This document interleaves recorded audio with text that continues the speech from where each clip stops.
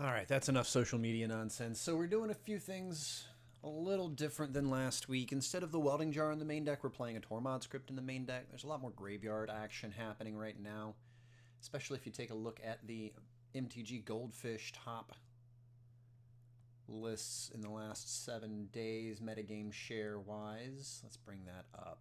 Boom, 7 days. All right, so in the last 7 days, Boros Energy has hit about a 15.5% share of the metagame. Eldrazi and Grixis Reanimator have been the emerging decks in the last week or two, both finding a lot more consistency in the current environment and, being a little bit more explored. The Grixis Reanimator deck is something that I am definitely looking into myself. I'll end up being at the next couple of FNMs, probably with some version of this.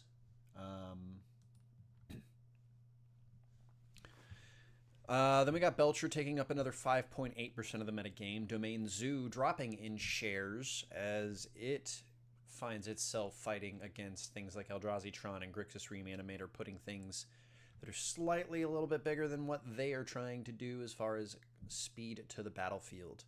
Reanimating an Abhorrent Oculus or an Archon of Cruelty turn 2 thanks to Faithless Looting seems pretty sweet when Domain Zoo is also trying to put some sort of big beefy body on the battlefield on turn 2. Belcher trying to usually win by turn 4, so that's got a lot of counter support to keep it in the game. Moving a little further down the metagame list, we got Esper Midrange dropping in shares a bit. That's more of like the black-white deck with a splash of blue for things like Psychic Frog and Tameo, a little bit of counter magic intuition or integrating. Actually, I'm completely wrong. This is more of like the Dimir Murktide list with Quantum Riddlers. Okay. So that's a little bit different. That's not exactly what Strategic Betrayal is pretty sweet. Anyway, Esper Midrange taking up a good chunk of the share. I need to hold on. There we go. Amulet Titan coming back. Amulet Titan's one of those decks that always puts up numbers. Always puts up numbers. What is up, Joe? How are you, Snake Eyes MTG? Long time no see, buddy. How are you? Nugget, you're here too? Let's go. Dropping the resub, 55 months at Tier 1. Nugget, how could I ever repay you, my friend? Oh, man. Yeah, so Amulet Titan popping up a little bit more, but it is one of those decks that is constantly showing up at the top of the metagame. It's within the top 10 consistently due to how consistent it is, to be honest. And its barrier of the only 4.3% of the meta is because the deck's just difficult. And a lot of people aren't willing to try to learn the lines and the heuristics involved with the deck. So it kind of keeps that smaller metagame shares. Is it Prowess? Dropping in metagame share. A lot of people are figuring out ways to answer it. Fatal Pushes are growing in abundance. Especially with Grixis Reanimator being one of the top decks. Eldrazi through Kozilek's Command being able to answer those smaller mana value creatures pretty consistently. And then we got one of my favorite decks, Ruby Storm. Very happy to see Storm still consistently holding a top 10 spot. It's gone through a couple of different iterations. I'm currently playing a blue-red version with 8 cantrips to kind of fuel a little bit more velocity and inevitability. Gifts ungiven in the sideboard for Wish. But this looks like more of just a traditional red-white Ruby Storm. Then we got Neo Brand topping off the top 10. Honorable mentions go to like Orzhov Midrange and Dimir Murktide dropping down here, and Affinity is what we are playing today. So that is a wonderful segue to show off the list that we are playing. Like I said a little bit earlier, the Tormod's Crypts moving into the main deck over the Welding Jars because of how much graveyard synergy. Oh, man. Why did you do that to yourself? You picked one of like the most top-heavy standard environments of all time to get back into.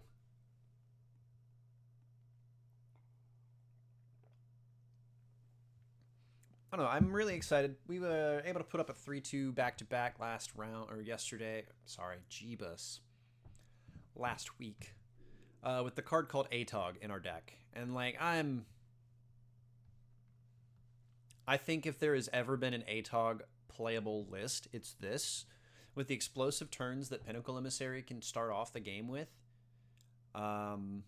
it could simply be as easy as putting Atog on the battlefield, throwing a Lava Spur Boots underneath it, turning it sideways, sacrificing a bunch of permanents, and winning the game. What are you playing right now in Standard, Joe? I've got a blue-white list that I've been enjoying. Sideboard's not really changing at all. Blood Moon with the Eldrazi deck taking up the second point in the metagame share seems really good. Whip Flare, our go-to against Boros. Dismember also answering a lot of those zoo creatures that come up. So we've got a good chunk of removal for the top end of the format. Galvanic Blast helping out a lot too. Then we got Force of Negation, Consign to Memory, Pithing Needle, and Welding Jar to round out the sideboard. Consign to Memory really good against those Eldrazi lists. Force of Negations coming in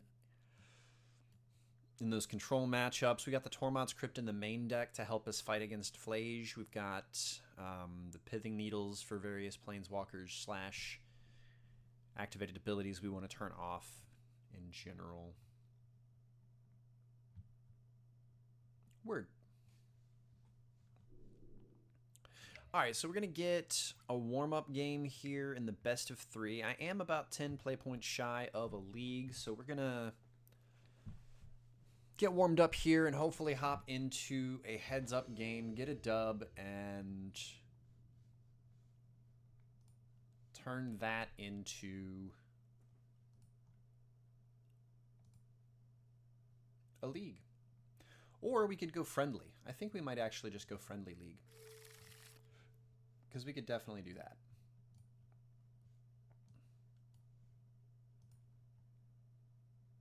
I'll leave up my dashboard here. All right, so we do have an opening hand that is pretty decent. We've got a Pinnacle Emissary that can get us a Mishra's Bauble, but I might actually want to play this on turn 2 to maximize. I think we'll keep this either way. Jumping Jellyfish. Are we playing a mirror match? We might be in the mirror match. Opponent's Spire Bluff Canal into Memnite. Probably Springleaf Drum into Swiftfoot Boots or Lava Spur. Another drum. Okay. Neat. Something good. Kappa Cannoneer. That's pretty darn good. I still think that we have to hold off a turn. We're not in any super real danger. And I think that the turn that we're going to have after this is going to end up being phenomenal.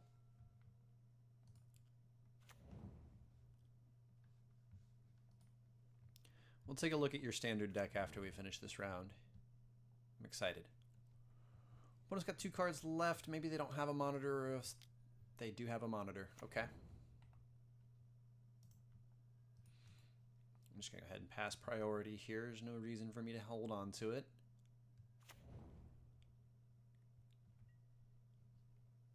Going to get attacked for 1 here, but we're about to explode onto this battlefield. It's going to be insane. Let's get another land I'd like to see. Thought monitor, okay. Nice. The promo fables are sweet.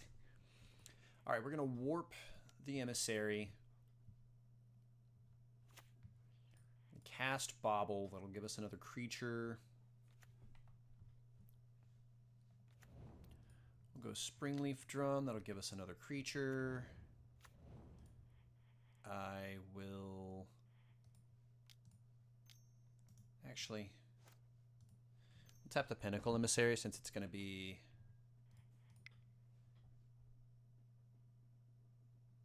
Heading off into... Why does this not have the summoning sick animation? That's interesting.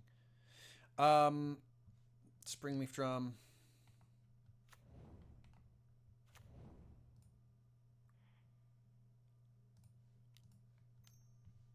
Thought Monitor. Darn, I was hoping we'd hit an Opal. Regardless, we're having quite the turn. Take a peek at the Thought Monitor. They're ripping off the top of their library. We're going to send this Pinnacle Emissary back into Warp. It's not going to be there long.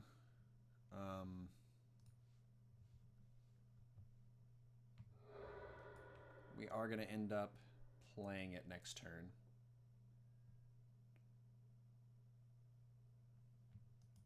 I mean, if it's good enough to win a Store Champs, then for sure. We can do it as a subscriber deck one day.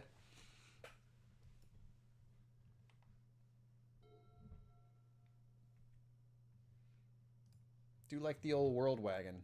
I had it in my... Oh, wait, no, never mind. That is not the card I thought it was.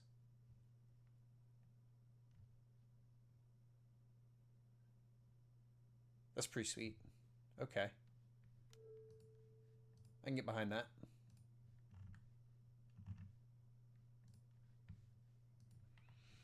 Alright, Thought Monitor, the one that we knew about thanks to the Mishra's Bauble. We wound up drawing an Ornithopter off of our Bauble trigger. It's all good, as Basic Land Shark always says, never obligated, always appreciated.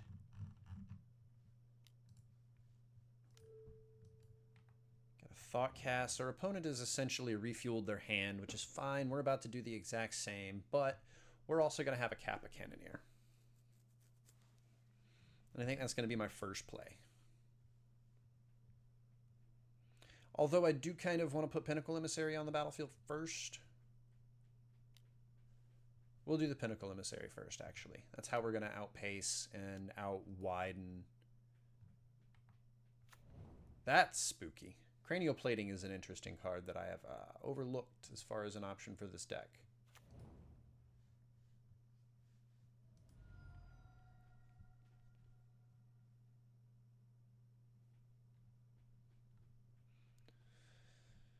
You're rocking about 4 cards left. See, now, if we end up hitting Fling Atog, then we're looking pretty sweet. They've tapped down. They've got Thought Monitor picking up the Cranial Plating. No trample, just 10 power. See if they are, in fact, turning it sideways. If they do, we're just going to throw a couple drones under the bus and be just done with it. We'll get those back easy.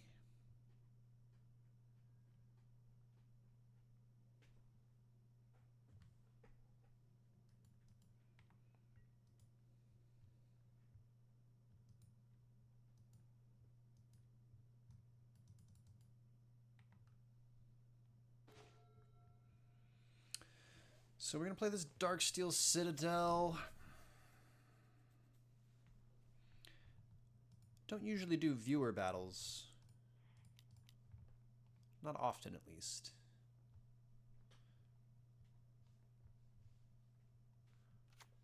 Let's go with Ornithopter.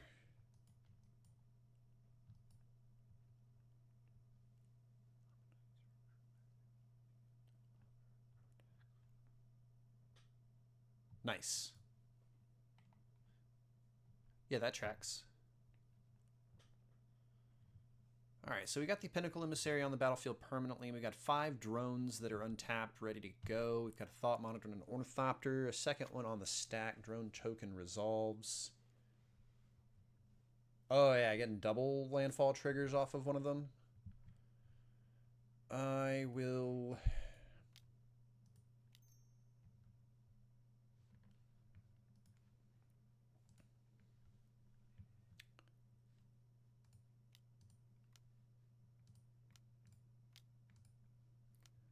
go like that for Kappa Cannoneer here.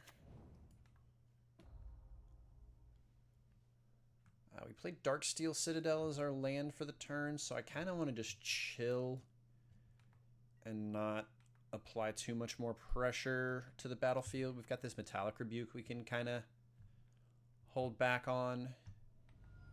Maybe keep them from resolving a Kappa Cannoneer.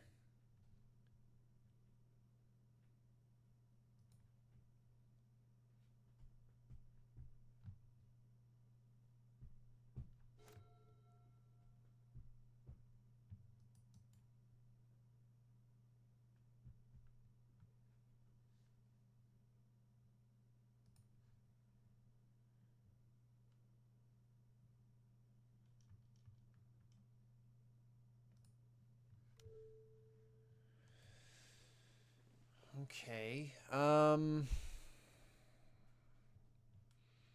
That's a tough one to rebuke. We kind of need to.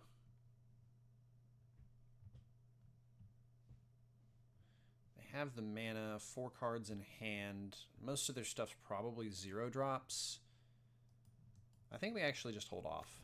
I think we let that resolve and see if there's anything among the cards that they are actually casting that's worthwhile for this Metallic Rebuke.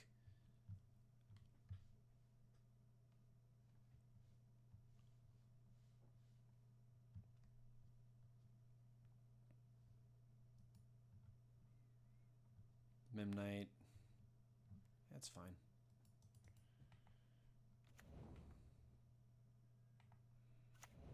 Show me like a Thought Monitor or something, then we're gonna have... Yeah, Tormod's Crypt is fine too. I'm okay with that. Not affecting me with your graveyard shenanigans.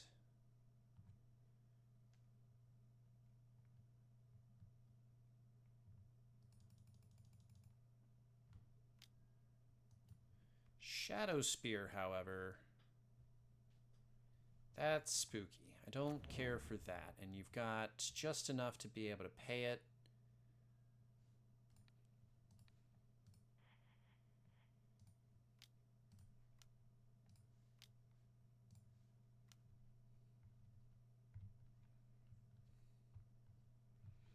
I have 1 card left in hand. Thought Monitor and Memnite are the only other creatures with power that could attack. This Metallic Rebuke here will keep them from being able to equip it to anything as well.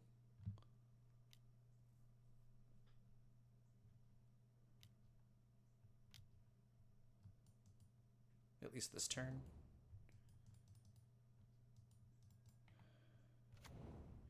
Which means we need to draw like our Tezzeret or something like that.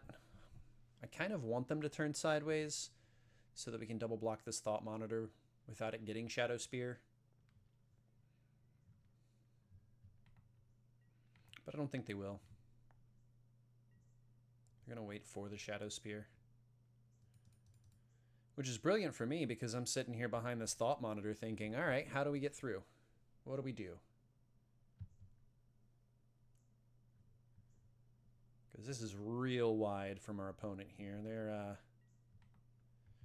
going to send their friend back on warp. But here we are with our friend just hanging out anyway. We've got this Kappa Cannoneer. I'm going to start off with this Thought Monitor.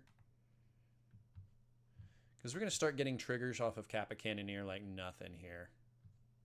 Especially if this Thought Monitor reveals some good stuff. So much so I'm going to always yield to the trigger on that. Hot. Very hot. Especially with our opponent tapped out. We're going to win this game now. Shadow Spear on the Kappa Cannoneer.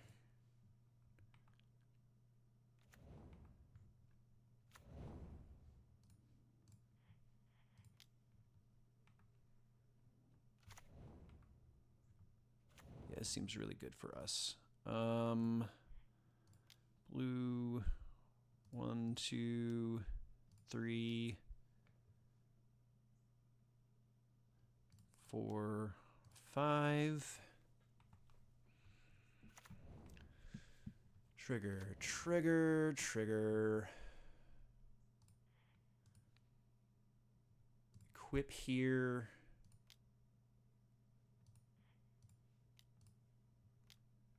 There.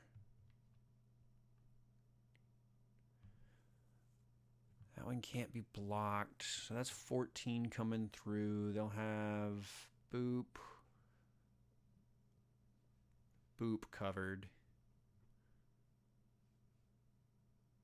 So 1, 2, 3, 4, 5 blockers. The best 5 creatures are 1, 2, 3, 4, 5. So 14, 15, 16, 17, 18 coming through. Send.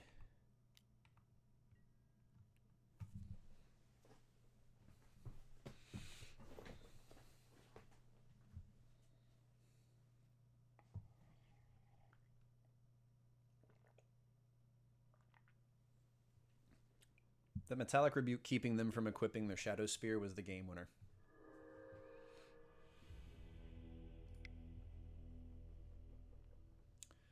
All right, so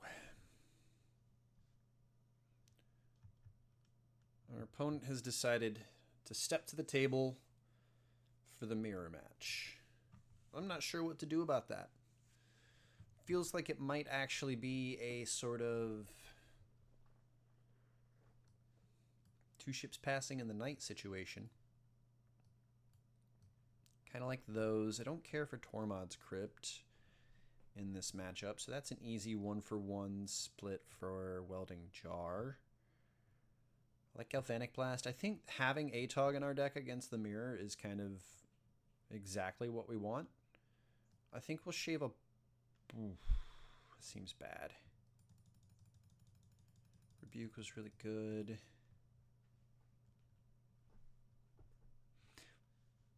Forget about it. Let's run 61.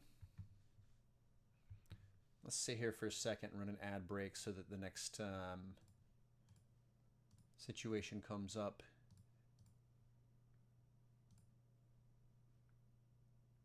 So when new folks show up and want to start enjoying the content, they can walk on in and not have to worry about running through a bunch of ads. At least that's my plan.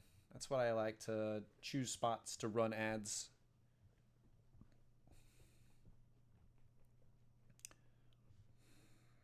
I don't know. I think the Fling Atog package here is going to make the match really good. Because, like, Atog's not the only creature we can fling. Like, a Kappa Cannoneer can go. A big construct from Urza Saga can go. We've got... Yeah. Yeah. I mean, if we have a big turn 1 with Pinnacle Emissary, it's not hard to believe we're turning Atog sideways on turn 2, threatening lethal. Gets +2/+2 for each artifact that it eats, whereas like Arcbound Ravager has to sacrifice to get +1/+1 counters. So, yeah. Actual factual, my boy behind me, above me. Actual factual Atog. Mulligan. Boop. Busted hand if we get a land. This is not as busted, and I think, unfortunately, it's Atog that goes back.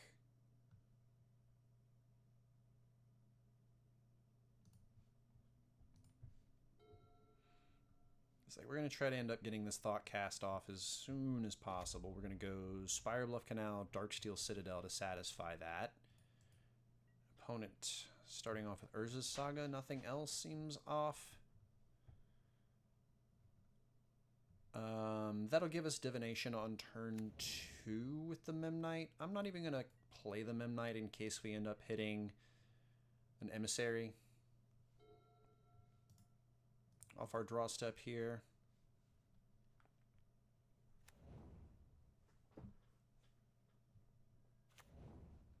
Look, it may not be the best choice, but I think it's a fun choice. And I think, look at what I just said and what just happened. I think that means that we have to play Otawara as our second land, because we're going to Warp Emissary. We're going to play Memnite Trigger. That's going to have 1, 2, 3 artifacts on the battlefield, but only 1 mana available. That's weak sauce. Yeah, so we aren't going to be able to Thoughtcast afterwards, so I think we Urza's Saga to get that trigger rolling. Then we'll warp here. Get bare minimum returns out of this warp, honestly. Just an extra artifact.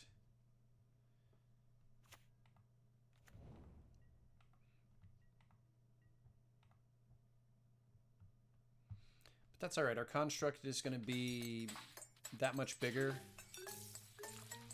Yo, hitting that 45 months, Joe. Thank you, man. I love you too, brother. I really appreciate you. They sure have. They sure have. I think I'm still getting like the 50% revenue split though, so.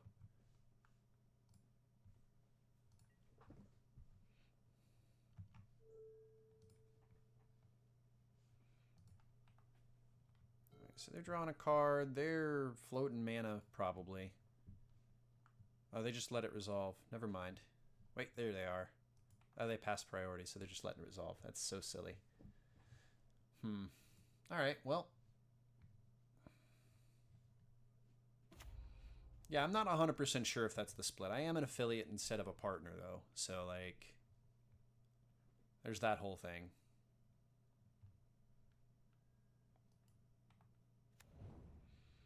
They're rocking only a Citadel. They went after Shadow Spear instead of... Okay, they've got a Mox Opal from their hand they're playing. Makes a little more sense why they didn't go for...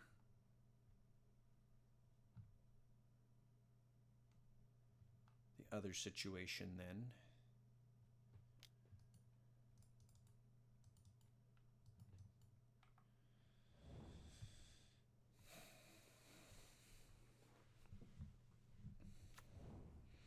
Our next turn's looking pretty decent. See what our draw step gives us as to how we approach the turn.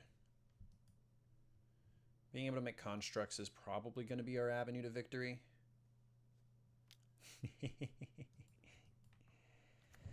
Opponent's looking to drop a couple more drones onto the battlefield themselves.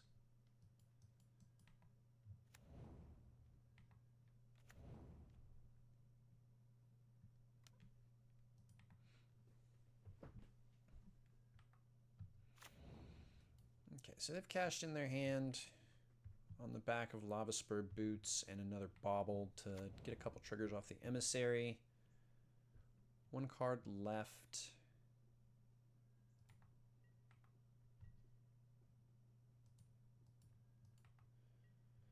Okay, so I think we're looking pretty good in this match at the moment. A Shivan Reef gives us another red source that I'm not sure we're going to need. We're going to play the Citadel. Can only block creatures with flying. So we're going to get Memnite sideways. Get a little bit of damage. They've got the Shadow Spear, but right now all they have are drones that they can equip to, so they're not going to be getting as much damage as quickly as I think they thought maybe. And with the Urza Saga tokens coming out being 4/4s, we're looking pretty good into a 5/5, into a 6/6 off of maybe the Mox Opal that we go get.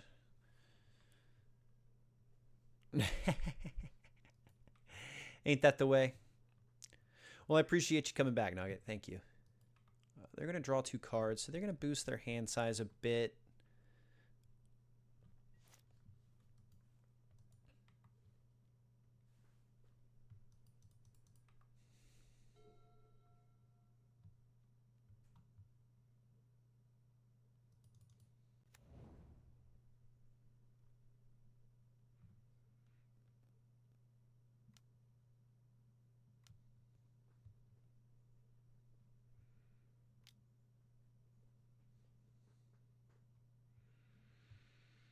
Looks like a Kappa Cannoneer.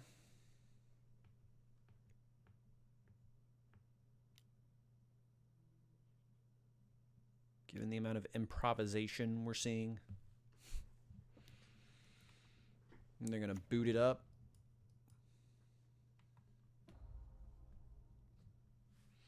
You know, that's a good idea, Snake Eyes. I should definitely get some water. All I've got right now is this coffee.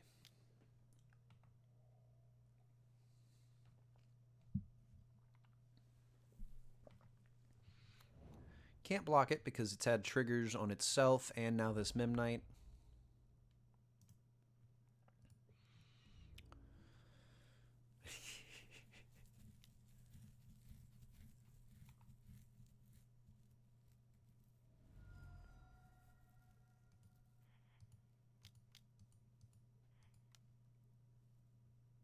Ooh, that's a clever redemption there. We'll do your deck. We'll do a deck tech on your deck as soon as we finish this up. Then I'm gonna get some water. Take a quick 2-second break. No, it'll be now. I mean, not immediately now, but I did it myself. I did it to myself. I was gonna make a creature. I got distracted.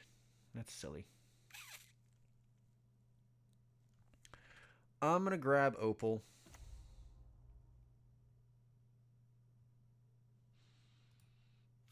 We're going to cast our Pinnacle Emissary.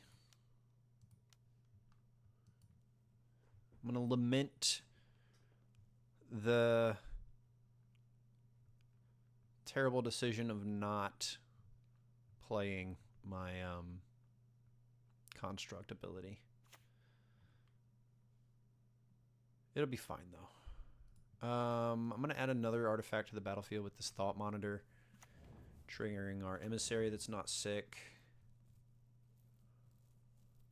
Hit a Welding Jar. That's pretty good.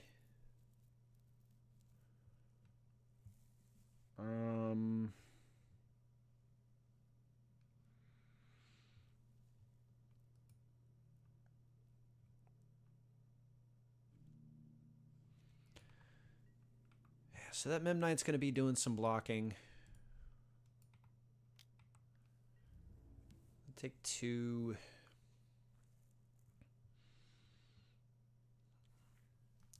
I'm hoping this Thoughtcast will find me.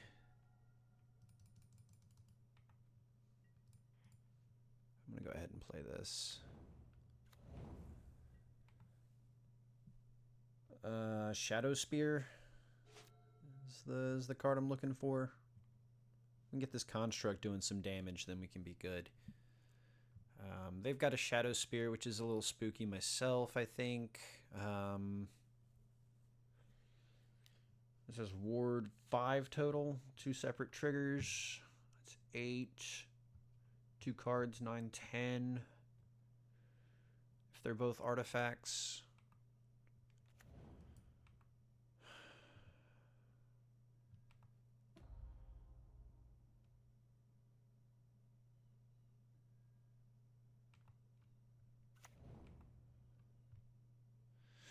So we'll end up going to 2.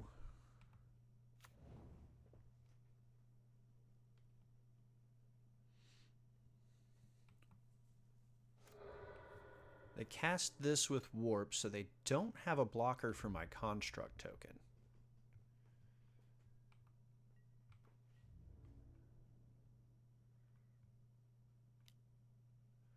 Also surprised they didn't want to trade some of the drone tokens.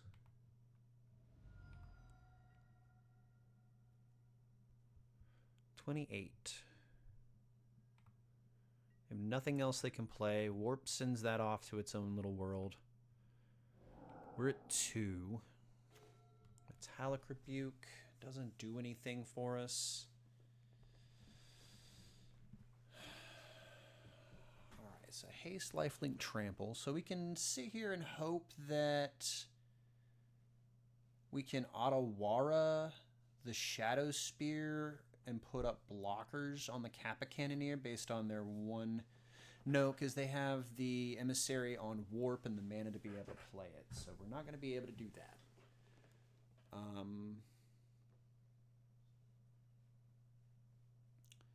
So instead we are looking at warping this Pinnacle Emissary and seeing how many artifacts we can put on the battlefield so that our construct gets through. For 28. For 28, folks. We've got to come together and find 28 points, or 18 more points. This is going to start the the chain.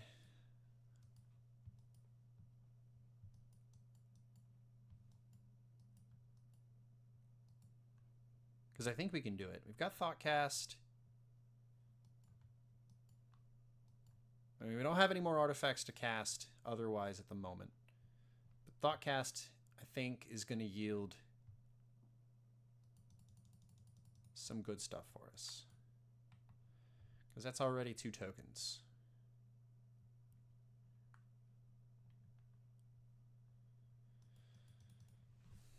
Not sure why our opponent is not auto-yielding. They have literally no cards in hand.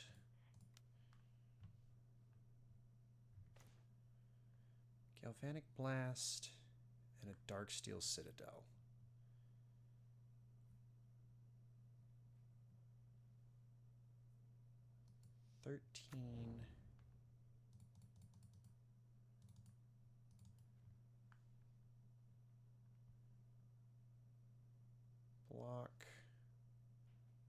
Block. So 13, 14, 15, 16, 17.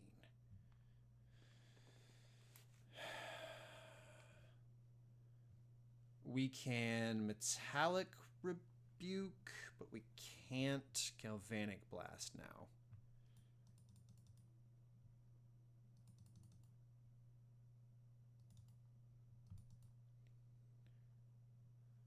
Still leaves 10.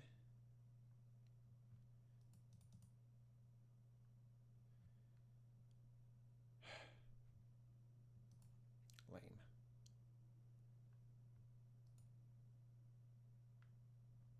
Well, I can't take the trample off either, so I really needed Thoughtcast to do more work there. That's fine.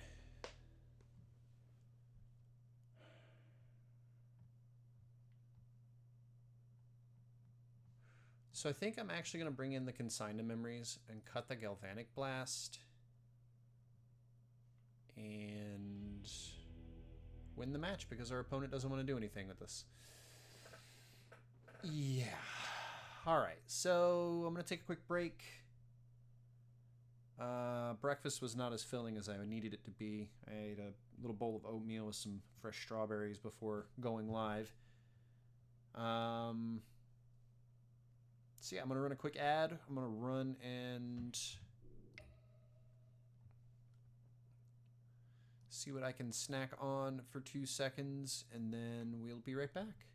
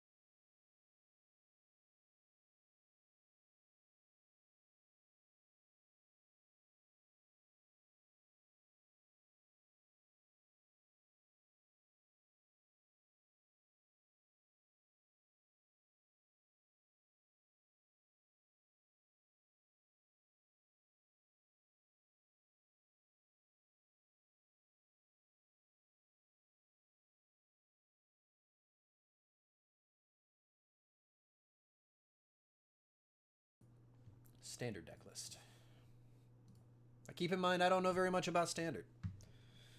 I do know that currently VV Cauldron is the deck with all of the good stuff. So, anywho, we got this key piece of the world, or of this deck, the Lumbering World Wagon. It's like a tree, or it's like a vehicle made out of the world tree. So, power equal to the number of lands you control. Whenever this vehicle enters or attacks, you may search your library for a basic land card, put it onto the battlefield tap, then shuffle. So it's like Trample-less mini Primeval Titan for Standard, which... Yeah. But giving Standard a Primeval Titan variant is pretty sweet. All right, to set all that up, we've got Demon Wall, one of my favorite opponents in Final Fantasy VII.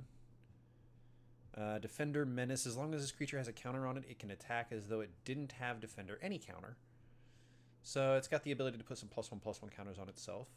Drix Fate Maker. Enters, put a counter on target creature. Makes sense. Each creature you control with +1/+1 has Trample. 3/2 for 4 mana. If you warp it, it's only 2 mana. Perfect. Elegy Acolyte. Black and 2 for a human cleric. 4/4. Lifelink. Whenever one or more creatures you control deals combat damage to a player, you draw a card and lose a life. That is sweet. Void. At the beginning of your end step, if a non-land permanent left the battlefield this turn, or a spell was warped this turn, create a 2/2 robot artifact creature token. Okay, so it's almost Revolt, but not quite. Excludes lands, includes warps, which would, after that instep resolve, or that instep trigger resolves, Fatal Push would be able to do that anyway. Either who, Llanowar Elves being in Standard blows my absolute mind. I started playing competitive Standard in an environment where we had Llanowar Elves and Birds of Paradise at the same time, which was insane. Fires of Yavimaya on turn 2 into Blastoderm into Saproling Burst usually meant game over, because of how much mana acceleration you were able to get ahead and how cards' power levels scaled back then. Moving into Might Form Harmonizer for green and 2. We got a 4/4 that has landfall. Whenever land you control enters, double the power of target creature you control until end of turn. This is what Joe was talking about in chat there. It says non-land permanent, though.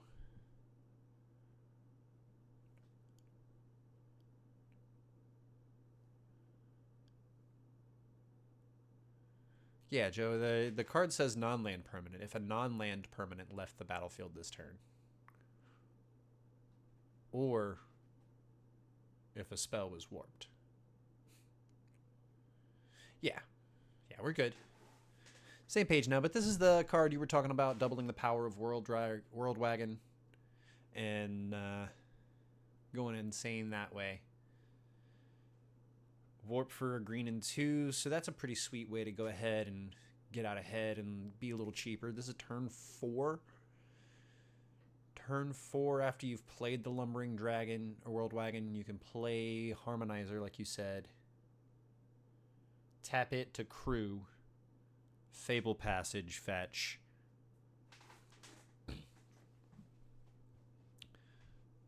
For its power, double that 8, double that 16. Surak Elusive Hunter. Green and 2 for a 4/3. This spell can't be countered. Trample.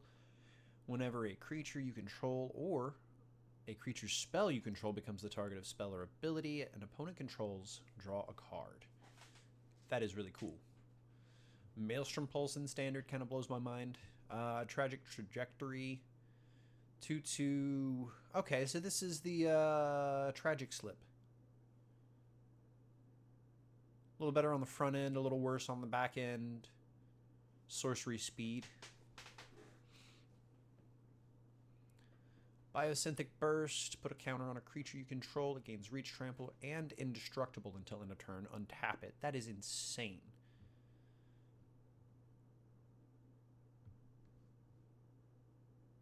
Untap it? Reach, Trample, and Indestructible until end? Wow.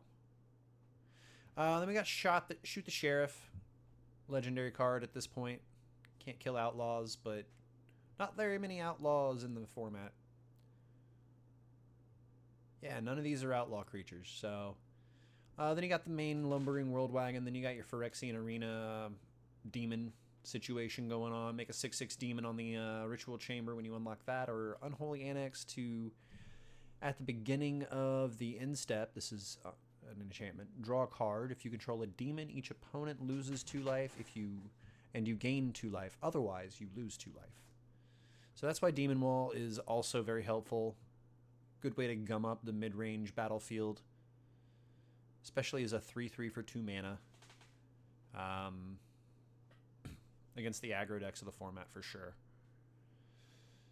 So how are we handling VV from the sideboard, you might ask? Well, there's a couple of different ways it's looking like. A lot of removal. A little bit here, a little bit there, some answers. Let's go through. We got Archenemy's Charm for triple black. I'm liking that they're finishing this charm cycle. We got the Archmage's Charm in Modern Horizons. We got Archdruid's Charm. We got... I really hope I killed that fly. Nope, I didn't. We got Archenemy's Charm now. Exile target creature or planeswalker. For 3 mana, that's perfect. I think that's a great, fair cost for that ability at instant speed. 4 mana is probably better if any of that has to be generic. I'm trying to pay attention for this little gnat to get his. Then we got return 1 or 2 target creatures. Didn't get him. That's going to be funny watching it back. Return 1 or 2 target creatures and or planeswalker cards from your graveyard to your hand. That's insane. Planeswalker cards? That's insane. 1 or 2? Put 2+1/+1 counters on target creature you control. It gains lifelink until end of turn. This is such a good black spell. Like, Raise Dead 2 times, but you can hit planeswalkers for 3 manas on rate. Exile target creature planeswalker at instant speed. That's on rate. +2/+2. And lifelink. That's on rate. Especially since they're +1/+1 counters, which is something black doesn't usually get to do. So I'm a big fan of this card. Bitter Triumph, big fan of this card. Destroy a creature or planeswalker, instant speed. See, this is the rate that is. So, like, you have to pay 3 life or an additional card from your hand in order to do this. But Archenemy's Charm at rare allows you to do that no problem, even exiling. So that's good to have that split, because sometimes you don't need to exile, sometimes you need to destroy, and sometimes that mana matters. We got Caustic Bronco here. That's our Dark Confidant variant, but sometimes it hurts our opponent instead of us, which is really good. Even though Dark Confidant is available, I think Caustic Bronco is probably a little bit better, especially with the 2 toughness over the 1 toughness. And it's an attack trigger instead of an upkeep trigger, so you can use it when you need it rather than, you know.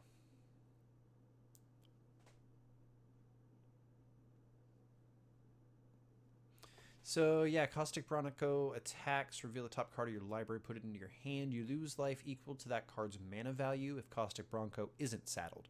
Otherwise, each opponent loses that much life. Yep, you're absolutely right. Saddle that puppy up, reveal an Unholy Annex Ritual Chamber, and watch their smile turn upside down. That is insane. What's the overall mana value? 5 plus 3 is 8? Mm-hmm. Mm-hmm. Call me a cowboy, because that's, that's something I want to do. Cruel Claws Heist. Not familiar with this card. Black, gift a card, sorcery speed. Target opponent reveals their hand. You choose a non-land card from it. Exile that card. If the gift was promised, you may cast that card for as long as it remains exiled, and mana of any type can be spent to cast it. That's sweet.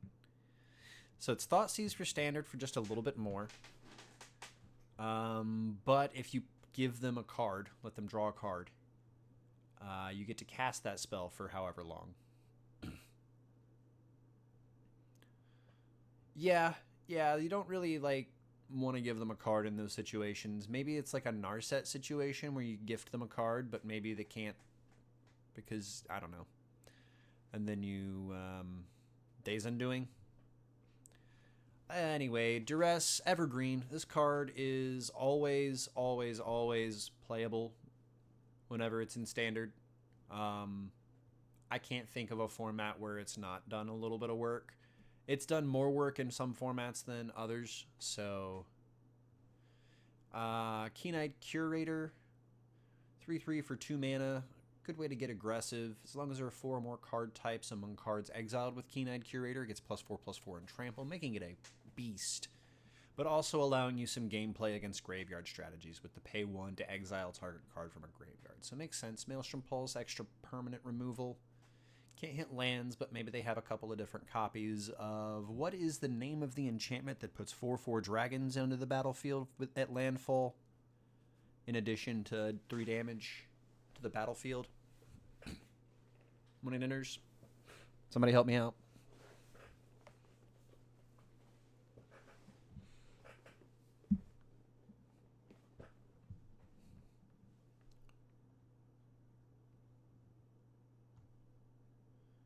I don't know. This is an answer to that. This is definitely a card that I would look to answer that because opponents. It's I think it's Jund colored. I think it's a 6 mana enchantment.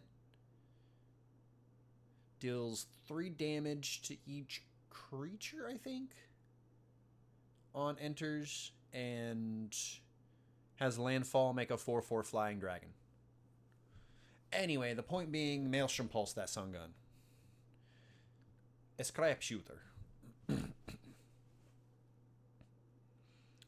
Green and 1 for a 4/4 gift a card. Has reach. Enters if the gift was promised to destroy target artifact or enchantment an opponent controls. So that's pretty sweet. That's a very large body. A 4/4 with reach for 3 mana is already ahead of rate. So that's insane. Yeah. Crew 4. Crew's Wagon. They draw a card, you blow up their artifact or enchantment. Again, an answer to the dragon. There's several other enchantments in Modern that are in Standard that are doing work. Then we got Siege Ship Impact. So a 1, destroy target artifact enchantment at instant speed. If its mana value is 2 or less, create a lander token. Lander tokens are interesting. I kind of like them. It's cool to have tokens that are kind of like evergreen cards. Like we've got 2 mana, draw a card out of Clue. We've got now Rampant Growth out of a Clue or out of an artifact token. Treasure tokens or Lotus Petals.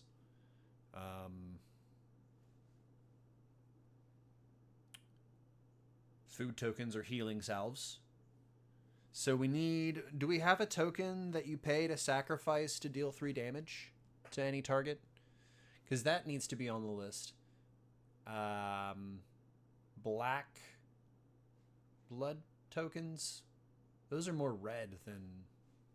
Anyway, I'm off topic here. We got Strategic Betrayal. Target opponent exiles a creature they control and their graveyard. I really like this card. I think this card is hot. I think this card is... it a common?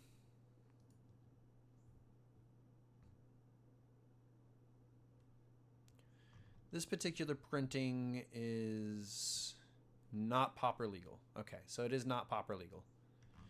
Not a common. Probably uncommon. Makes sense. And then an extra copy of the Unholy Annex Ritual Chamber. Maybe you bring in the Caustic Bronco. Yeah. Yeah, Rampant Growth. So, yeah, we've got a couple of different options. But, yeah, seems like a really sweet deck. I like the Unholy Annex, Demon Wall synergies there, giving you that a lot better. You can just jam that on curve.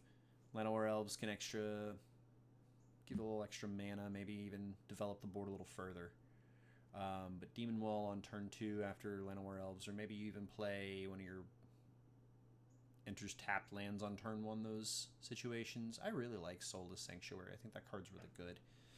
But yeah, we could go up curve with Surak, skip a spot, you know, but we're looking more like 4s than 3s. 3s are a lot of our Lumbering World Wagon and Unholy Annex, so we're going that route if we're doing Llanowar Elves on turn 1, but, you know, a lot of gameplay I can see with this deck. I'm actually going to save this deck. Well, no, actually, I'm going to copy the URL and put it in the standard chat section of the Discord, because I kind of want to come back to it, and I may actually end up playing it on Arena a little bit. I'll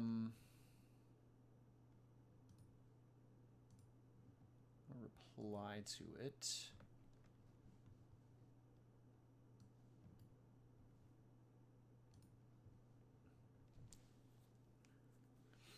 Let's see.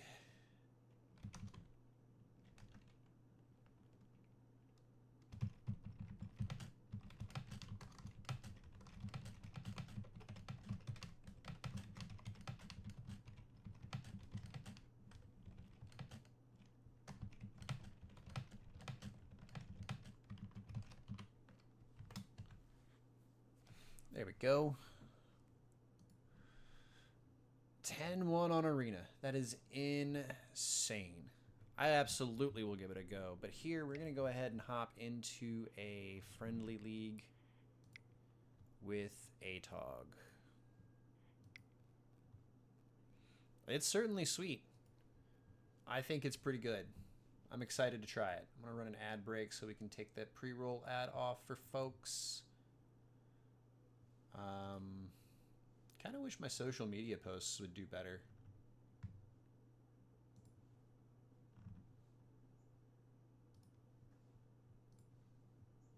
Have a little more reach on those would be nice, but you know.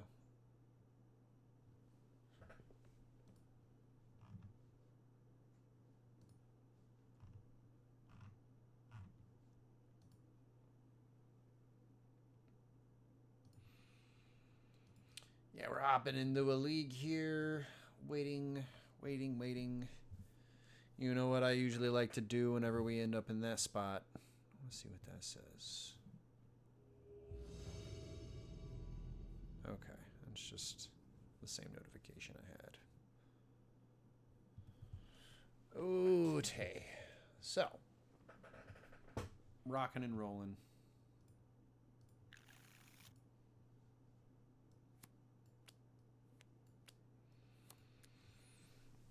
So I got a divination if I draw a card out of this Thoughtcast. We're not really doing much other than that. Maybe Steam Vents, turn 2 Atog.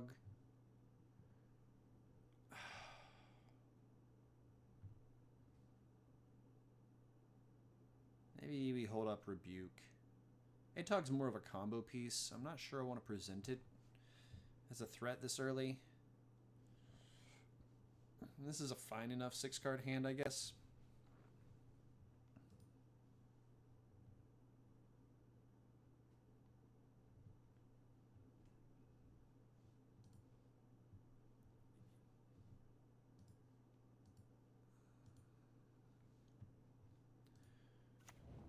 Play this tapped. I'm going to go ahead and put the Ornithopter out there. We'll play the Citadel and hold up Rebuke next turn. Yeah, TikTok spooks me. I don't care for TikTok.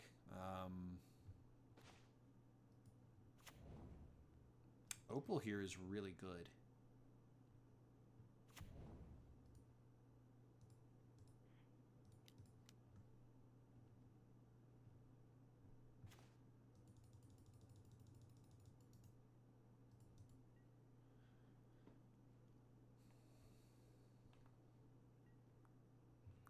Didn't see any lands, but we do have our other Atog, which means it's time to commit that to the battlefield. We got 3 artifacts.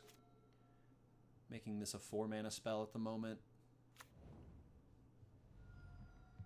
I'm definitely getting some counterspell vibes from across the table here.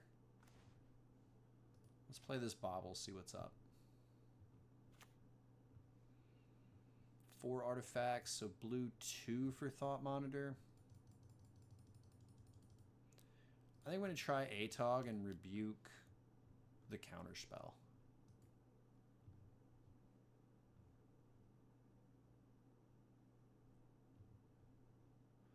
And if Atog resolves, we do have Metallic Rebuke backup. Fantastic. It's going to resolve. We're not going to do anything. They're probably going to Fatal Push, which we're okay with.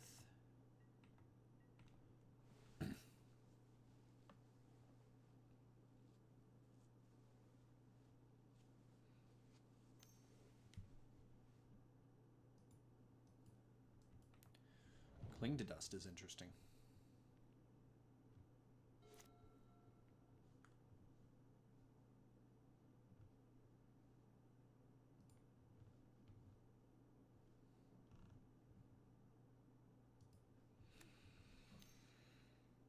Oh, we got a Thoughtseize. I kind of want to keep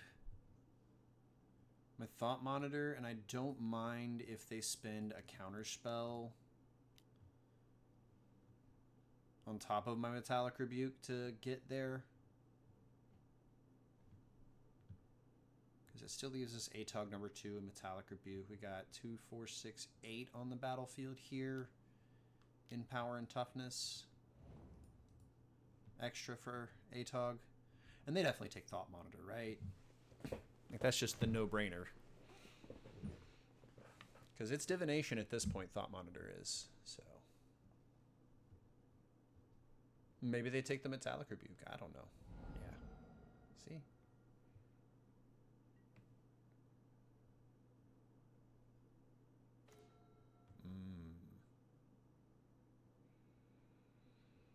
Things are looking nom-nommy for the Atog. 2, 4, 6, 8, 10, 11 power.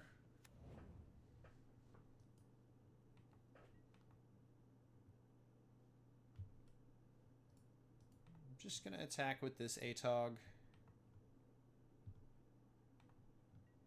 I'm going to play the other one.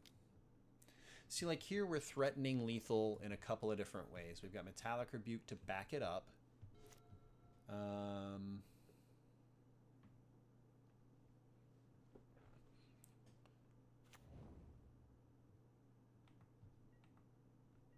Like we present a board, and if they can't answer it, then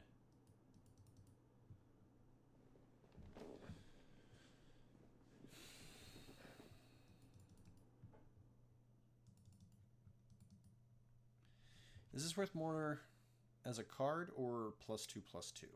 And I'm honestly, I think it's worth more as a card here. Stern Scolding.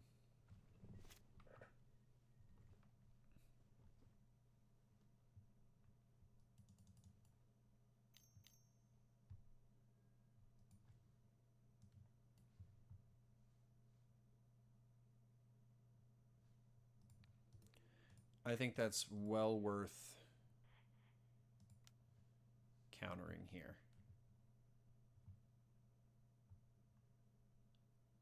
The 2 Bowmasters present blockers for Atog.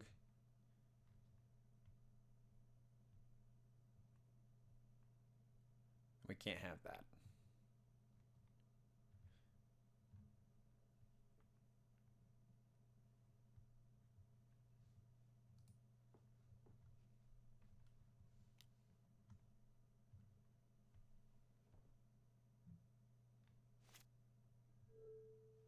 Sweet.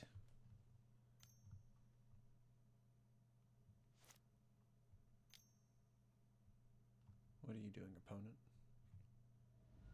Dismember.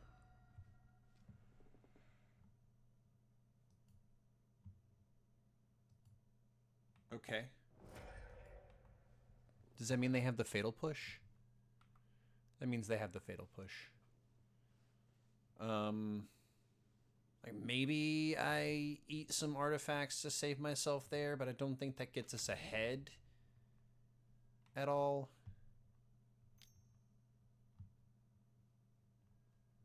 Yeah, they have the Fatal Push. All right, so we're going to draw a card here for our upkeep. We got a Memnite and a Mox Opal. I'm going to commit the Memnite and then pass.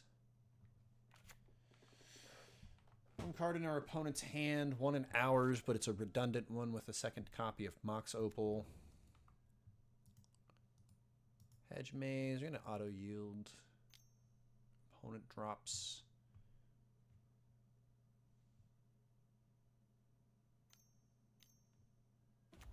A Grist.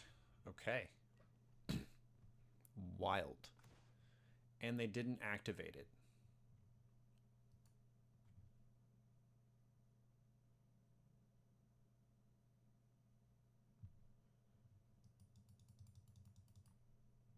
What does that mean?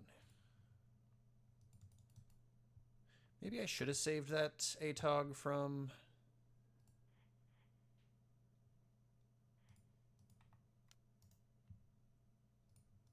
that dismember.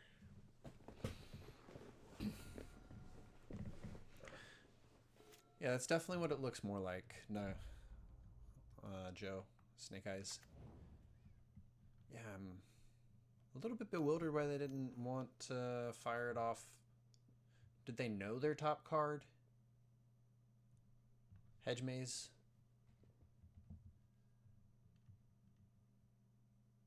Yeah. They knew their top card and they didn't want to bin it. Because it was a Murktide Regent. Okay. Alright, so how do we get through this? We need a good couple of draw steps. Mox Opal is not on the list of a good couple of draw steps to get us through this. That's 2 copies of that card right here just sitting in our hand rotting. We need a Thought Monitor or a Thought Cast to kind of get the ball rolling again. We're definitely not seeing another Atog, so...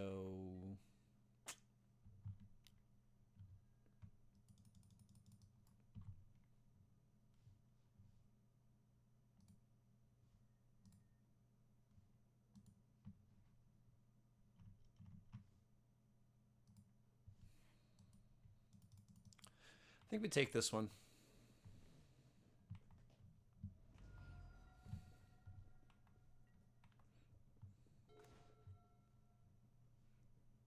Bit late on the Tormod's Crypt.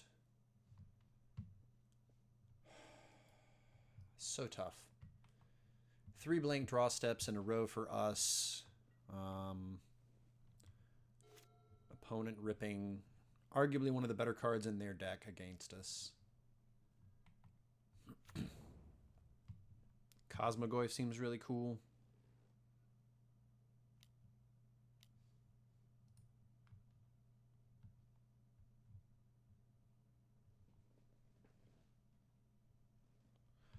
So what I'm looking to do here at this point is ideally hit a Pinnacle Emissary as a way to build an overwhelming over-the-top presence here.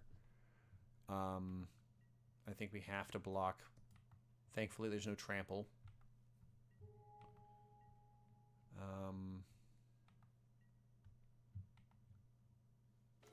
Shadow Spear. What does that do for us?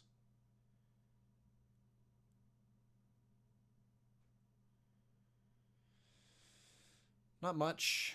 Not much at all, to be completely honest. I think we still cast it and equip it to the Ornithopter.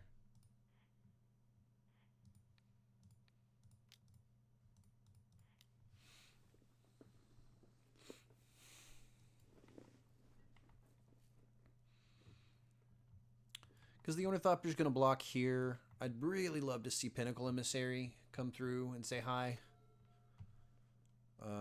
That's the card I'm really looking for at the moment.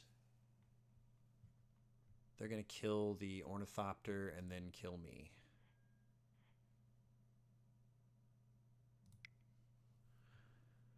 Alright, so were we close?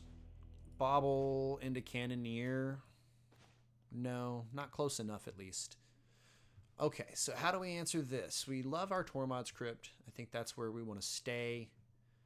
Force of Negation, does that really do a whole lot? I think the answer there was I should have saved the Atog. They'd have been able to Fatal Push it, but that would have left me with an Atog. Moon isn't half a bad idea. It didn't seem like they were running very many basics. I'm on the fence about Force of Negation. Like, most of the time I want to interact with the stack against their non-creature spells. It's while I'm trying to resolve an Atog or trying to chain off with Pinnacle Emissary, those sorts of things. So I don't think Force of Negation is where I want to be. Dismember's close. Murktide gets really big, really fast, so I don't think we actually want that. Whip Flare answers things like Orcish Bowmasters, but we weren't fighting off a bunch of Orcish Bowmasters that game. We were fighting off a bunch of Murktide Regents.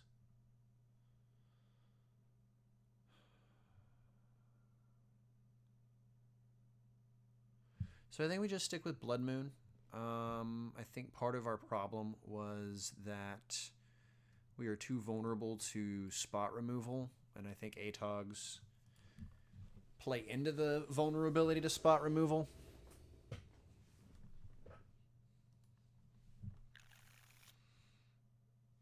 Man, if we had a Pinnacle Emissary and a land in this hand, it would be a completely different hand. All right, this is gas. We put the steam vents back.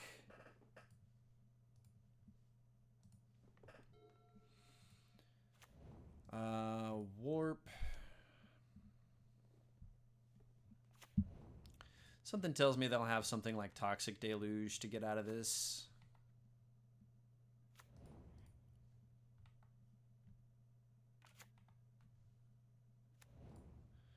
And this honestly isn't really that spooky. It's just 3/3s. Or just 3/1/1s.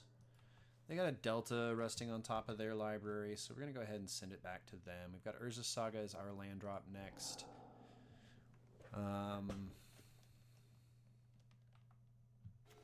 Blood Moon coming off the top, so we can set ourselves up. Yo, Ren!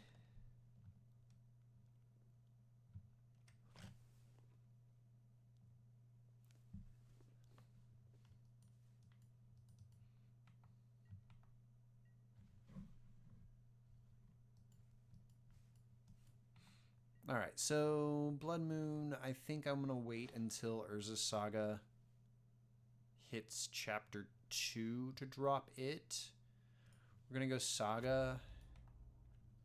And we're going to play Pinnacle Emissary.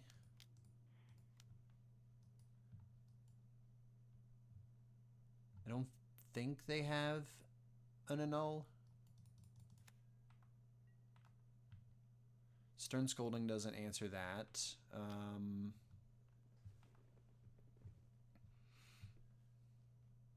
Right?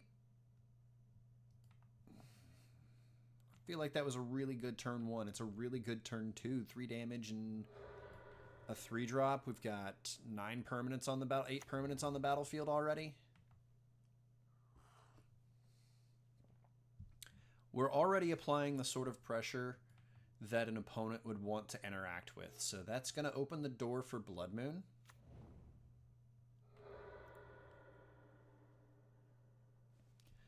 Maybe they don't have a Spell Snare.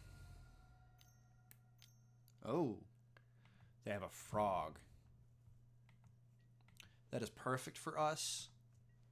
We are going to jam this Blood Moon so hard.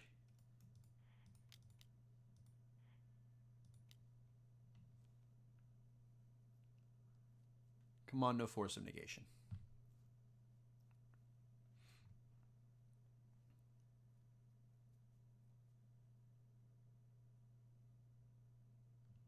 Let's go. Straight up concession. We've got a never-ending saga. We've got a never-ending token factory. And our opponent is stuck on 2 lands. What a way to go. I am just going to run it back. That was such an explosive start. If we'd have had like Kappa Cannoneer, I'm gonna have to tell Blood Moon Days about this once they show up, if they show up today. Like, cause honestly, I might just put it in the main deck. Run a quick ad while we have a minute. I'd really like if any of y'all are on either Blue Sky or X, if y'all would hit up those social media platforms and give your boy a follow, or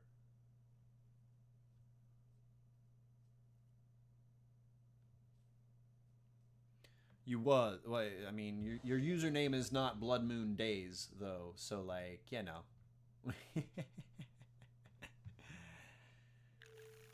This is kind of lackluster as an opener, but I'm going to wait another 20 seconds so that we can come back from the ad break.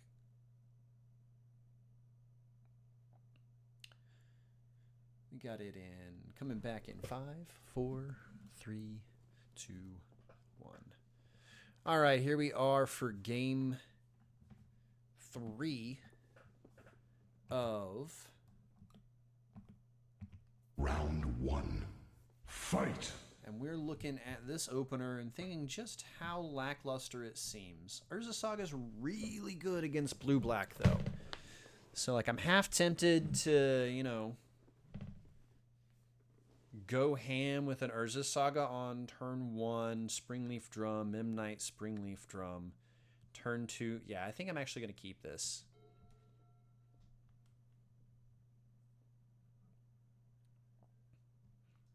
Blue-black historically doesn't have answers to Urza Saga, so like maybe they have a consigned to memory that'll counter the trigger, but it looks like they're firing off a Thoughtseize of their own. They may end up taking the Memnite, which is tragic. But the Thoughtseize bug exists for a reason, so we're going to end up drawing whatever they take right off the top here. Maybe we get something better. Like I said, Memnite's the pick. We get something way better out of Pinnacle Emissary. We're going to end up with Spirebluff Canal as our turn 1 instead.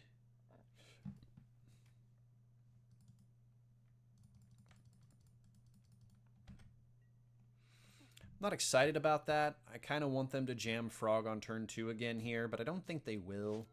I think they're going to be patient. Yeah, which makes it a little worse that Pinnacle Emissary is where we're at.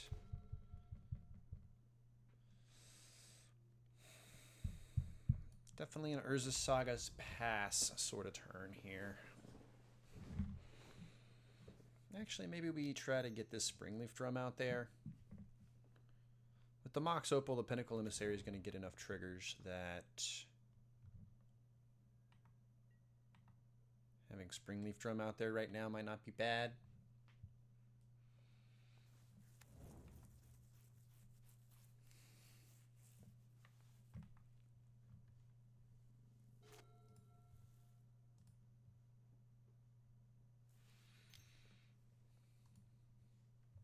All right, so we got Hedge Maze, dropping a Pick Your Poison, sacrifices an enchantment of... That's the card they're using. All right, so no more Saga for us. But not really hurting because they missed their land drop, which means they don't have a counterspell, which may open the window for us to be able to warp this and get some value out of it. Because they can't Stern Scolding it. So it would have to be something like Annul or along those lines. So the Citadels are land drop for the turn. Force of Negation on the Mox Opal? That's wild.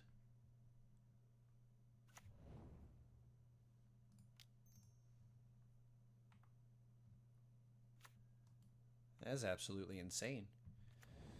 So we're short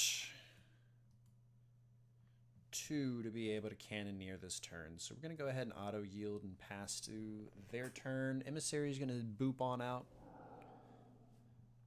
Warp into space.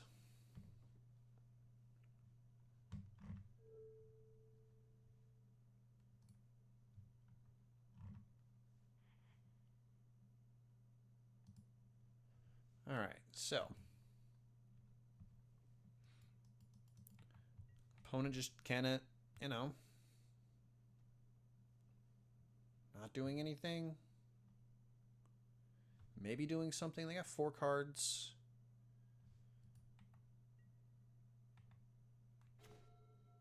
Otawara.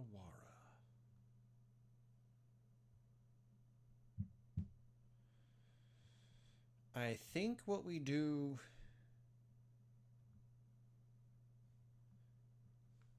is try to land Pinnacle Emissary here. I don't think that we should try to play Kappa Cannoneer into this battlefield. Because with 4 cards left in their hand, they've definitely got spells because they're not playing lands. And there's not very many cards that could answer Pinnacle Emissary in this spot, like Drown into Sorrow or Drown in the Lock is not a good answer.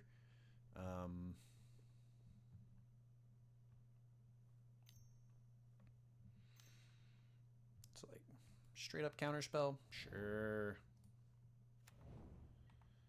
Citadel, attack for 1, pass. Maybe we can get Kappa Cannoneer to resolve. I feel like we can. There's a land drop from our opponent. Maybe they decide to do something.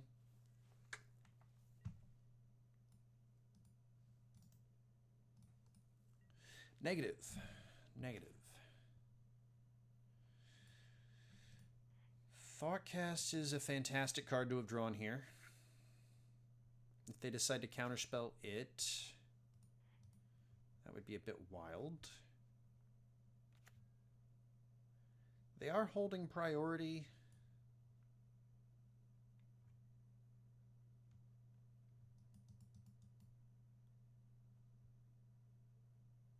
Leads me to believe there's another counterspell in their hand, so I'm going to take a look at the top card of their library. We got a consign to memory up there. Alright, we're going to hold and attack for 2.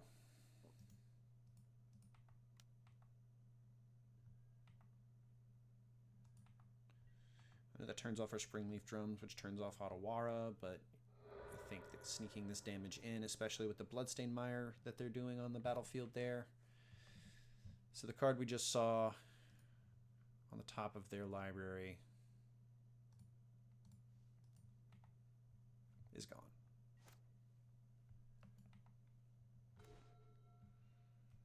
Tormod's Crypt is a really good card to draw here. I hope it's on time. If it's not, I think it's a really good card to convince them to try to counterspell so that we can land a Thought Monitor or Kappa Cannoneer here. Yeah, see. Well, Consign to Memory doesn't answer either of the other cards I just mentioned, so let's Thought Monitor, see what they do. Nothing, sweet.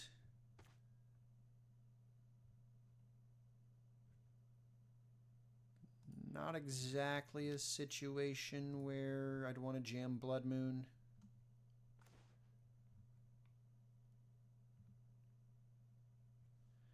And I think it's fine to play Otawara here.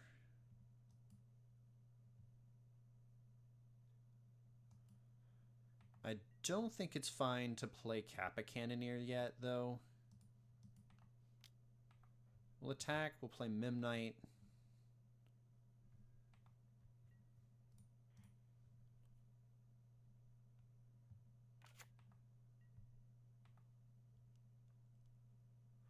I don't think so.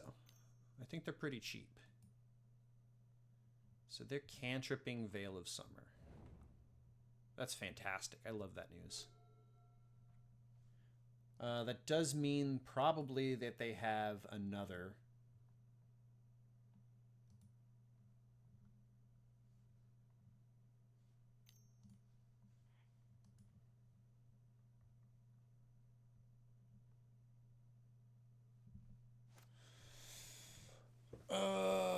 Let's see. Let's run over to Star City Games.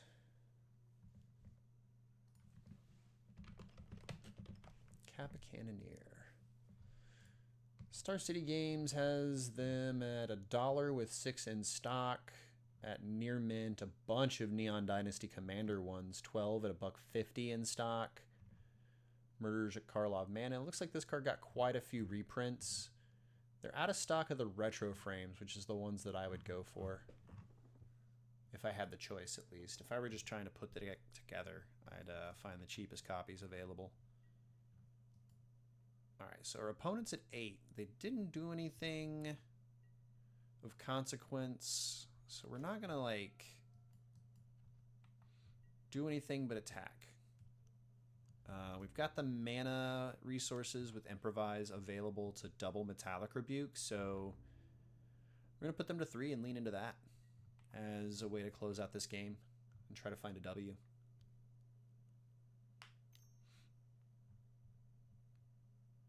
As far as Star City Games says, Kappa Cannoneers are not super expensive.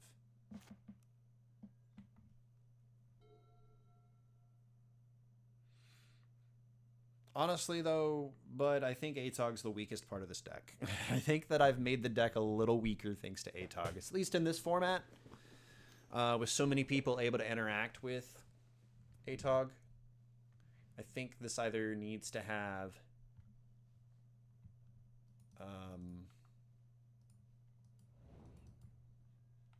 more Atogs or no Atogs.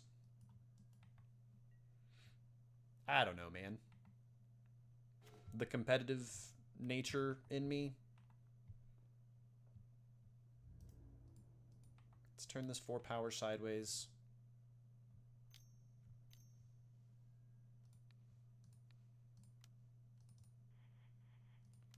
Metallic Rebuke this Bowmaster. Win the game. And the match. Let's go.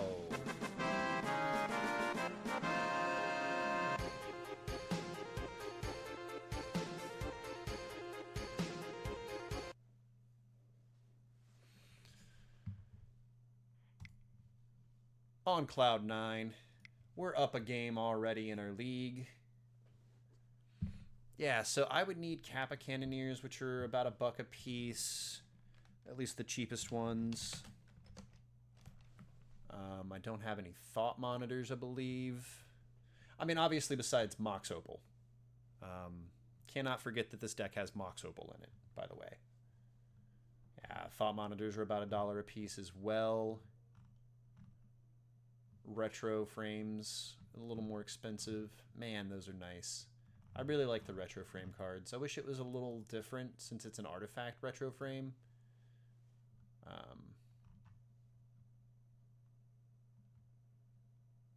Let's see.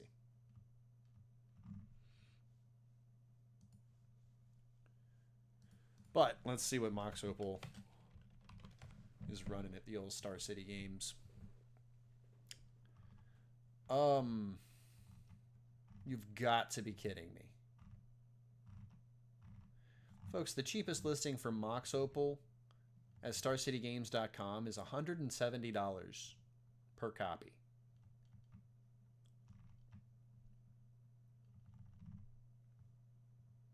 So when are we getting the next Modern Horizons set, folks?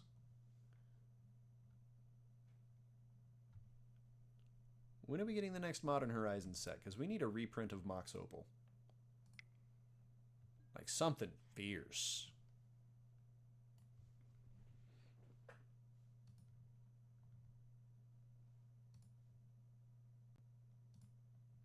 Thankfully, I have access to some sagas.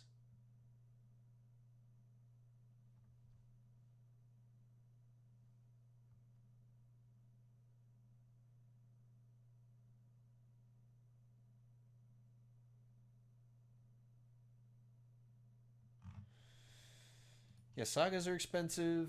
Opals are like, that's insane. That's so insane. It's like not even... It's not even like that big a deal in the format either. To completely be honest. Like it's not a front runner in the format.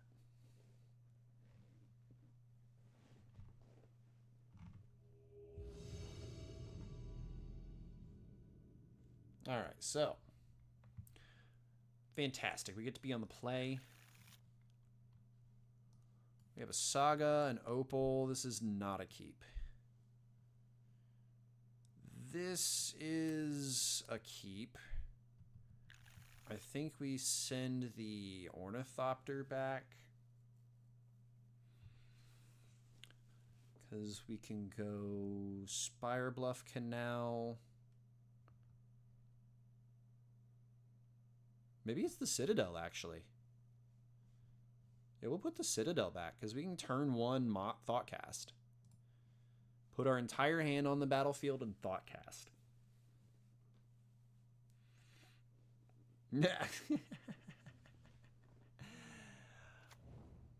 Okay, we got Domain Zoo across the table from us.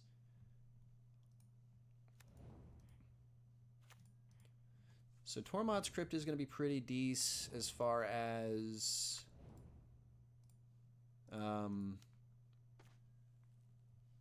fantastic. And we've got Metallic Rebuke. Okay. Yeah, Tormod's Crypt is going to help us answer Flage. We've got Fling here, so that's 2, 4, 6, 8.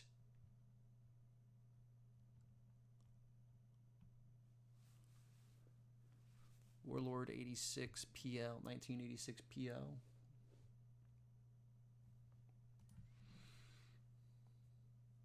Show me a Ragavan to counter.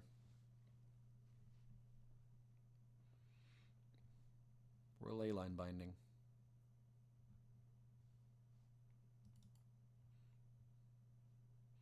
So they've played Plains and done nothing else. All right, so.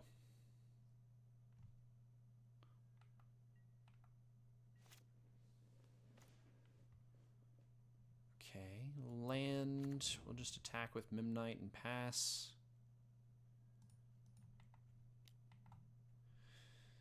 So here's where we're going to start needing to see some other stuff. Like an Atog would be good. That's 2, 4, 6, 8. 9 points of power.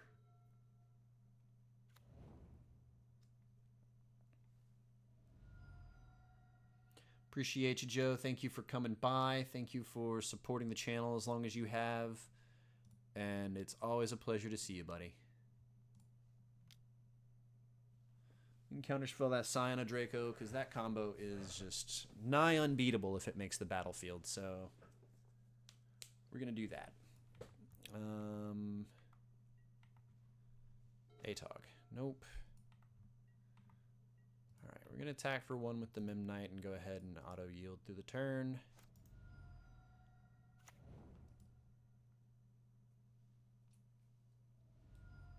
Is a Flage on the Mimnite? Territorial Kabu. That's fine. It does hint at Leyline Binding still. Well, I can't play or I can't Otawara without more mana, so unfortunately I think we have to play Otawara here. Man.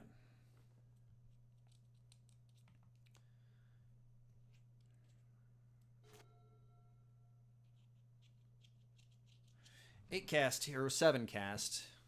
So like hopefully we get into one of them soon.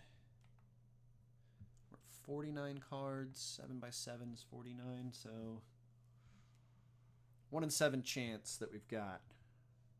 Well, actually, there's only 6 left, so.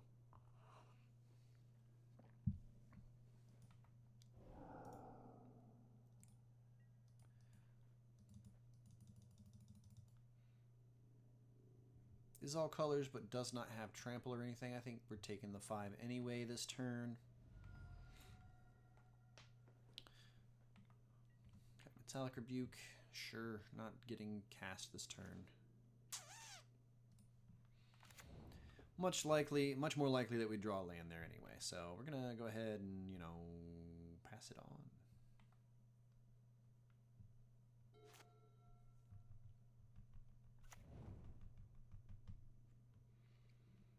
Opponent's sitting at 14. 2, 4, 6, 8, 9. So like 9, we got the mana to Atog Fling. Again, we're just gonna take this 5, not stress it.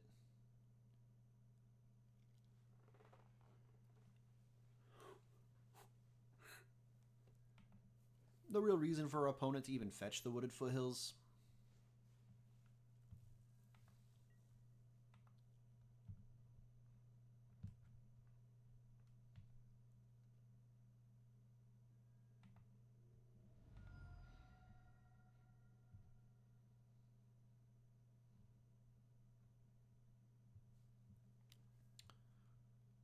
Yeah, Ragavan's fine.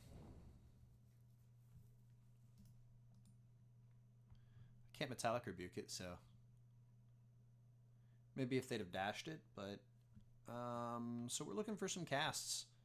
Thought Monitor, Thought Cast, come on.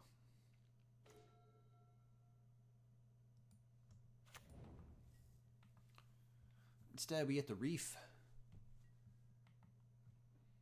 And it's forbidden. Verboten.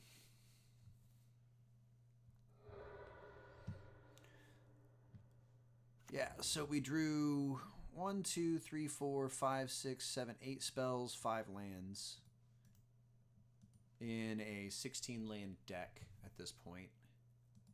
So, what are we going to do? What are we going to do?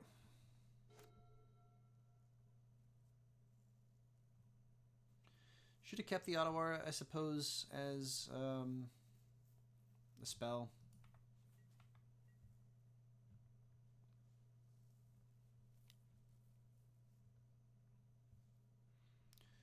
We're going to discard a card, draw a card, hopefully looking for Tribal Flames. We're going to block the Ragavan with the Mimnite.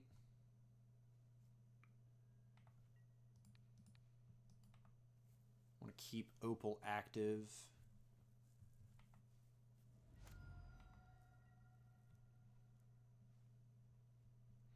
See if they've got the Tribal Flames. Maybe they play lands. Land Tribal Flames. If they do that, we're dead.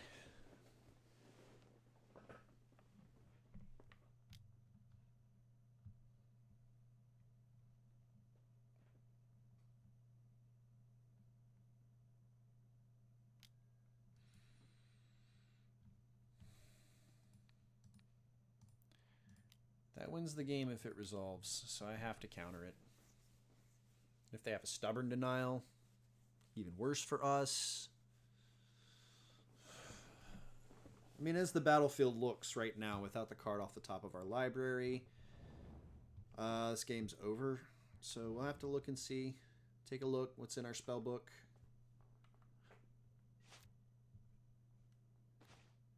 Urza Saga. That ain't gonna do it. Alright, so Dismember and Blood Moon are where I'm at on this. Force of Negation's okay. Whip Flare's not. It doesn't really kill much of anything. Galvanic Blast is okay. Metalcraft, it kills big guy, but I think Consign to Memory is also something I'm not okay, or I'm on the fence about whether or not it's good enough. I think we got to try to have as few cuts and such as possible. Tormod's Crypt doesn't seem very relevant, to be completely honest. We wound up being explosive without our actual explosive cards. Gonna shave a Rebuke. I'm gonna cut a Springleaf Drum and a Memnite.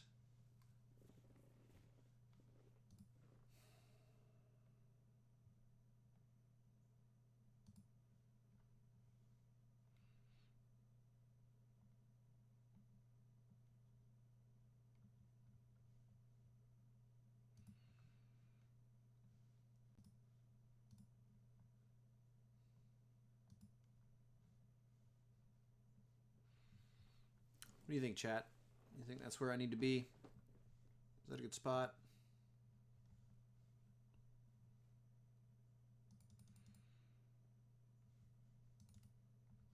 Really want to get the dub.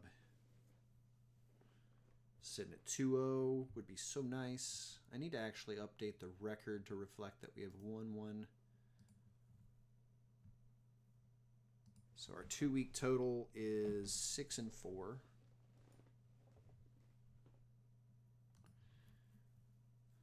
Off the back of 2 leagues last week.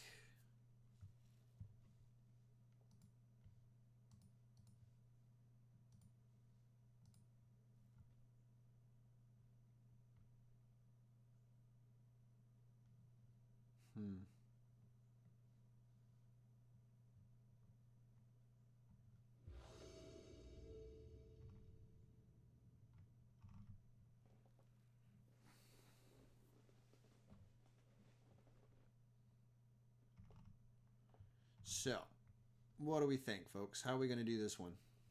Going to get a dub? Not with this. Maybe with this.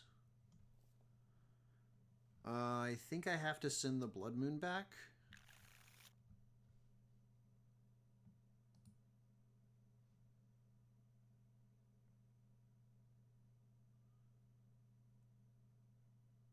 Yeah, I have to send the Blood Moon back. But I think we're casting Thought Monitor.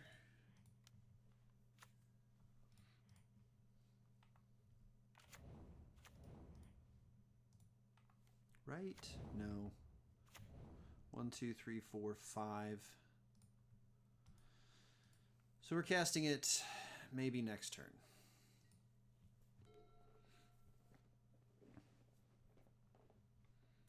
Still got 2 power. We can go Shivan Reef, Pinnacle Emissary. They also didn't have Leyline of Binding, or Leyline of the Guild Pact. That's the name of the card. So we're looking pretty decent. Looking pretty decent.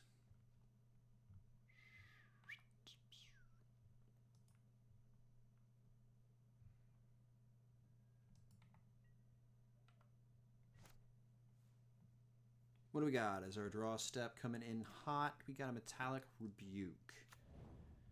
That is absolutely fantastic. Let's see. Pinnacle Emissary here. Seems pretty good. Blue 1 for Thought Monitor. I think we Pinnacle Emissary. Blue, generic, red. Yield, attack for 2.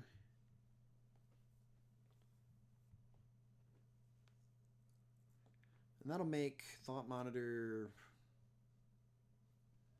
go back down to that blue and 1 that we were trying to get it to.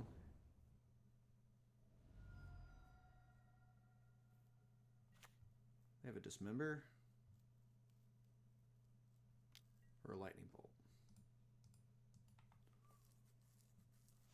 Okay. Okay. So, like I said, we still have Thought Monitor for 2 mana here. That'll draw us a couple cards. We got Metallic Rebuke that we can back it up with. What's opponent doing here? Territorial Kavu? That'd kind of suck. Catch them back up a little bit. They got 4. They're at 13, though, so we're looking pretty decent. I don't want to jam... Oh, blue and 2.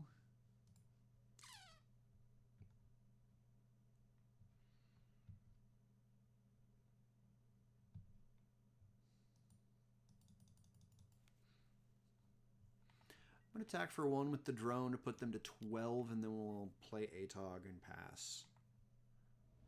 Because that'll leave us up Metallic Rebuke.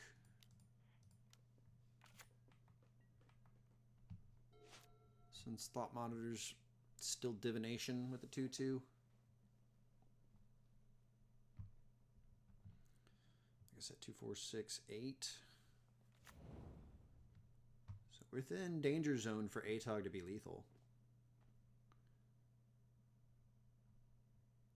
Providing 0 answer at least.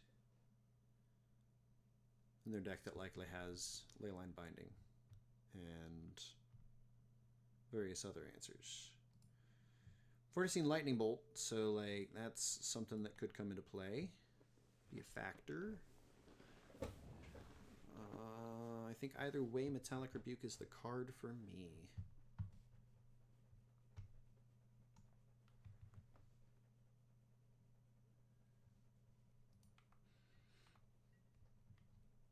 Oh, they're turning Kavu sideways?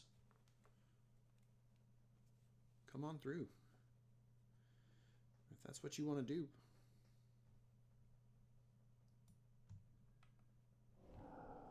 Exiling Pinnacle Emissary. I'll go to 15.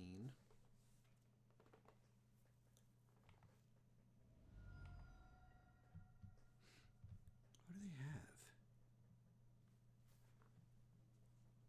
What do they have?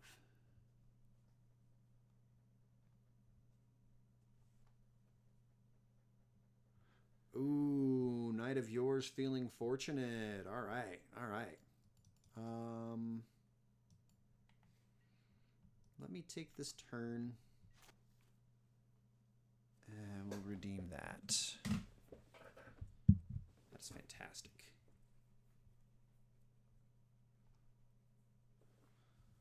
Get the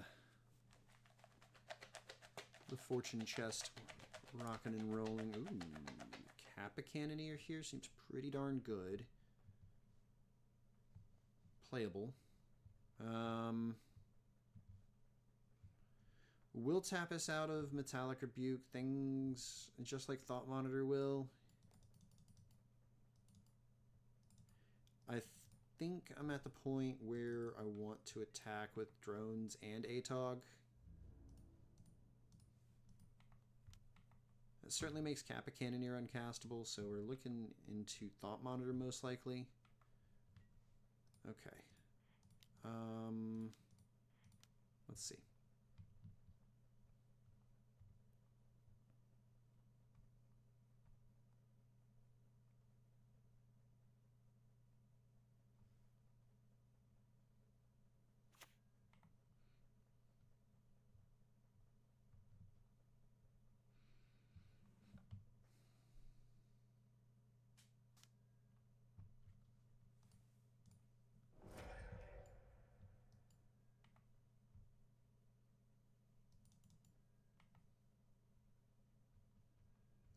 Doesn't actually matter, honestly. I think we'll just pass. Since none of these were lands, that's kind of where I was hoping for. And now, Knight of Yours, feeling fortunate. So, if you're not familiar with feeling fortunate, I've got this here deck box full of fortune cookie fortunes. And what we're going to do is I'm going to shake this up real nice. I'm going to turn it on its correct side instead of letting it slit sideways. And I'm going to reach in here and grab a random fortune. A Knight of Yore, I'm going to read that fortune out loud if you want me to. I mean, that's kind of how the thing works, so. Anywho, feeling fortunate, let's go. And the noise for feeling fortune is... You will conquer obstacles to achieve success. Knight of Yore, you will conquer obstacles to achieve success.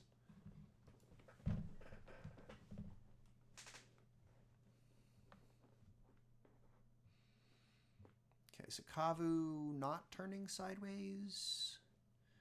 Turning sideways. Okay. Interesting. Wild. I'll go to 10.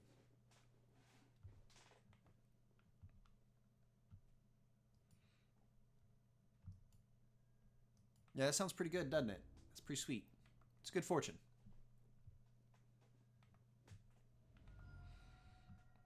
Alright, so I gotta delicately balance keeping Atog alive with getting it through, because they're at 8, and we can get there.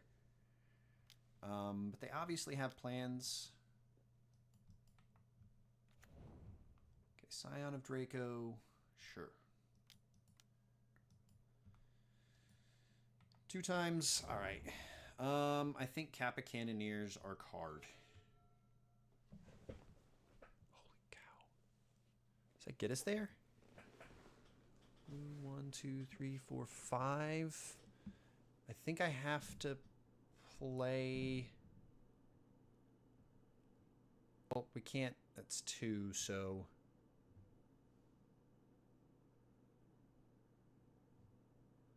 It's not going to be enough.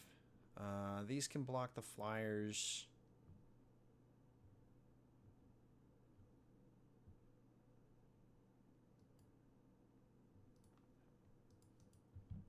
I think what we do...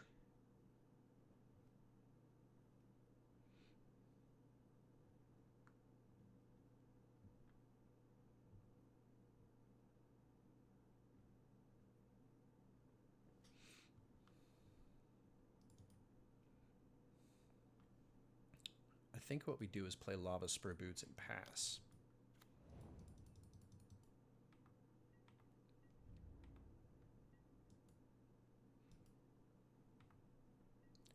Because the Lava Spur Boots being on the battlefield now gives us the extra point of damage we need. We can put up... Kappa Kill wasn't quite there. We were a point shy. This sets up Kappa Kill. That's why I held the Ornithopter and the Memnite instead of jamming those.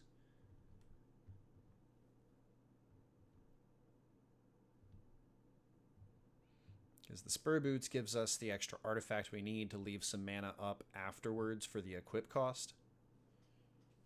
Because we couldn't shoulder the burden of the equip cost and casting the spell on top of getting enough counters on Kappa Cannoneer. I would have needed to play one of these. Would have left us short on power. This does give us 1 power there, but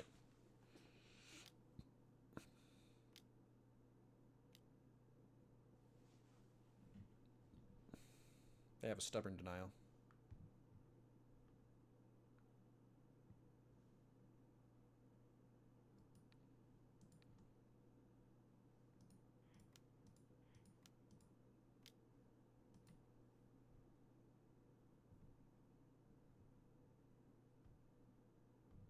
If they don't, then sick.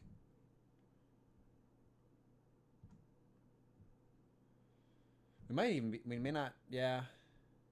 Sure. But I think we had 7 as a result there instead of 8 because of, oh, sick.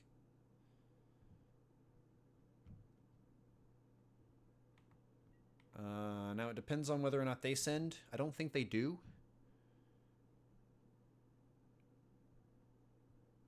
That tells me they have a lightning bolt.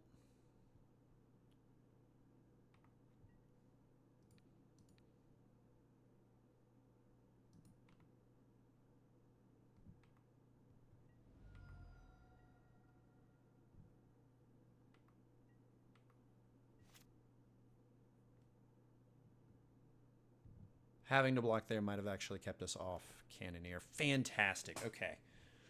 Blue, 1, 2, 3, 4. We can go Bobble.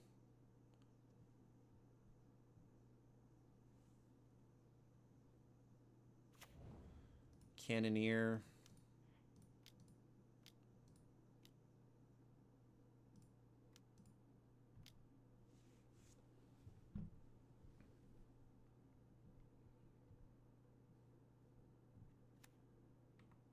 Five.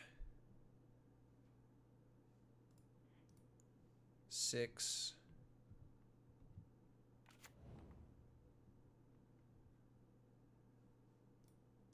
7.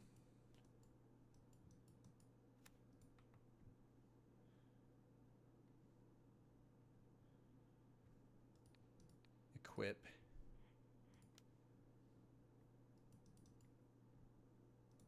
For 8 power.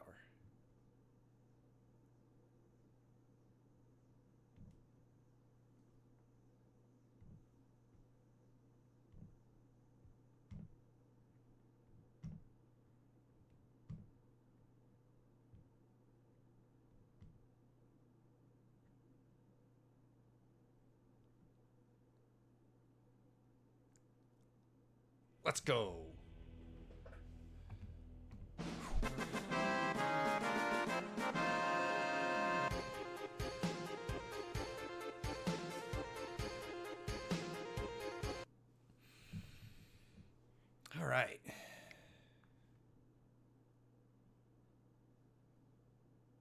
think we run it back. I don't think we change anything.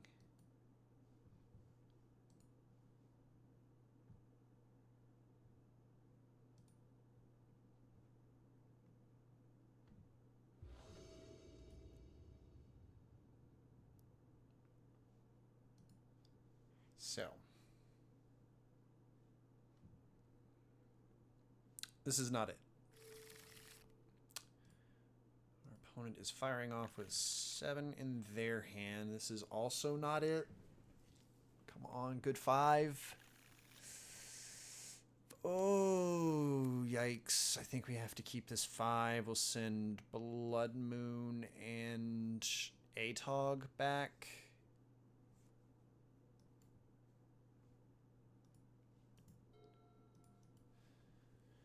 Oof. Blood Moon might have actually done really good work here. Land, let's go ahead and put Memnite out there and a Bauble. I'm not gonna... Should I crack the Bauble? Blue 1, 2, 3. I don't think I cracked the Bauble. I think I wait... to see if Cannoneer is possible. Because getting a Cannoneer out early is fantastic. And I want them to want Scion of Draco or something like that here, so we can dismember that.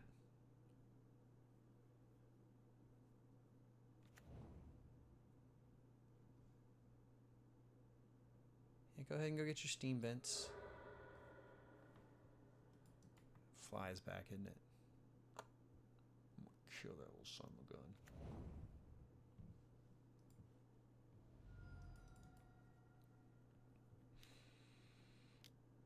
Territorial Kavu instead. Okay. Go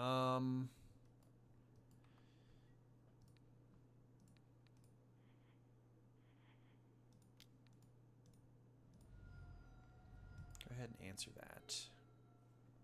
Beautiful.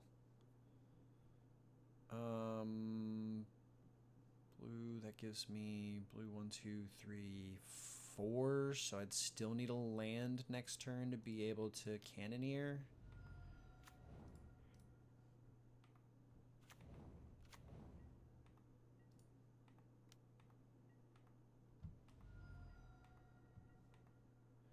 And I can't sacrifice the baubles. Yeah, this might have been a bad keep, folks. I might ought to not have kept this one.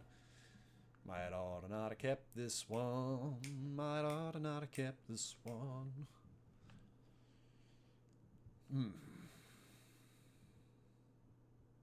Shocks in a Blood Crypt. Stubborn Denial. Land. Ornithopter's close enough. Let's get this Kappa Cannoneer on the battlefield.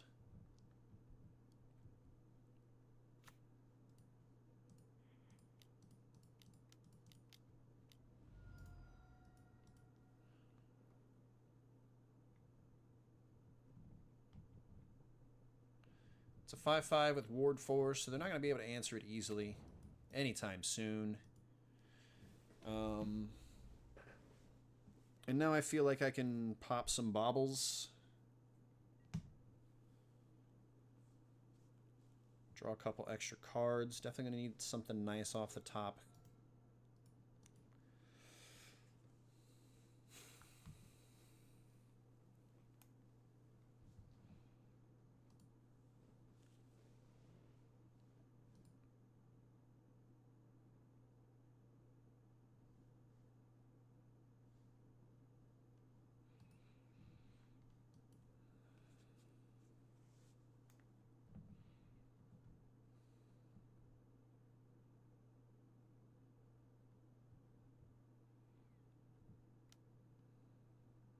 What do we got? Scion. That's pretty good. All right, so we're going to take this and go to 9. Our opponent is going to discard and draw. They're probably aware at this point that their graveyard shenanigans. Oh, no, they're going to eat that dismember. Okay. Sure. If and that's what you want. Oh, that's fantastic. What do you have? A ley line of the Guild Pact on top? That's spooky. That's real spooky. I don't like that. Alright, we're going to put this Ornithopter out there. And we're going to turn the Kappa Cannoneer sideways.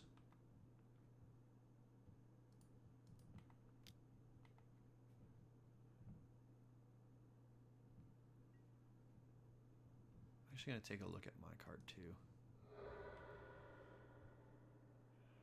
Darksteel Citadel. Good thing I'm drawing 2.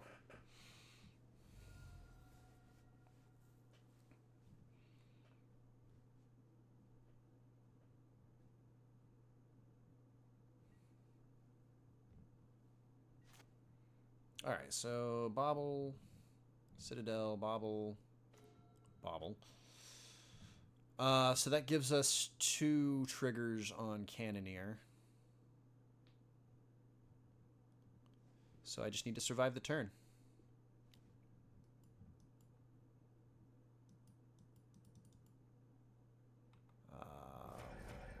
That is not surviving the turn.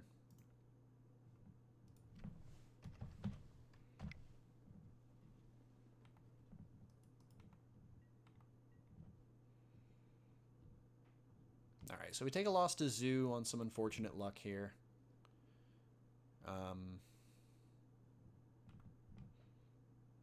Again, I think if we got Makabu out there maybe a turn sooner, or the Cannoneer out there maybe a turn sooner, we'd have been able to get there, but... Oof. GG's opponent. Alright, I do need to take a quick snack break. I am got a tumbly rumbly action going on. So I hope everyone remains where they're at for the moment being. Don't go anywhere. I'm going to add this loss here, unfortunately, to the record while I'm sitting here thinking on it. We are 1-1 in our league. Maybe we can go 4-1.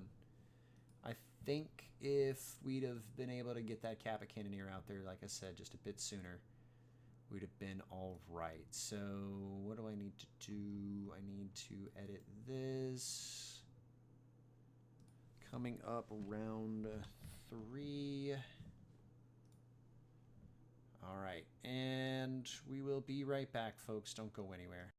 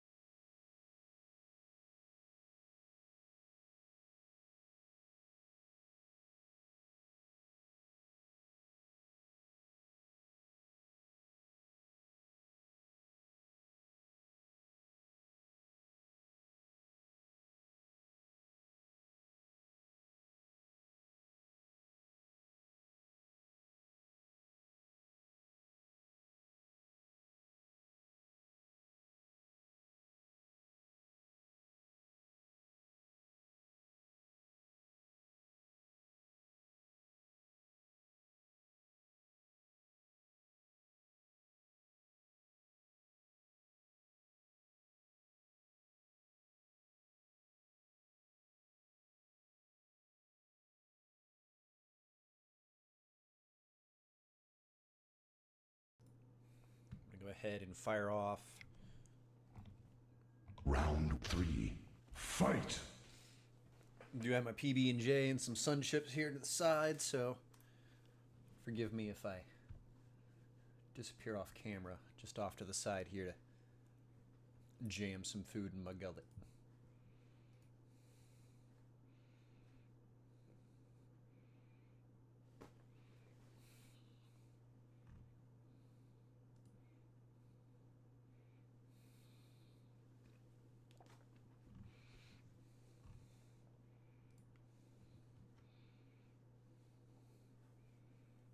All right, so I need y'all to get on board with this AEW, professional wrestling brand. It's pretty darn good. Just saying. It's pretty darn good.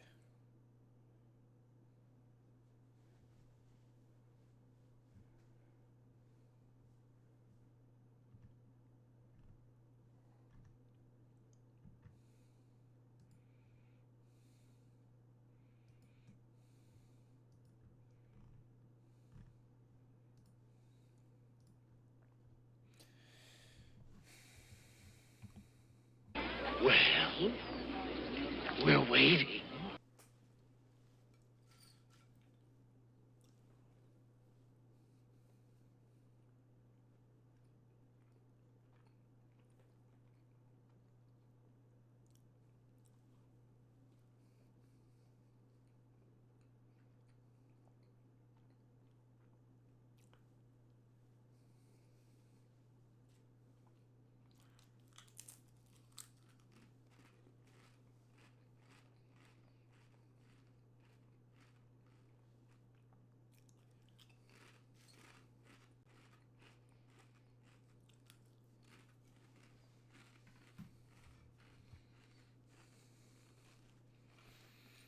Well,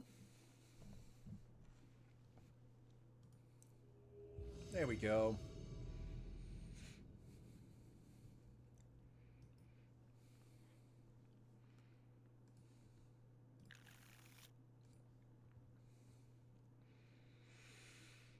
Oh, man. That's going to be a no from me. Okay, we can do this. Send a bobble back, be done.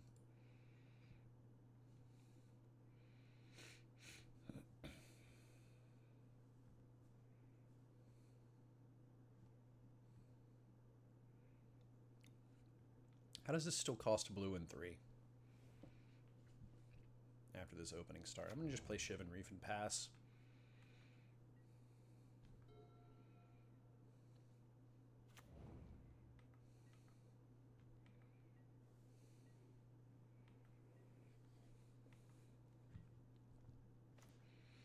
Not a lot of information from our opponent here.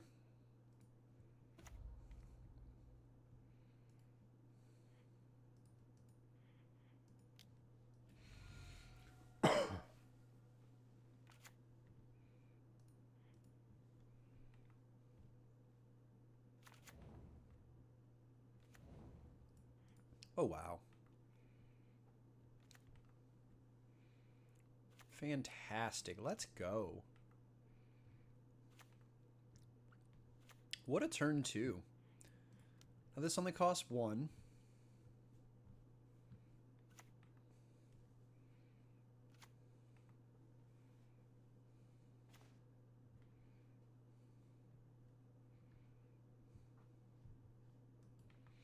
All right. I'm not even going to sacrifice either of the baubles.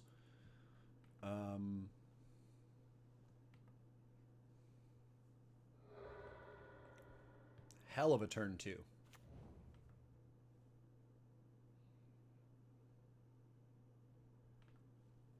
Cross from a Thundering Falls. Please don't cast Preordain, is what they surveilled. If they cast Pyroclasm, I'm going to be very sad.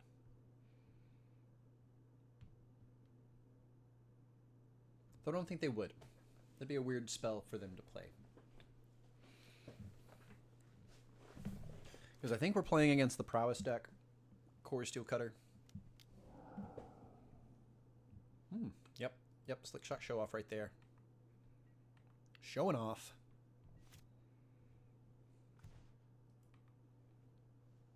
Nice. We're going to play this Urza's Saga. We're going to play this Kappa Cannoneer.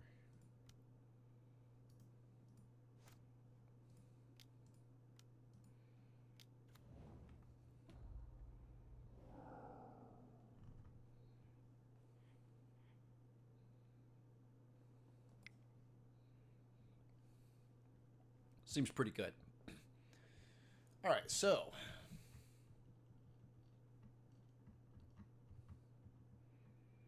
didn't really get to see a whole lot from our opponent there. They did suspend a Slick Shot Show Off. And by suspend, I mean plot.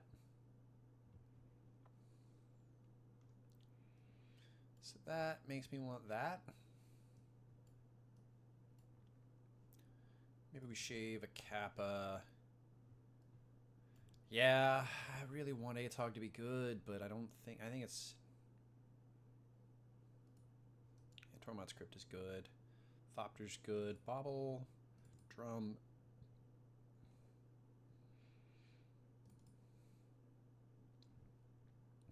Maybe it's Retalic Rebuke. Instead of the Kappa.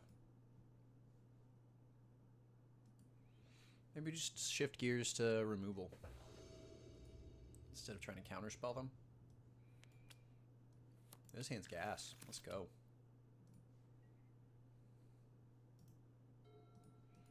Got a good opener. Opponent's just dropping a Scalding Tarn, passing. We hit a Mox Opal. Let's cast this Springleaf Drum, see if they interact at all. Memnite for 2 artifacts.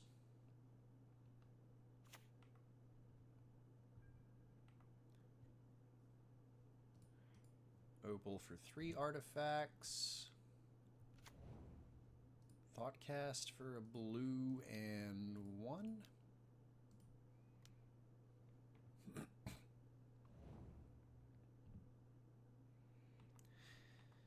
My only regret is that we just drew Pinnacle Emissary.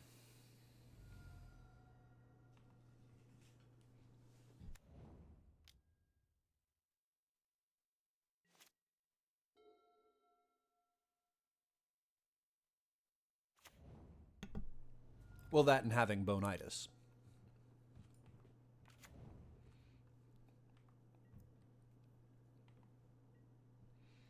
All right. Sweet. So we get another shot with an Emissary.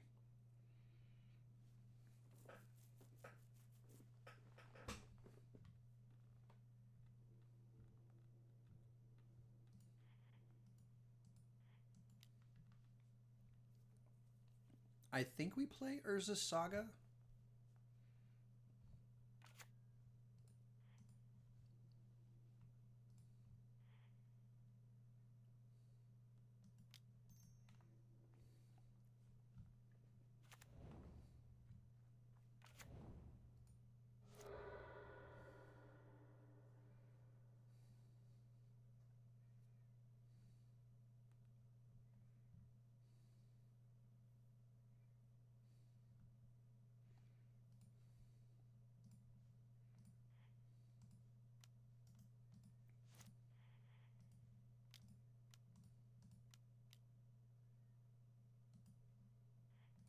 Yeah, I mean, a turn 2 Kappa Cannoneer can't be that bad, huh?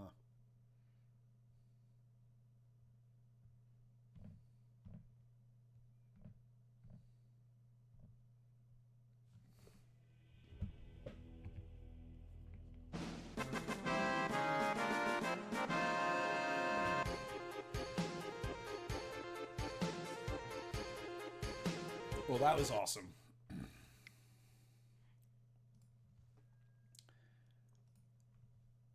Wow. That was fast. Holy cow. And we're already into another round. We get to be on the play. Let's go. We are doing firing through it. Man, as much as I want to, I don't think we can keep this. We don't really have a payoff. We've got plenty. I think we do. All right, so we hit a thought cast for gold, right? Cannoneer. We can easily Cannoneer on turn 2 with this, right? No. 3? Yeah. Yeah. We'll keep this, though.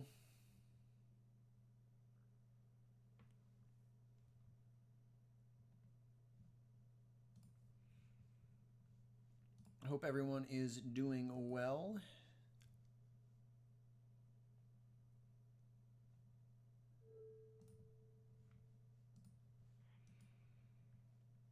Okay, and we'll lead off with a Spirebluff Canal into a Springleaf Drum. I think we'll go ahead and let it settle there. Memnite's not really, I don't think it's going to get us the damage we want. I obviously don't know. I should have definitely played just Memnite. Arid Mesa, the most popular fetch land in Modern. Very glad we did not play our Memnite. We get a little bit of gasoline to put on the fire. Pinnacle Emissary coming out here and making a couple of extra drone tokens.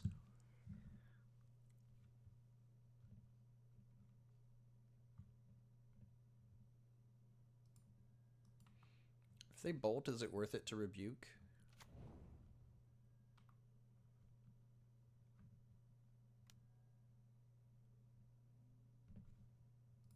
I think it is.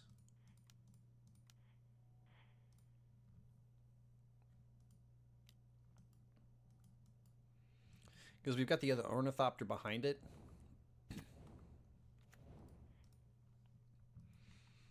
Like, that's the difference between a Cannoneer next turn and not. Right? Maybe not.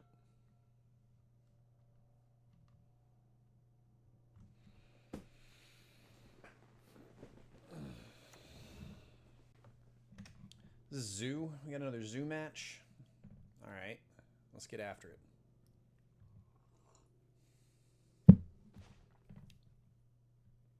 Perfect. More than happy to play Urza's Saga right after all of that. Hold back the Ornithopter.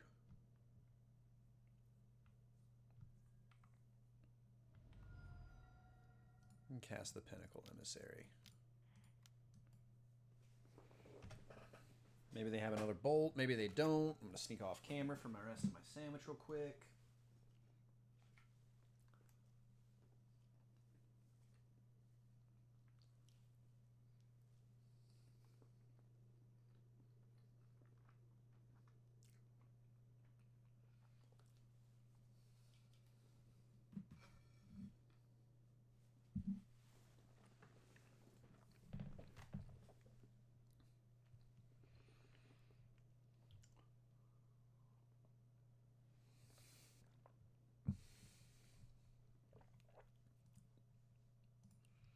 All right.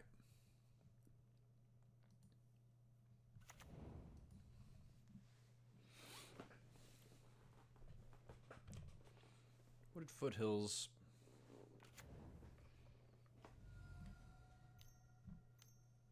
What is happening here?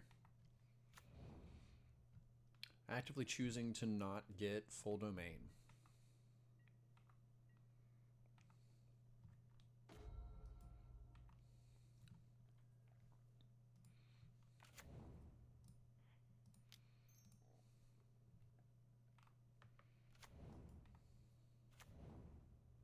All right, well, that's good enough. All right, so they're definitely Zoo again, so we're going to go with the same situation, Blood Moon Dismember. Again, Galvanic Blast doesn't quite get everything. Does answer Dragon, doesn't answer Kavu. Consign to Memory doesn't quite get there, so I think this is just the set. Don't need Tormod's Crypt. We can...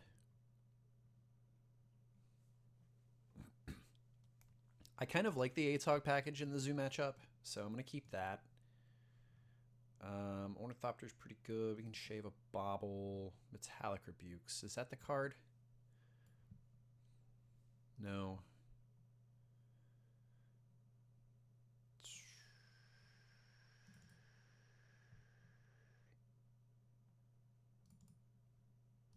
Let's run at 61.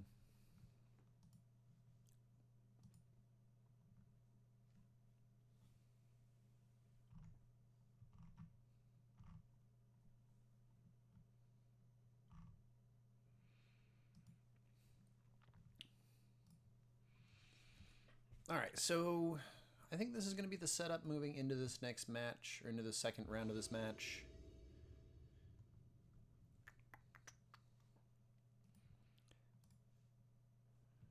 Got to dismember Emissary. We're looking pretty decent, actually. I don't think we pop on turn 1. I think we pop on turn 2 after we play Urza's Saga. So we'll play Steam Vents tapped. Excuse me. Yeah, we'll play Steam Vents tapped. Actually, I'm going to go ahead and lead off with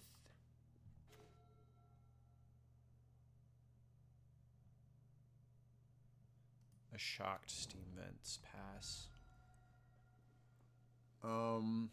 Reason I'm doing this is because as long as it's not Scion of Draco, we can just dismember and probably just win this game. Because I think timestamps, Blood Moon's going to override Leyline.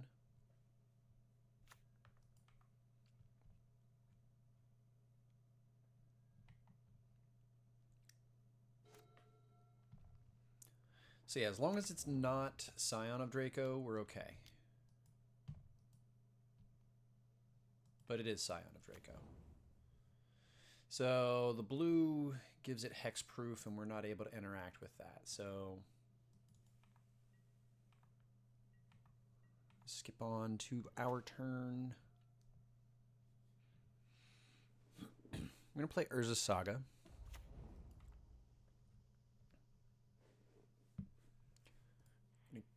Warp Pinnacle Emissary. Gonna cast Shadow Spear. And then Mox Opal.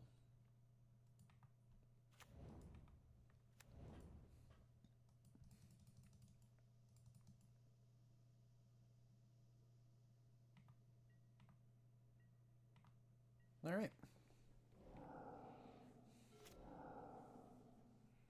So then I can Blood Moon next turn. This has Trample, Vigilance, Lifelink. Yeah. Got it. Actually, what if we auto Wara? What do we draw? What do we draw? Springleaf Drum. No, I think we Blood Moon. It keeps that perpetual.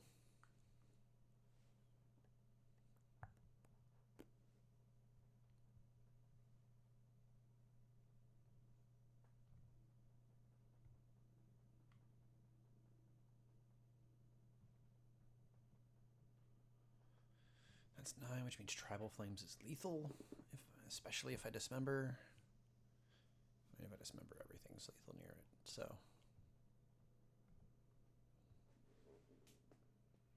So if I remember right with the timestamps, this is going to end up being a 1/1 because they're all mountains, unless they go and fetch like this. But getting mountain is a little loose there, but well, the mountain is a basic land, so it still has all basic land types. That's why. Silly me. Yeah. Let's Springleaf Drum and pass.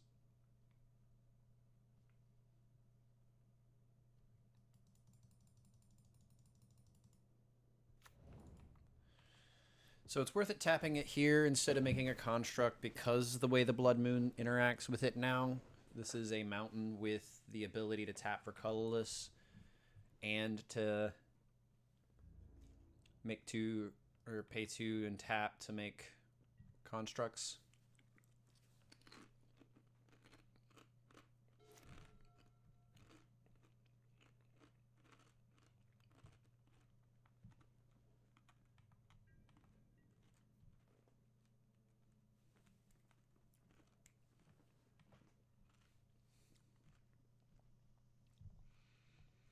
I mean, if they have a Treble Flames, they have a Treble Flames. I'm at best taking 2 off of this if I block.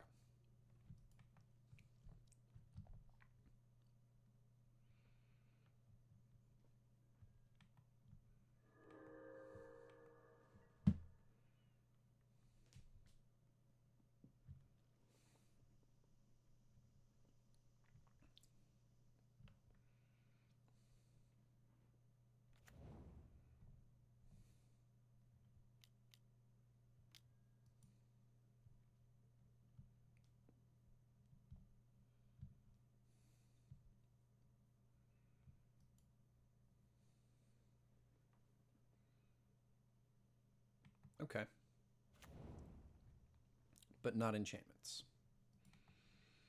That does turn off Citadel.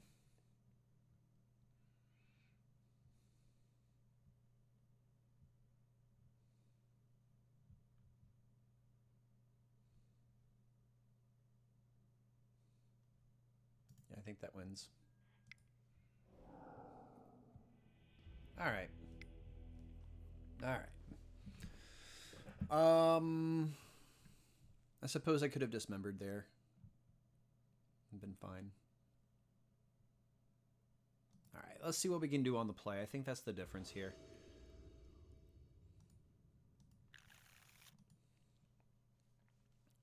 Especially if we can get a hand we can keep. It actually has lands and spells, but it seems to be increasingly difficult to pull that off.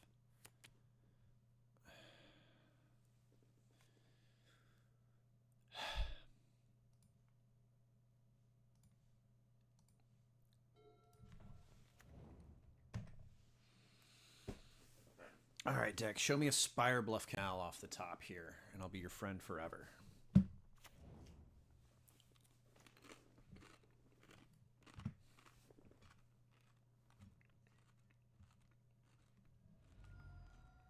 Them not having a leyline is pretty good, not gonna lie.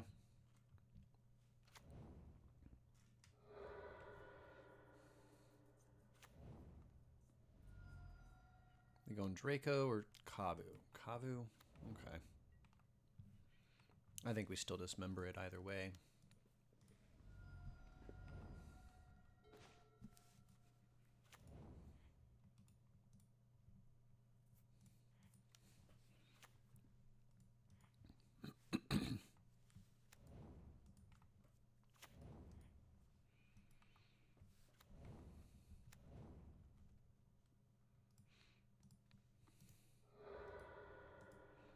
Scion of Draco off the top, of course. Brilliant! Alright, I get to draw a card, though. And it's a Kappa Cannoneer. That's good news.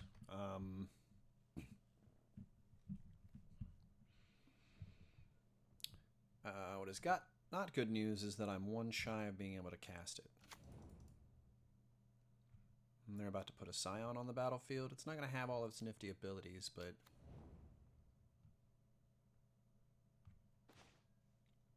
perfect. The exact card I needed to see.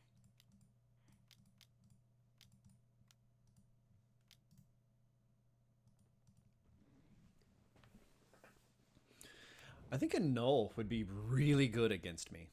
And I think it would be good against a lot of people right now, to be honest.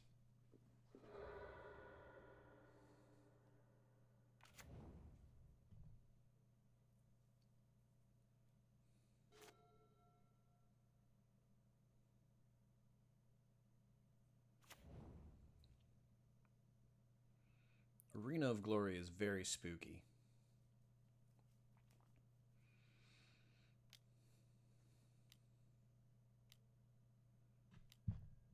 Okay.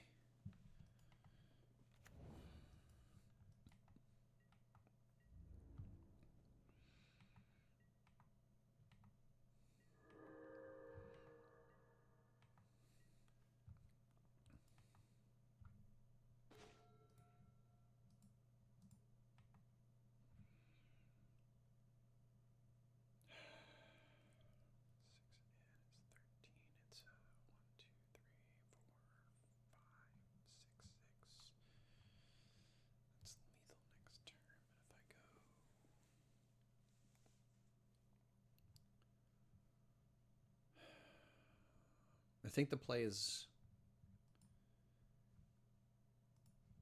1, 2, 3, 4, 5. So I can't cast Thought Monitor. I think the play is to put that. Go ahead and put the construct out so that that gets this trigger. And go ahead and put them to 13. Threaten lethal.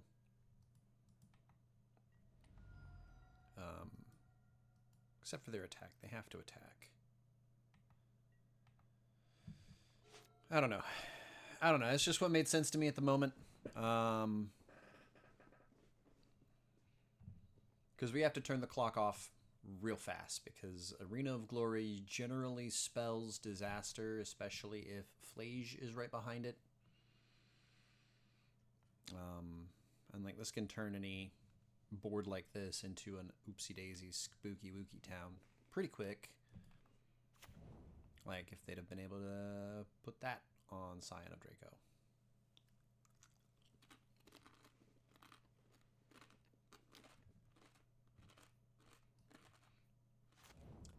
Okay. I see why you did that, and I understand you. But I really wish you hadn't have. Yeah, I mean, there's no reason for them to not attack here, so we'll take it and go to 8. This is tough. Citadel does help a little bit.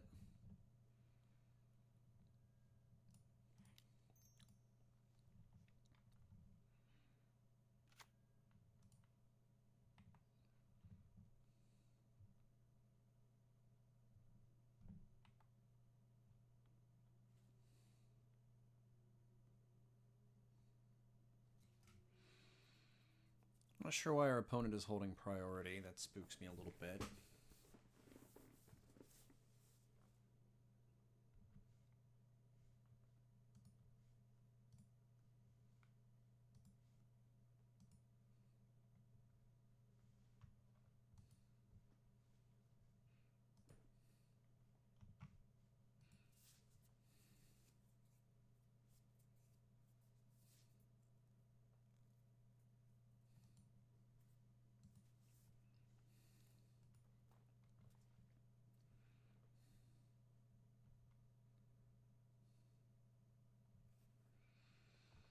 Come on, opponent.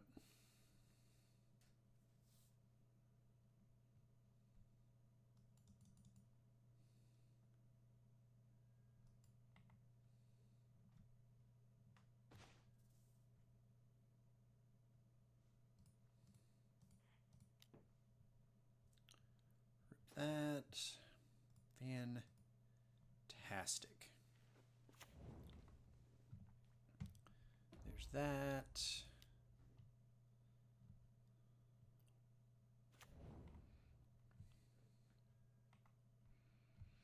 So now they can't double block. And 10 of it can't be blocked.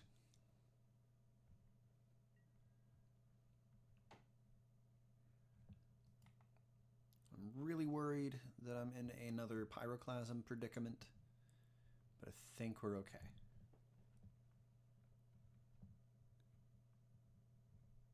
I think we're okay. They're going to end up being at 11.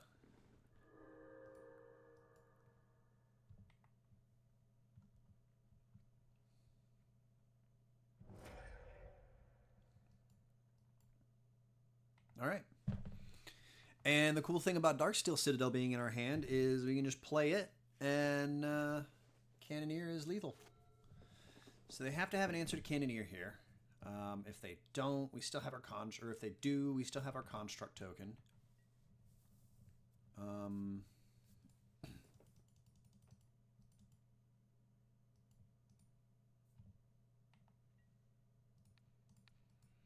Actually going to do that. Make the math just a little bit odd. So I still have 2-ish turns.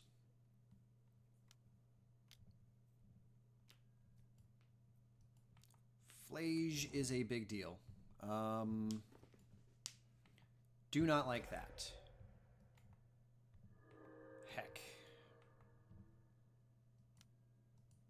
Oh, we're just dead. I should have put more in front of that Scion, huh? If I'd have double blocked like I thought I should have.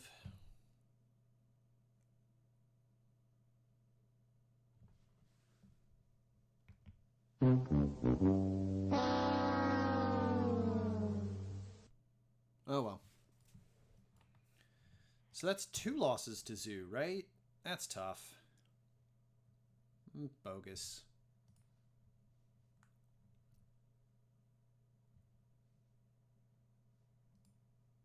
All right, so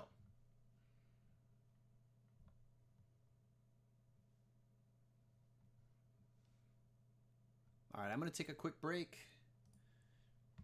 Do not go anywhere. We will be right back.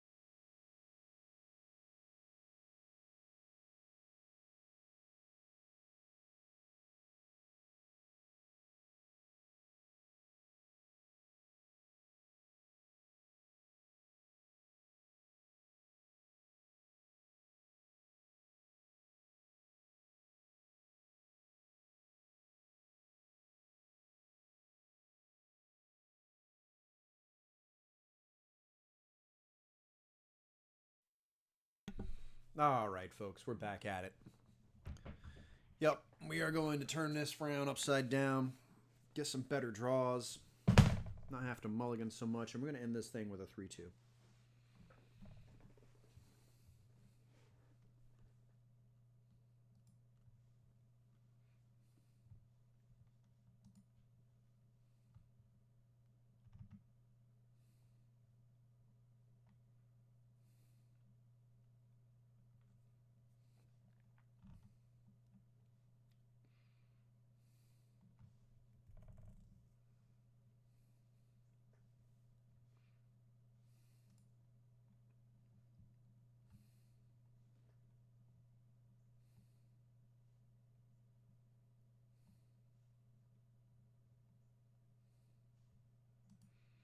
All right, so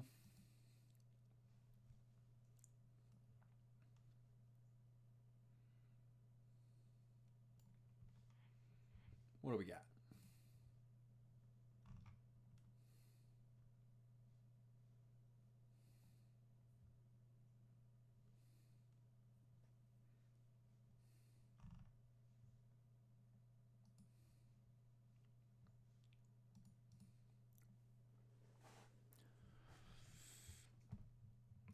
Well, we're waiting.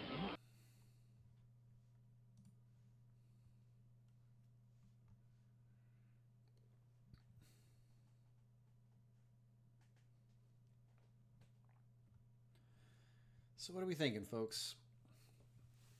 We haven't hit any of the Tron stuff, any of the Eldrazi stuff, so... It's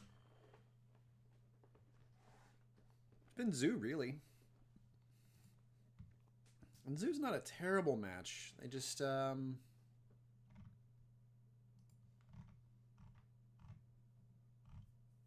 don't know.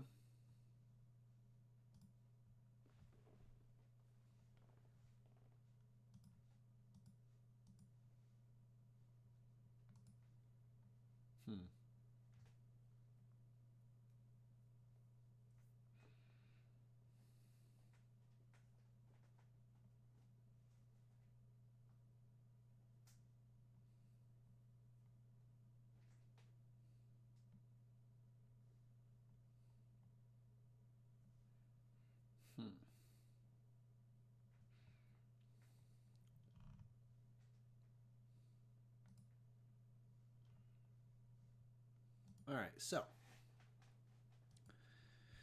we're about 3 minutes deep. Still haven't found an opponent. Changes I want to make to the deck. I think that cutting the Tormod's Crypt, putting it in the sideboard, opens up a card slot to bring back a 4th Thought Monitor, because it felt like a couple of games we've lost a bit of momentum, kind of run out of gas. So I think putting another, going back up to 8 Thought will help that.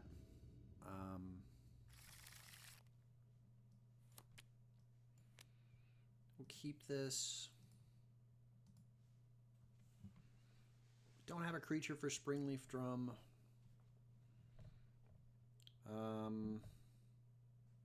If we had one more 0 drop, we would be able to cap a Cannoneer on turn 2.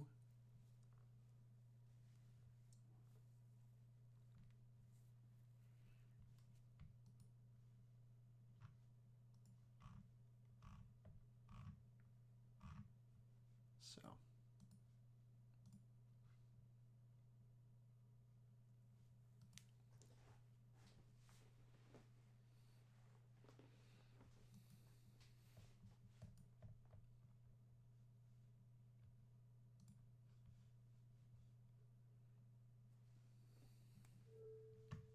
All right, cool.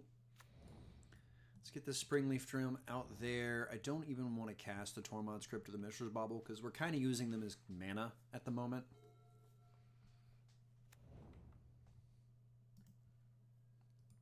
Okay, Ugin's Labyrinth. All is dust, so Mind Stone. Wild. Saga. Still blue and 2 for this. Oh, blue and 3 because there's only 3 artifacts out there. Kappa Cannoneers, blue. I still need one more. Alright, so we're hoping and praying. Because sacking the bauble puts us back. We've got Metallic Rebuke to protect us from Thought-Knot Seer here.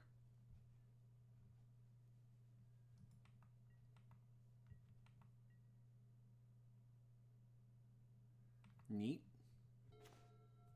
Not a land. Is a castable spell, though. So we're going to do that. Perfect.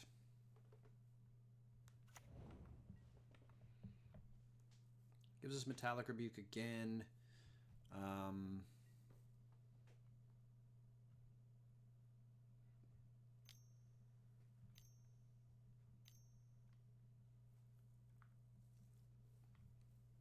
I definitely don't want them to have access to 3+, 2, 4, 5, 8 total for Eldrazi stuff. So we are going to Metallic Rebuke that.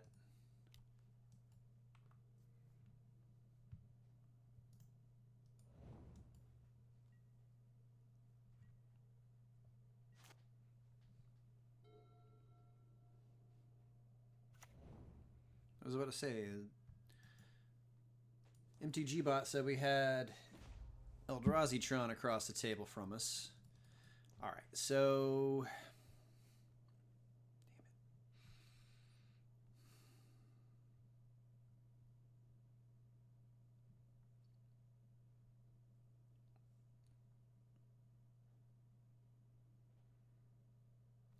I make a construct,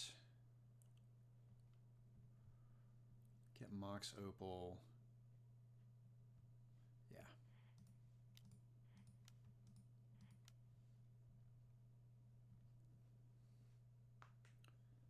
That's 5.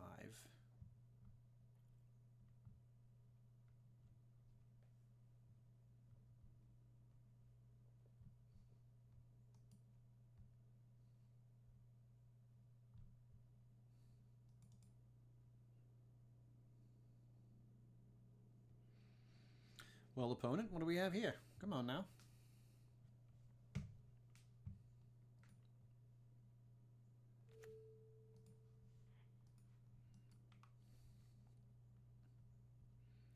The answer is just Opal, right? Oh.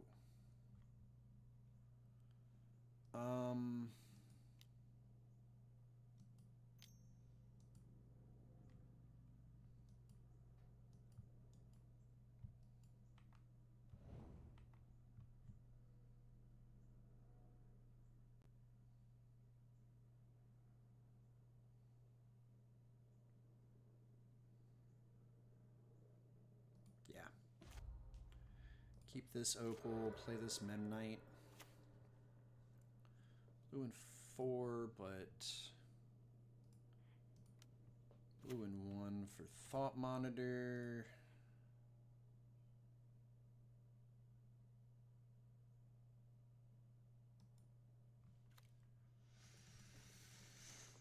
Man.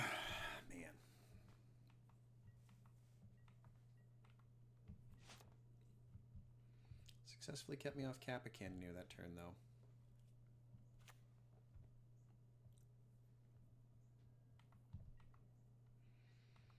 Still only 3 cards in their hand.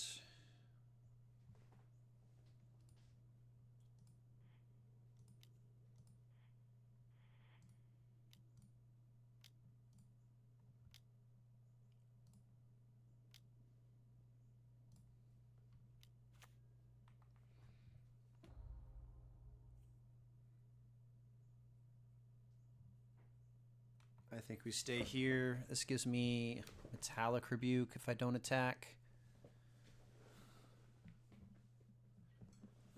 That's the opposite of what I wanted. There we go.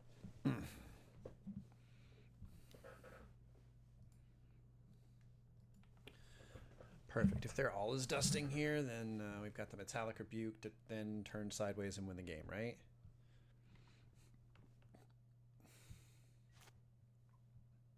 One, two, three, 4, 5, 6, 7.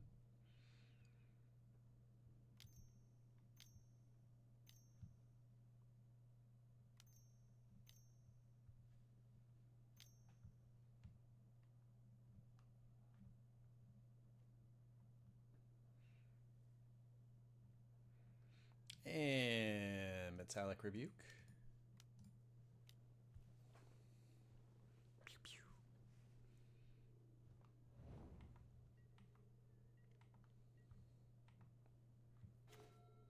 Two Springleaf Drums coming off the top.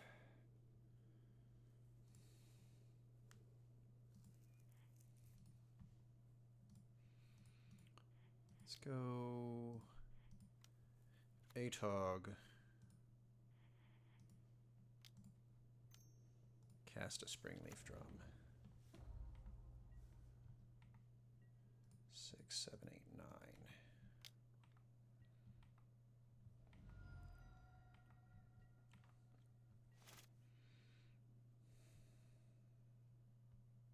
Three cards left in their hand. Hopefully they don't have another copy of All Is Dust.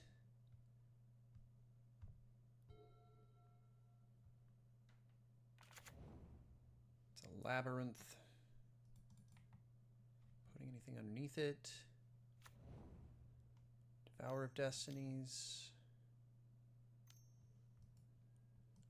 Karn.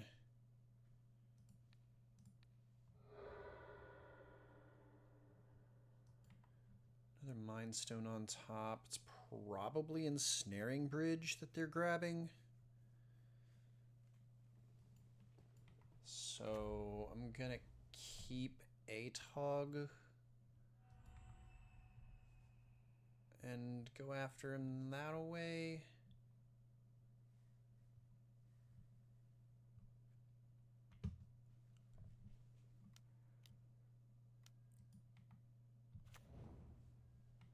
Because they can't get rid of the other cards. So Atog for the win, folks.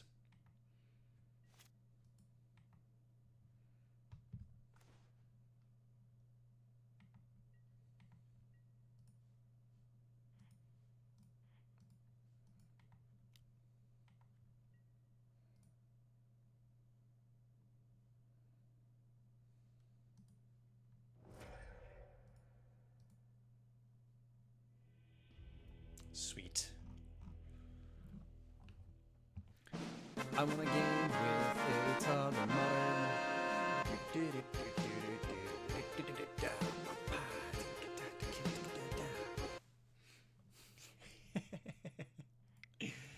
Oh man, that's so goofy of me. I'm so bad at that. All right, let's get these Consigned to Memories and Blood Moons in here. I don't think we need anything else really. Maybe Pithing Needle to stop Karn from activating and getting things. We'll cut an ornament or the welding jar and a bauble and a drum because they're definitely going to be Karn action. Atog worked great. Maybe we shave a Cannoneer.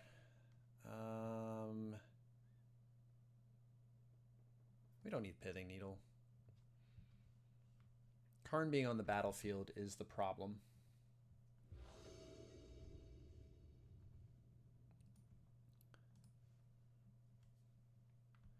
So maybe I push a little harder into the Atog plan. Third Atog, second Fling. Oh, there's some of the worst draws that we've had though, so like, ugh.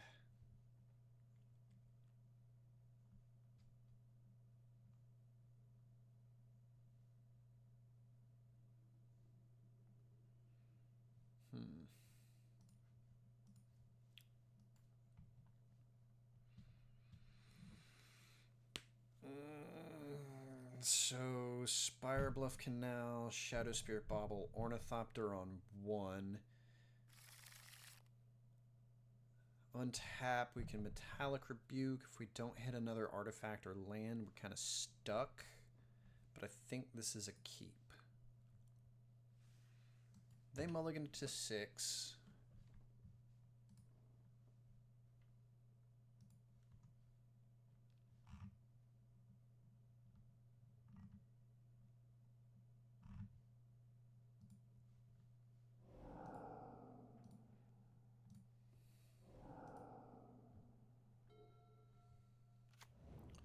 Power plant, expedition map. Okay.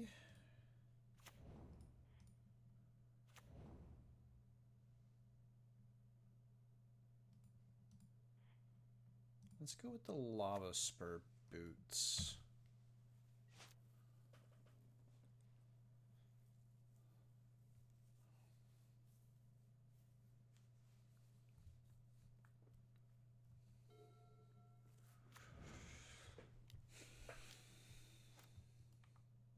I got them Cannoneer jeans and them lava boots with the spurs.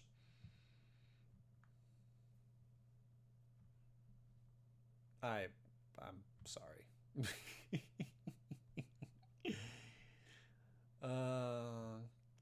Kappa got them Cannoneer jeans, lava boots with the spurs.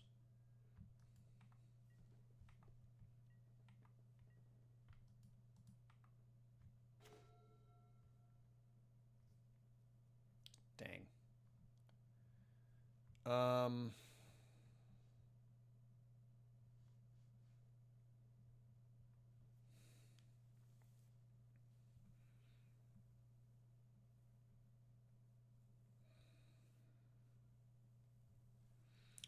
I think I have to put the spear on the battlefield so I can thought cast next turn so that I can even do anything instead of being able to hold up Metallic Rebuke.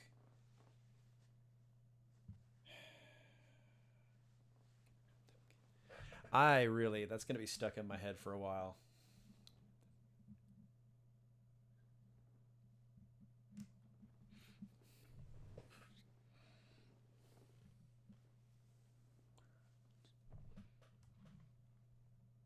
Oh, they lost connection and they're back. I really think I'm onto something with that chorus, but...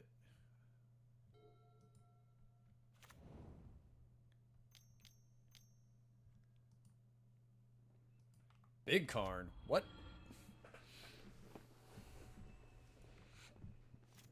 Ouch. Opal.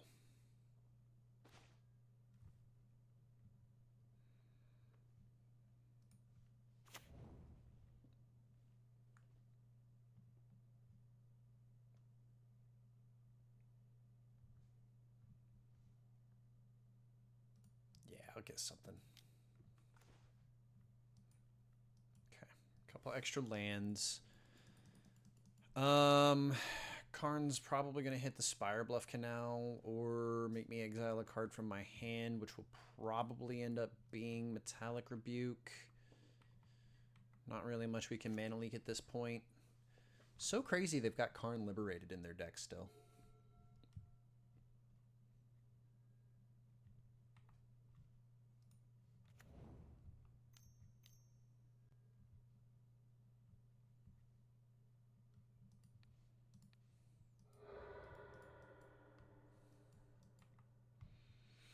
Twitch. They got a Karn in the backup. They got a Karn in backup, folks. We're gonna...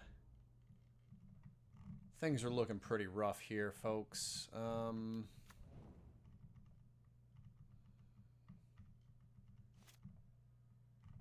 are 1-1 here, huh? No? 1-0, my favor. Okay, Liquid Metal Coating. Turning off my Spire Bluff Canal.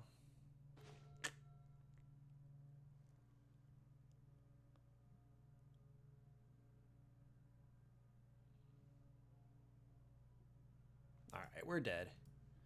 It's going to take a turn or two, but we're dead. They're going to keep exiling permanents from our hand and battlefield with Karn.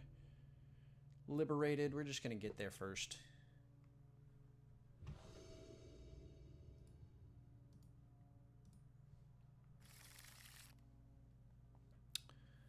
I think this is an acceptable hand.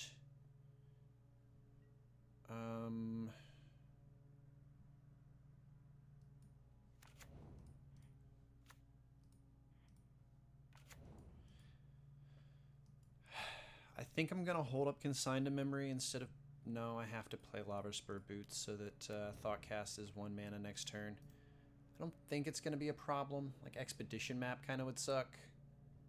If that's where I think that they're going to end up going. Yeah, them having Liberated on turn 3 was kind of tough. But I think this match, this game here is going to go a little bit better. Like I said, we got Darksteel Citadel that we can Thought Cast into.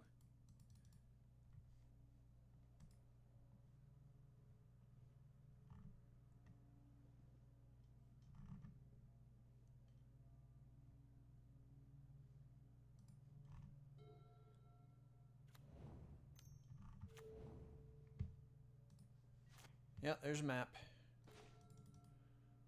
Oh, sick. Mox Opal 2. Fantastic. Thoughtcast. Thought Monitor.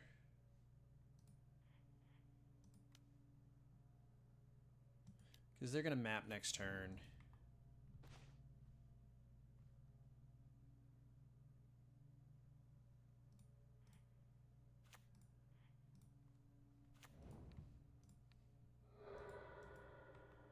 Thought Not Seer on the top of their library, and I tapped out. Bummer.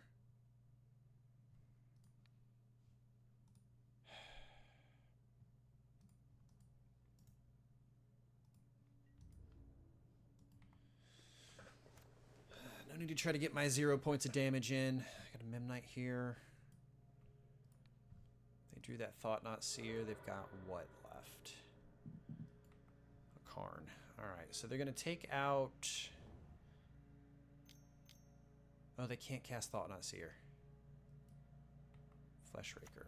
Okay, that's tough. I don't care for that. I do like that.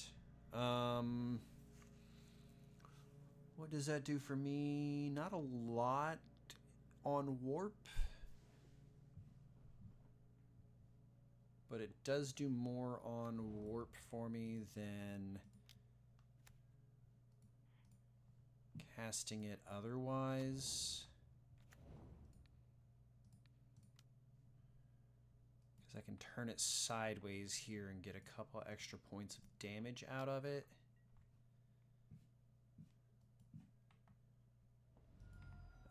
This leaves me up either Consigned to Memory or Metallic Rebuke.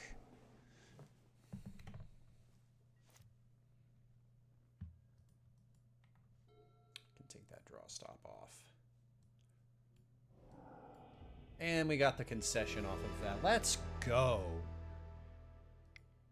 Alright, we only got 50 play points instead of our 60 back, but we did get a treasure chest that we're going to crack open right now.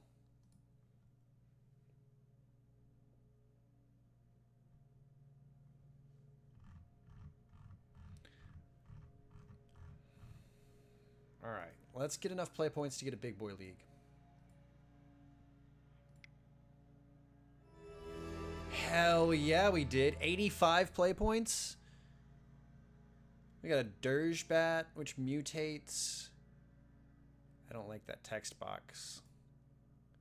Flash flying. Whenever this creature mutates, destroy target creature or planeswalker an opponent controls. Mutate is black, black, and 4. Fangorn Tree Shepherd. Tree folk you control have vigilance. Whenever one or more tree folk you control would attack, add twice that much green mana. You don't lose unspent green mana as steps and phases end. 4/10 for 3 green and 4 coming out of Lord of the Rings. So we're going to add both of these to our trade binder. I have no need to keep either of those. Add to binder. Close that up. 168 play points. Isn't that so sweet? All right.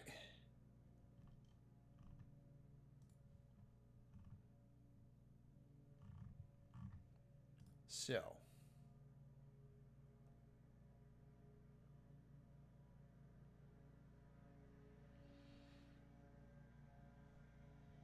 Let's do this. I'm going to take a quick break. Going to run an ad, turn off pre-rolls, and we're going to get into a big boy league with this deck. I am going to make a few changes like we discussed earlier. I kind of want to get that 4th Thought Monitor back into the deck, cut the Tormod's Crypt, get rid of this Welding Jar. I don't think it's needed.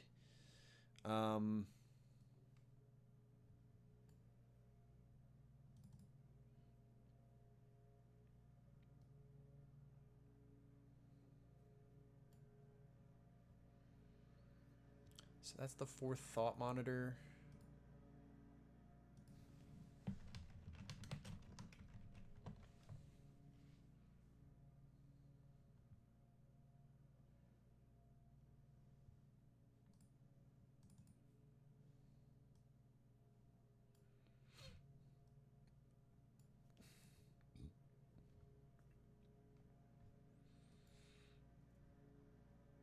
Honestly, I don't think we can make room for the other Atog and Fling.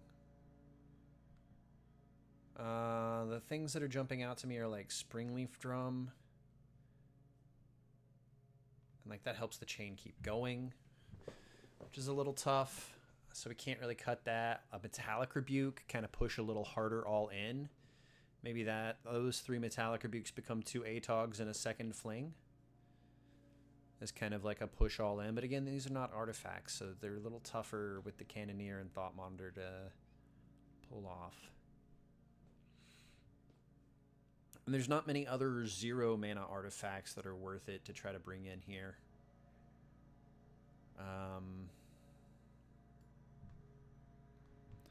Let's see. Modern.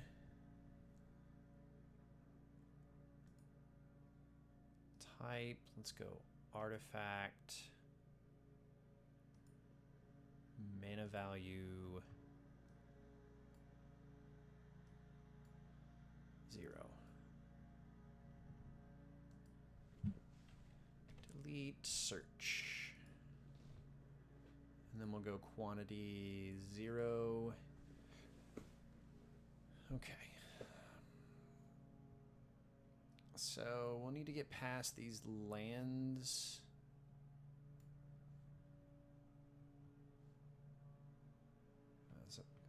Okay. These backs of cards. Do you have the set of bridges, those sorts of things?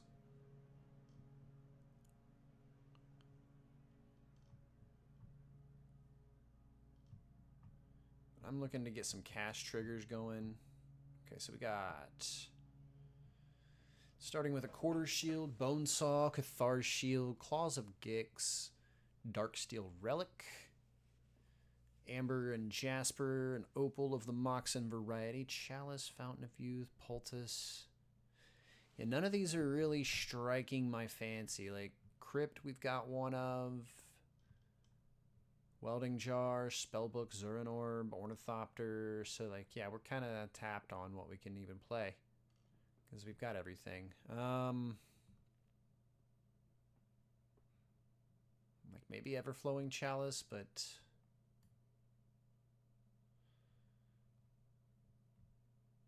Nah.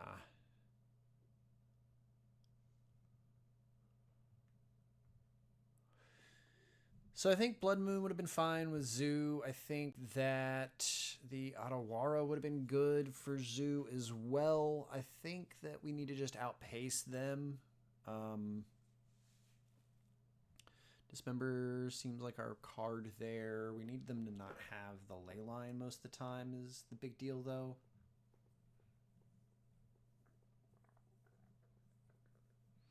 All right, give me a few minutes. We'll be right back.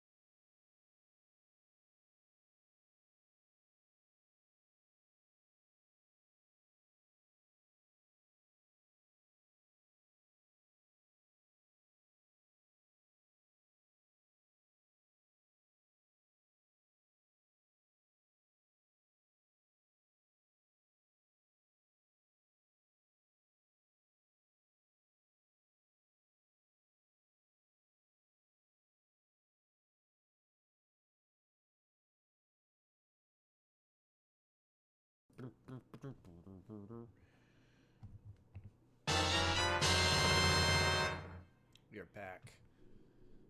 You're ready for a full-powered league. God, to 5-0 one of these things with Atog in my deck? Man. We out here cooking. I'm gonna restart the program too.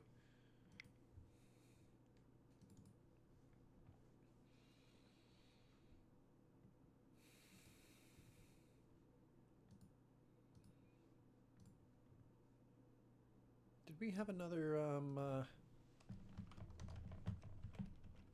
deck tech submission that I didn't look over?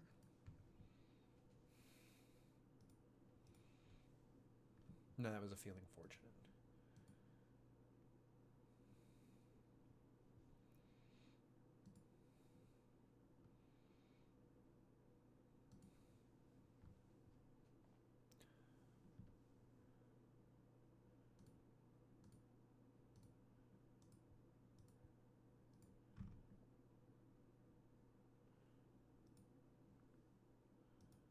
There we go. That's wild.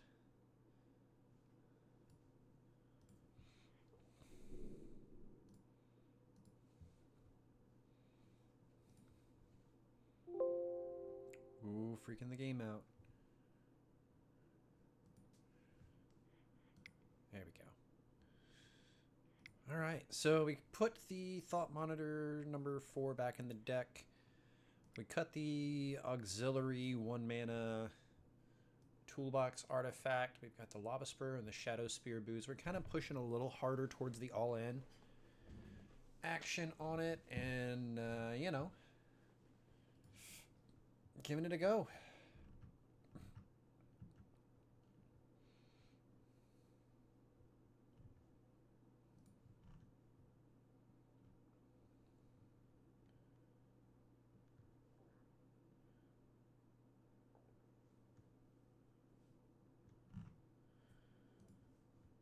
So, let's go.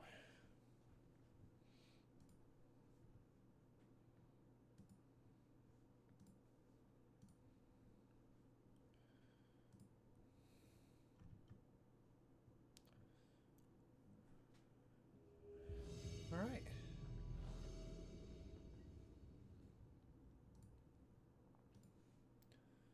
Tighten that up.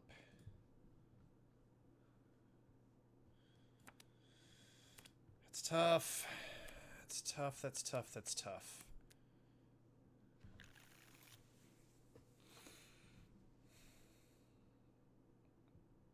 I think we keep it. We are on the draw as well, so that's one more card we don't have here that we get to see. A third or a second Ornithopter.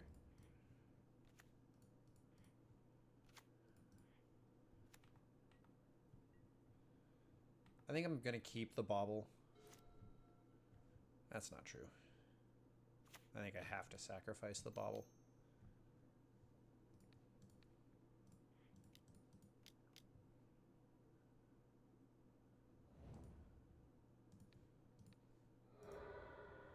Faithless Looting. Okay, so we're playing against the Grixis Reanimator Shell.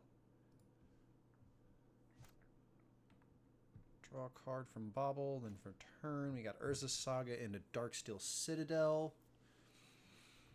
Both really good cards. I think what we do is we jam Saga Atog. Pass.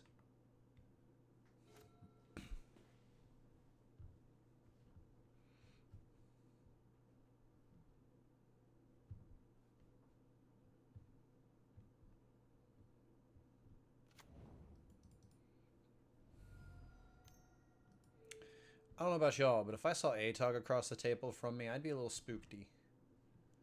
A little like, wait, what? What are they? What, you're doing what? Okay. Archon.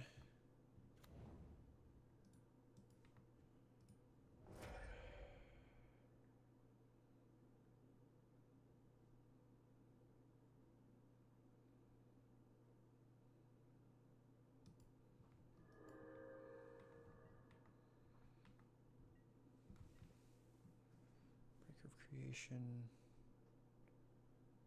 That's a pretty good persist target.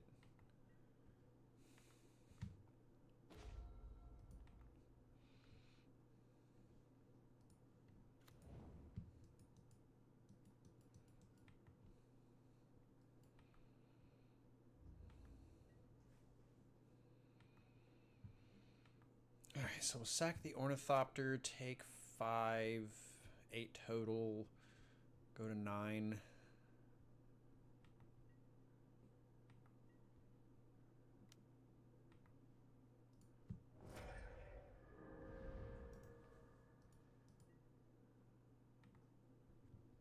Yeah, I don't think this is the matchup for Atog Fling, huh?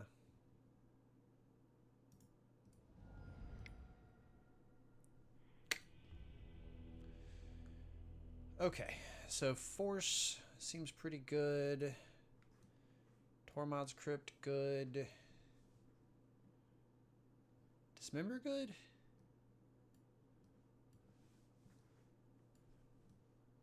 Dismember might actually be good. Bad.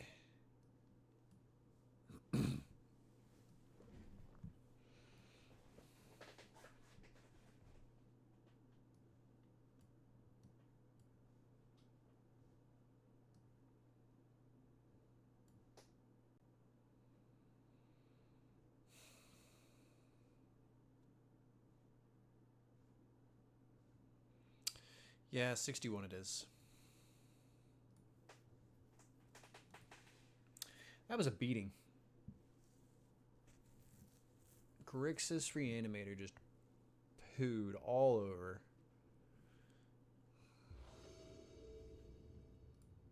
Alright.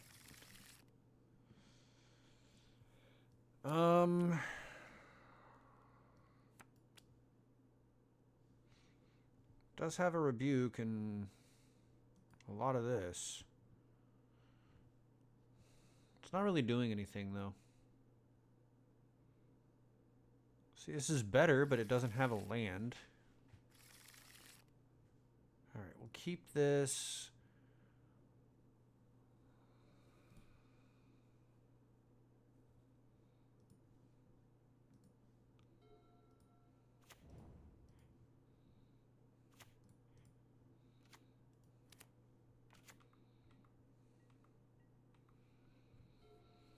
So there's 3 artifacts, so it's blue and 3, so I need another artifact.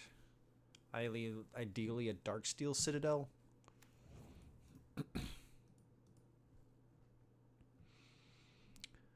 I could get a Darksteel Citadel, that'd be sick.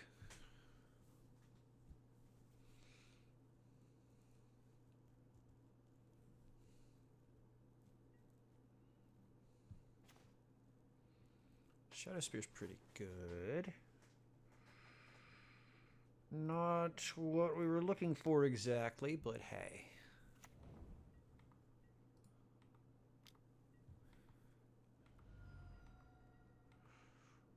So it's blue and 2.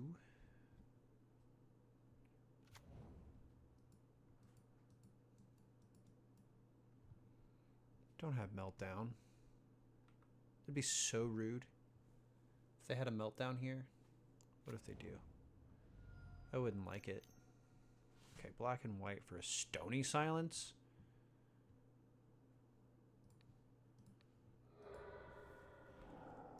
Huh. That's tough.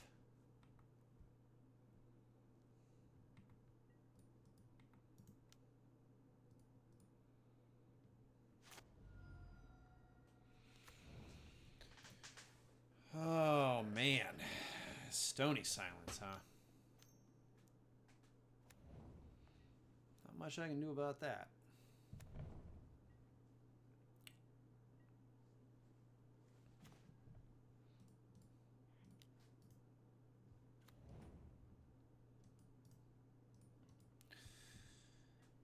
No attacks. I mean, I can cap a Cannoneer through it. I just need a land or an artifact here to improvise with. We can start doing it that way. Frog.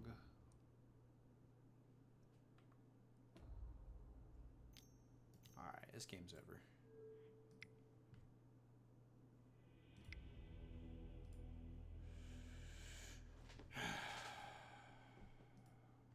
You know, I almost played that deck today.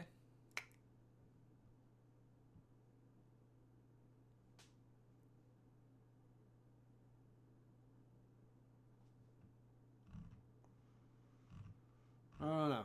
I don't know.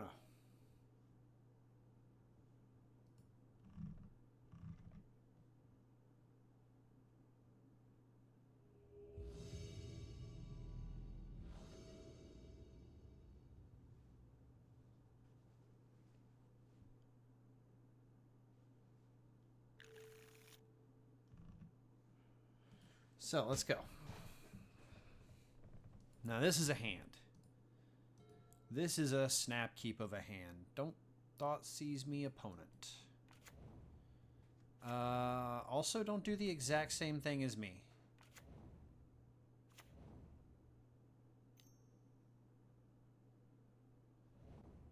I'm about to do it better.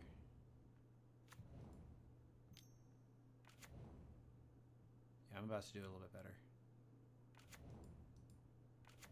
I don't have an opal. I could use an opal. If I had the opal, would be good. Bobble.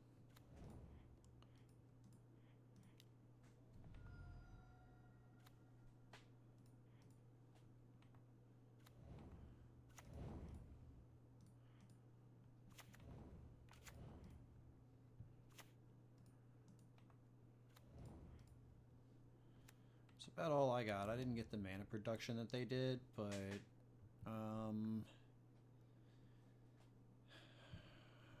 still looking pretty good. Looking pretty good. Okay, so I got a Citadel coming off the top. I'm gonna call it there. I'm drawing 2 here.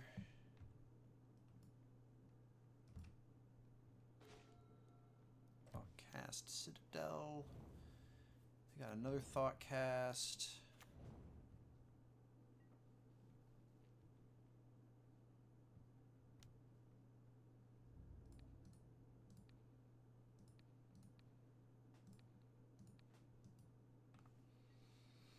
Yep, trade.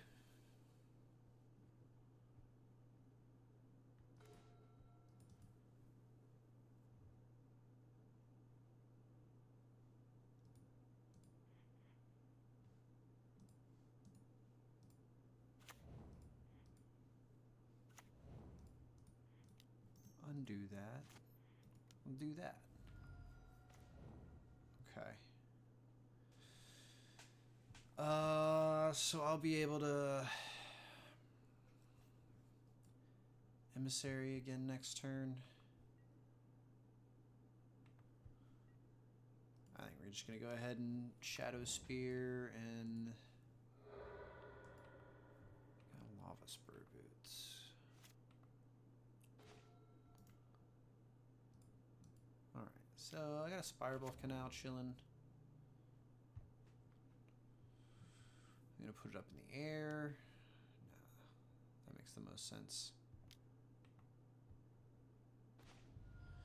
Thought Monitor is really good here. I think the answer is just Emissary, though.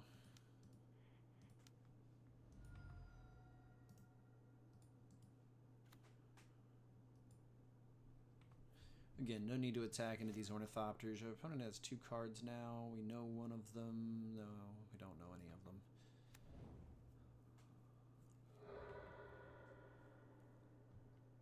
Can I learn our top card? No attacks. Not really a good look, huh? Midnight's real good here. Midnight, we got the Shivan Reef we're dropping. Let's go ahead and get this Thought Monitor popping. Draw 2. What do we got? Bobble. Cool. Thoughtcast. Ouch. Cannoneers our buddy.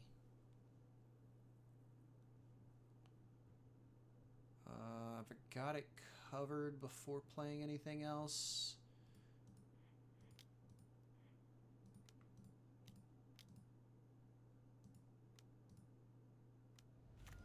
Sure do.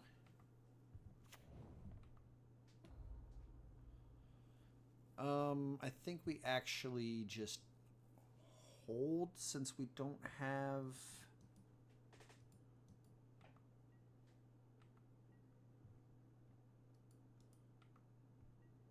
Yeah, we'll just hang on to it. Just hang on to it.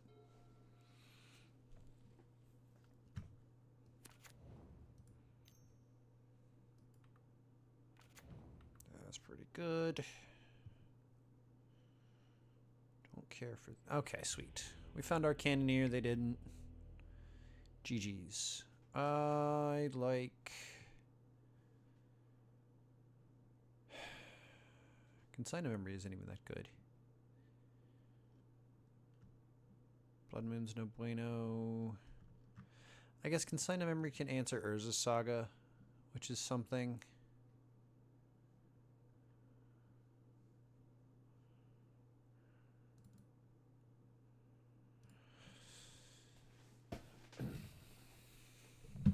I don't think there's anything else there that I want. Need to think about that as far as like if this deck does actually stick around and get popular and take off, how I'm gonna answer it post board. I really do like Atogs though. I think Atog is pretty good. Obviously, I don't know if y'all could tell.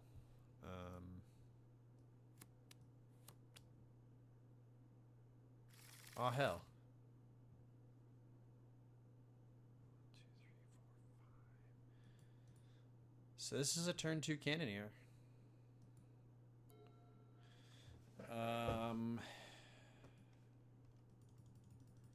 Gotta hope their turn's a bit slow. It is. Fantastic. Okay, Spire Bluff Canal. 4.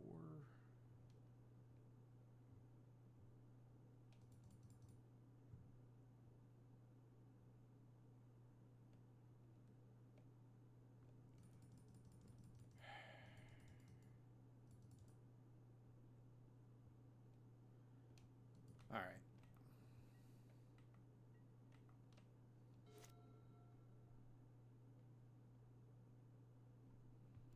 So they aren't having the explosive starts as well, so... Oh. Oh my. What a turn of events. I think that means we win.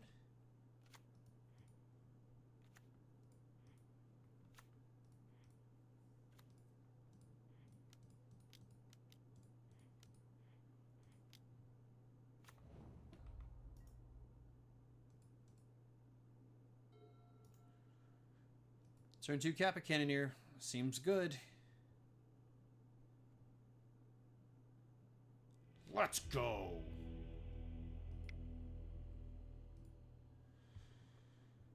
Running through it. Okay, so I need to update the record. We've got 1 in each column that I need to add. So we are 10 and 7 with this deck so far.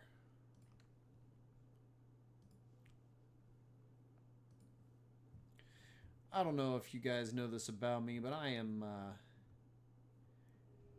about the most average Magic player you'll ever meet. All right, we've got Saga. We're on the draw. This is so close.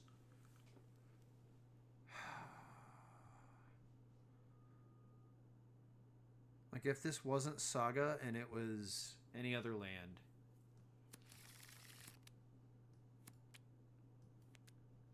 This is a keep. And we'll send Atog away.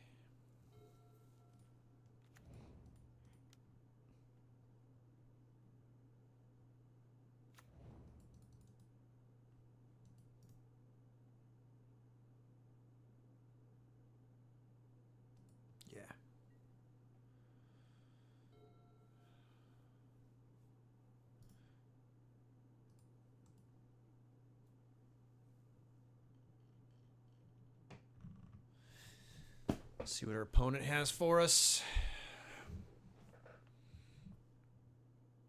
Oh, fantastic. We ripped an Urza Saga. I don't think we play anything still. I think we'll play Ornithopter after the second Urza Saga trigger. Because I'm going to want to Metallic Rebuke something. Here, I bet. Yep.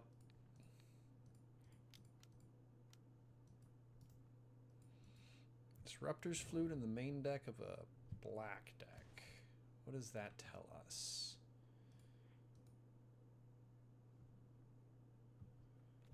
I'm gonna make a Saga token.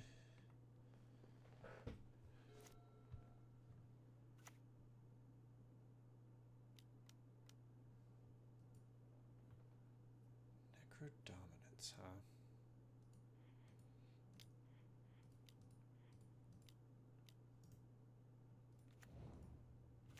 All right. Do your worst, opponent. What you got?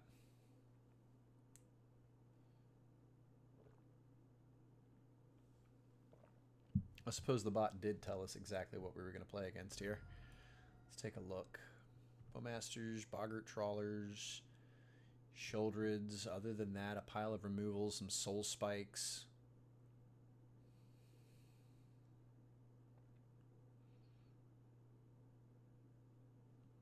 I had the one of Disruptor Flute that they hit us with. Soul Spike, targeting the Construct token. Okay. They don't have another Soul Spike.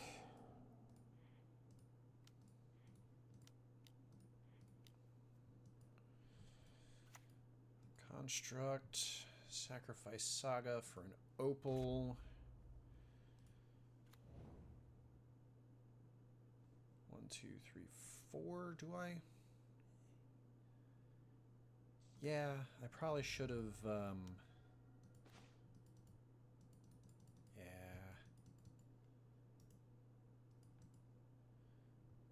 All right, opponent, what do you got? Skip your draw step, but you get to do all the card stuff. Yikes.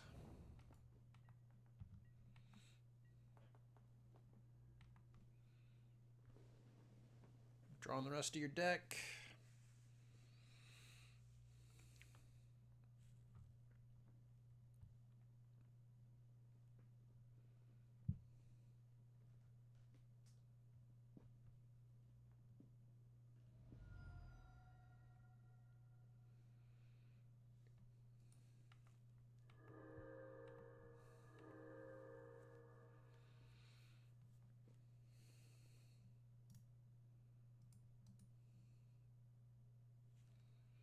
Just do your thing.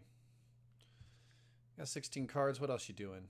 You've used one Soul Spike, exiled a bunch of cards to do so.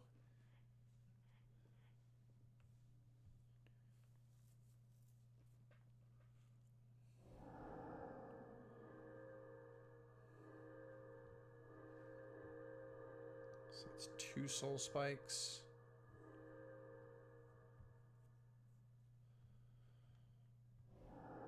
Three Soul Spikes so far.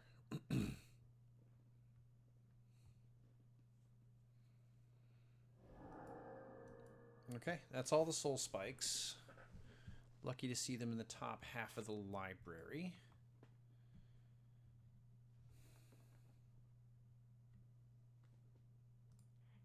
Play Bobble.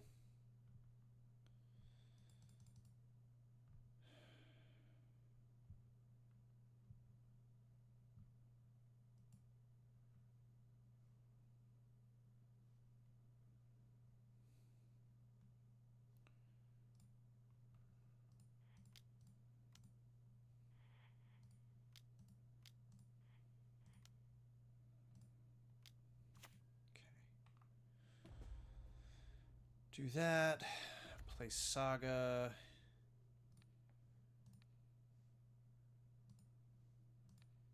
Choose any target. Yes. We'll target Shouldred. We'll sacrifice the Construct token.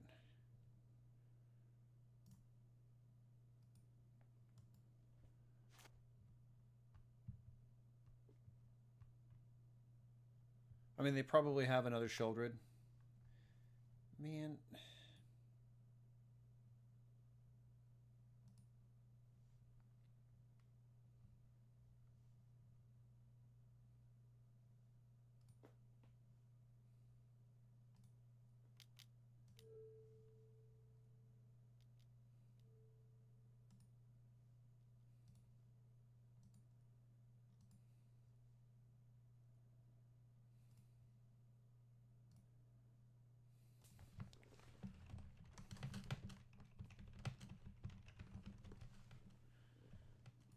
Yeah, another Sheoldred.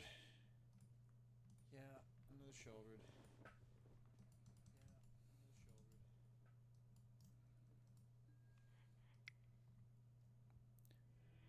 All right, we're good there. All right, we're good there.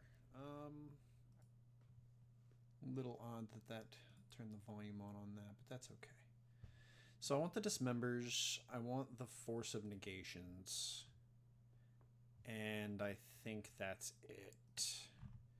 Don't think the Blood Moons do any good for us in the All Swamp match. I don't care for the Atogs or the Flings.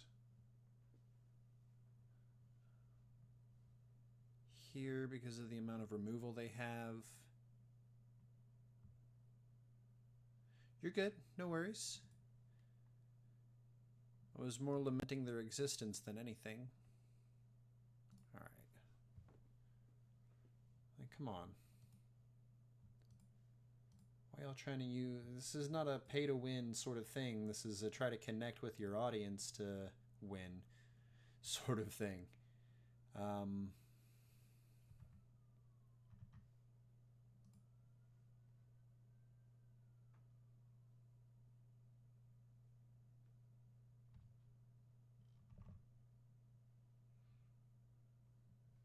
Let's see.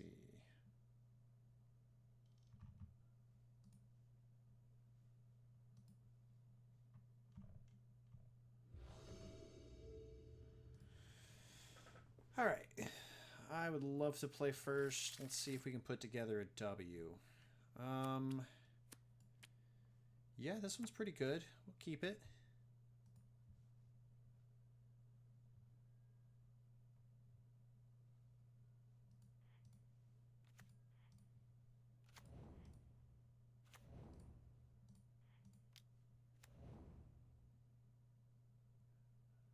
I think I just play Urza Saga.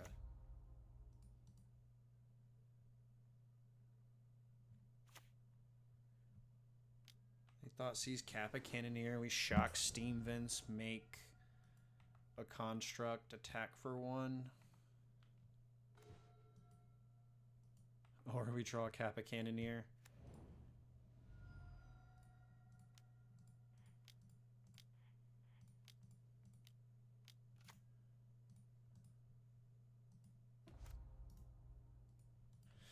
I think we do make a construct. We'll get... Do we make a construct? Yeah, we make construct. We'll see what our draw step has for us as to what we get off of Saga.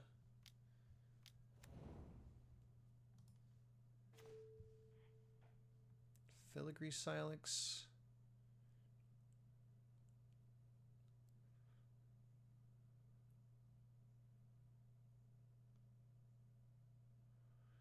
Alright, so that's going to sacrifice to take out non-land permanents with the mana value equal to the number of oil counters on it. It's like a ratchet bomb.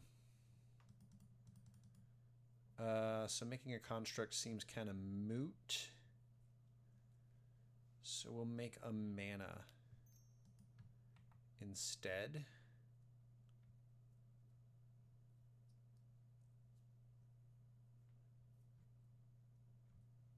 See if they sacrifice this.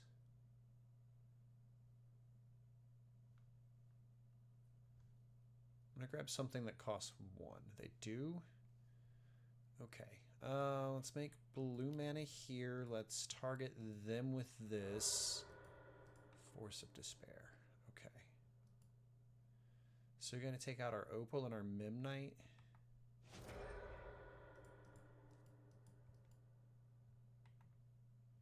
don't really have much need for much.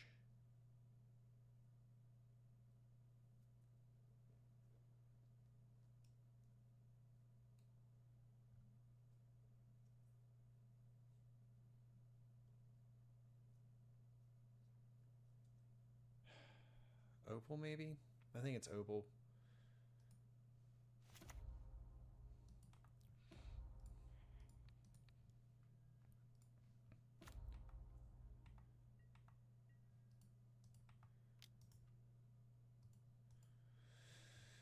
It's opal so I can keep making constructs. Draw cards. Springleaf Drum's pretty good. I was hoping it was going to be like a Metallic Rebuke. Feels like a pretty impossible spot for them to be in here. Alright, they're probably going to pull some sort of sacrifice creature effect. Want to see... What do they got? They don't have any sort of...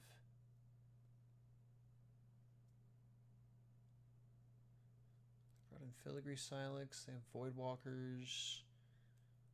Engineered Explosives. Damping Sphere. Yeah, they don't really have anything... outside of the norm that they can put in against us that we haven't already sort of covered. We just need them to not have it, and we need to have it. We need them to not have it, and we need to have it. Like this. This is how we have it, and they don't.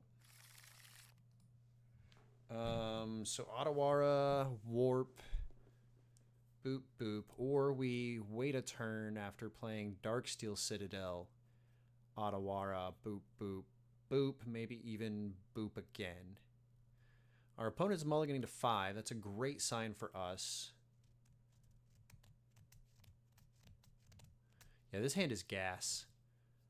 If we turn 1, that's 1, 2, 3, 4, 5, 6. So we can turn 2 a Cannoneer, depending on what our draw step is.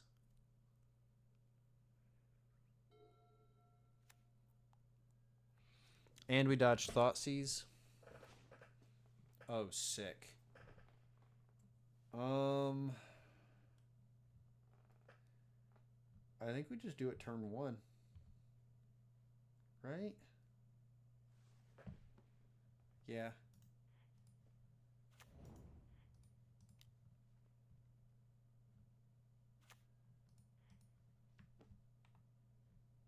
Do they have a play? They have a Sickening Shoal.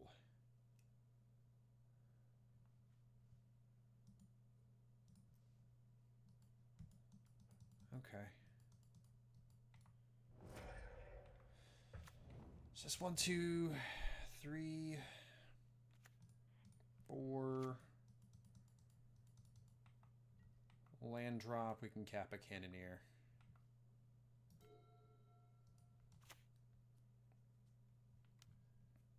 Damn it.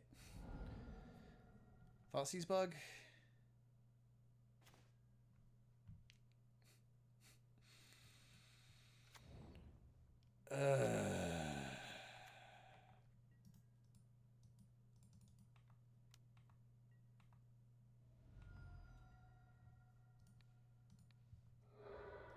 Profane Tutor, that's fine.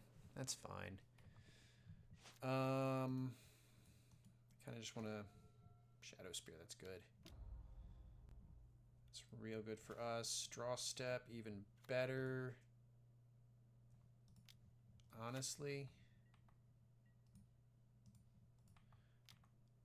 I don't want Necrodementia to resolve. I think they are holding 1 and need a land. Okay. Fantastic.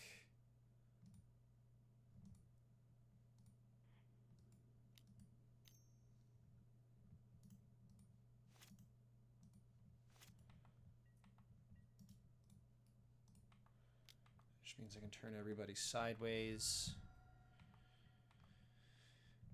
And it looks like we're going to be cleaning up pretty easily here.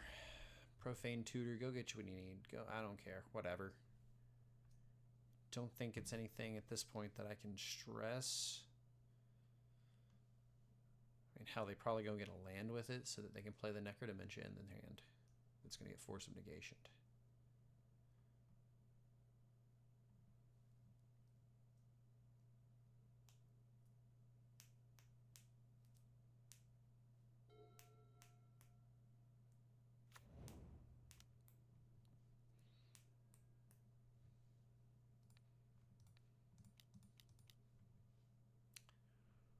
Nope.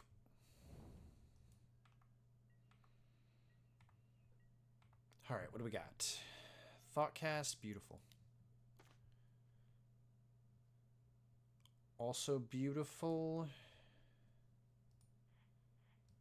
But I think we do this instead.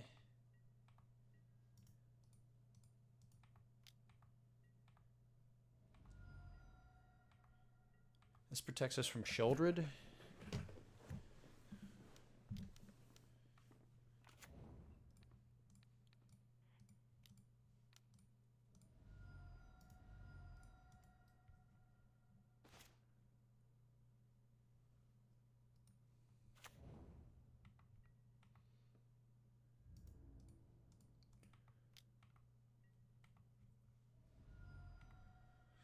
I think we go ahead and cast this.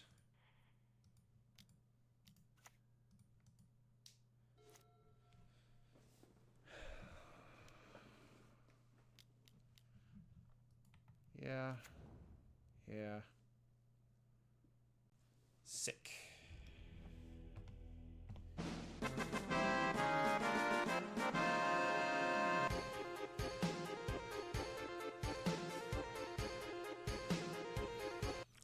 I think I'm learning how to play the deck. I think I'm kind of figuring it out.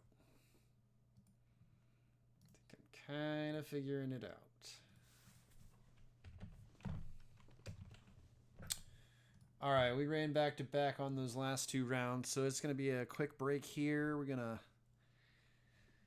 be right back for round 4, folks. Don't go anywhere.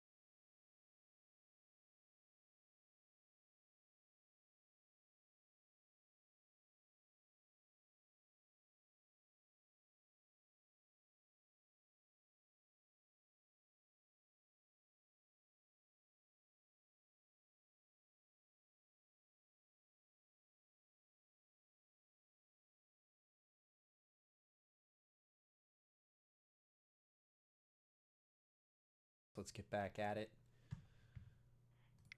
Getting real close to finishing up this league, finishing up the stream. We got 2 more rounds of hard-hitting modern action coming at you. Trying to find the sweet spot for this deck. I'm hoping Atog turns out to be something useful for it. I am interested in looking at numbers, tweaking a few things, trying to find the right mix of spells and lands, and the right mix of spells in general. So here we are.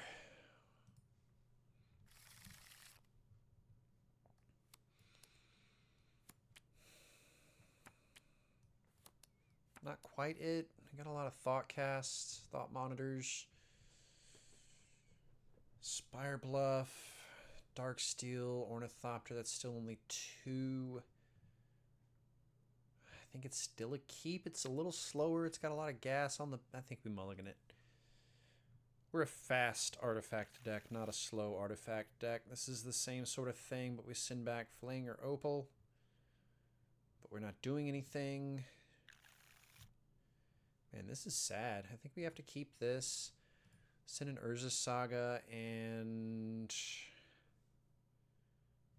Cannoneer back. Kind of an oof there. That turn 1 hand was so close, or that 7-card hand was so close. But I think we just had to get rid of it. I think it was just a bit too...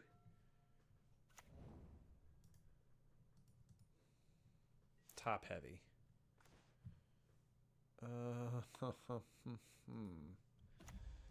Not exactly a balanced hand here either. Like, I would love to see an Ornithopter or a Memnite to kind of get us to bridge that gap. Maybe we can use Metallic Rebuke here in the meantime. If we do hit an Ornithopter or a Memnite, we're probably going to hold it for Urza Saga to make some mana, to make some constructs.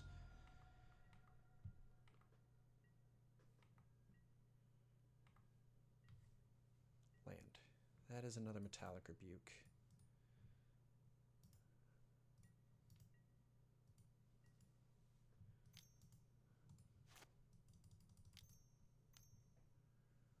Blue black for a Tainted Indulgence? Okay.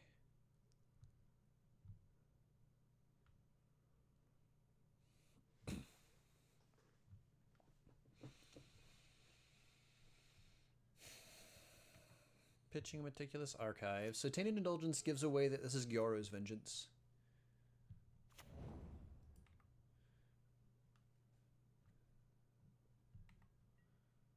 Dumping Polluted Delta. Let's see what our draw step has for us as to what we're going to do with Urza Saga. A Mox Opal. Okay. That's good news. We're going to make a mana. We're going to go get... an Ornithopter. Gonna play this Mox Opal.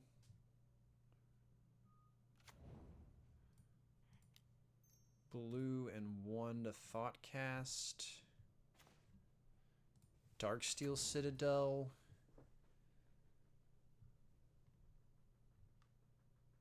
Pass.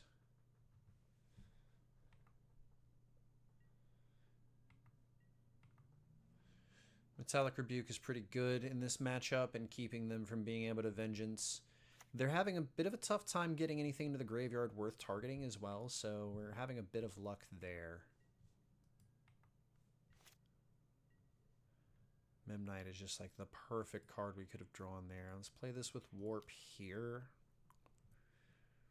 It's kind of keeping our Metallic Rebukes available. Subtlety.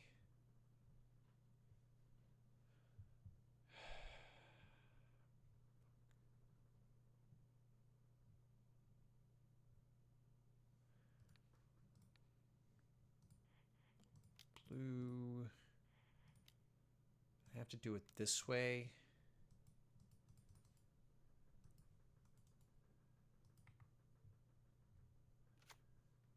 Fantastic. All right, so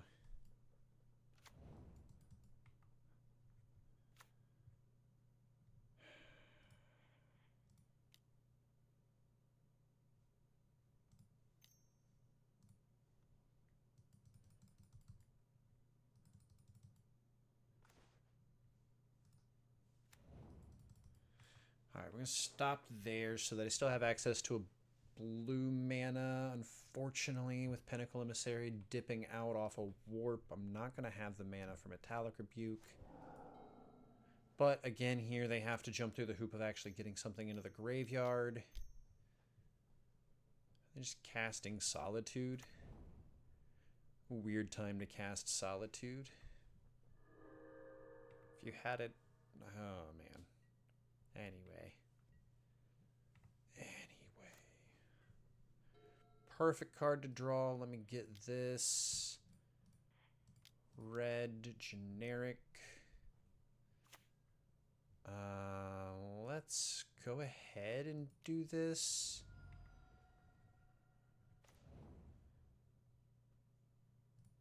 Drop a fresh opal.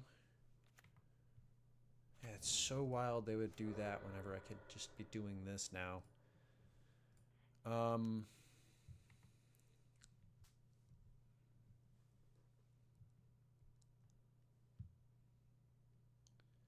Like sorcery speed, solitude, like come on. And now I get to Metallic Rebuke this guy.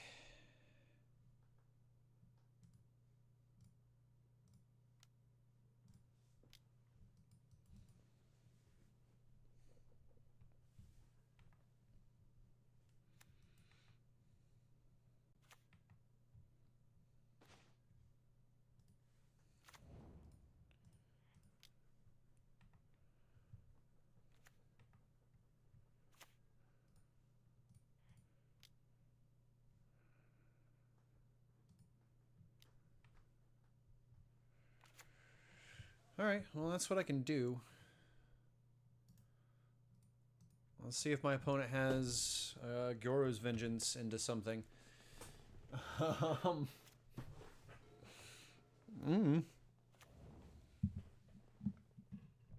Heck, they might.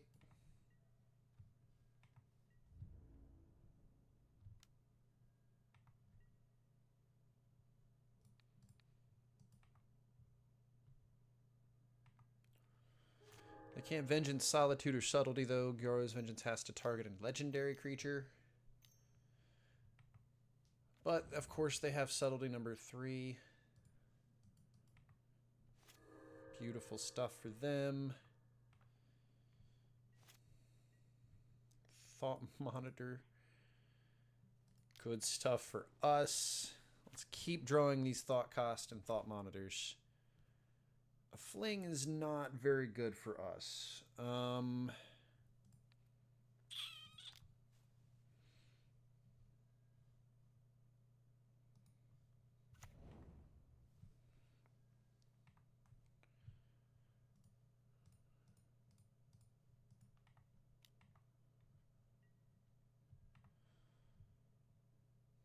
Okay, yeah, it's quite a bit. End of combat fetching. They have 2 cards in their hand. Left the card on top. Neat.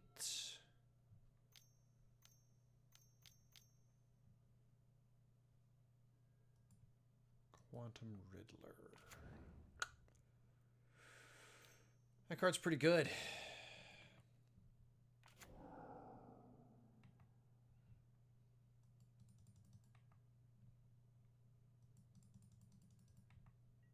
Card's pretty dang good. Pretty darn good. But this is where I'm going to draw an Atog. And I'm going to win the game with it.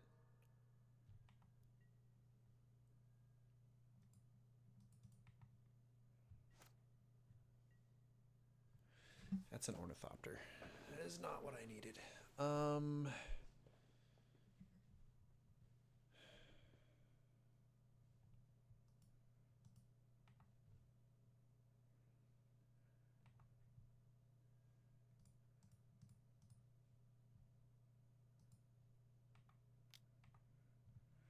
Tokens are expendable. Put them to 12. I'll move the Spur Boots over to the Memnite so that it can block the Solitude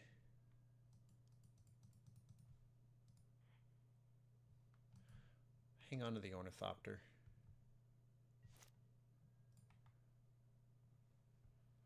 This will also, if they rebound the Solitude, allow me to... Yeah. Yeah, this looks tough. I really think that I need to draw Atog to finish this.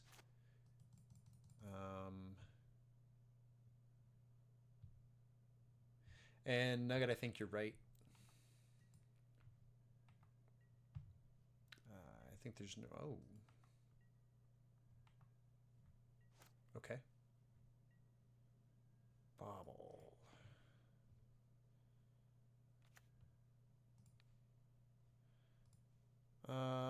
If they are, in fact, Esper Frog, that means they have Thought Seizes. So I'm going to be patient with our Bobble. There's no need to keep jamming token losses into this. Solitude number 4. Yep, of course.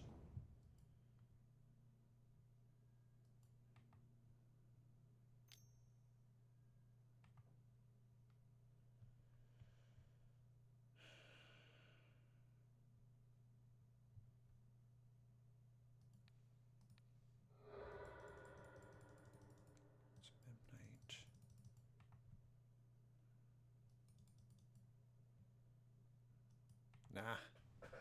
I was debating whether or not to fling it at the Solitude. We're at 24.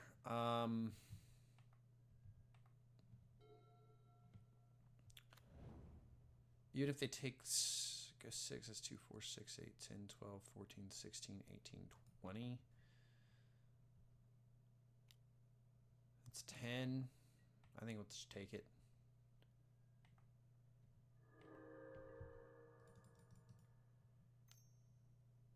I also need them to not counterspell Fling.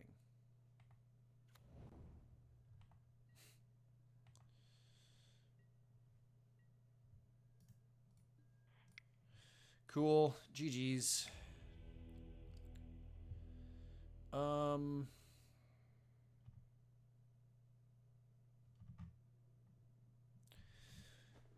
mean, Blood Moon kind of looked pretty good there, I think.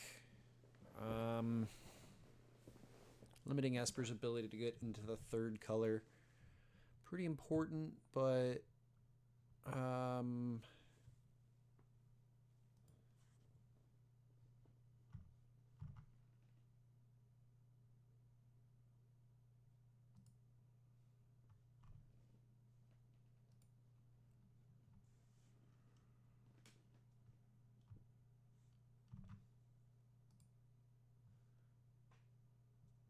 That's the Ketramos version.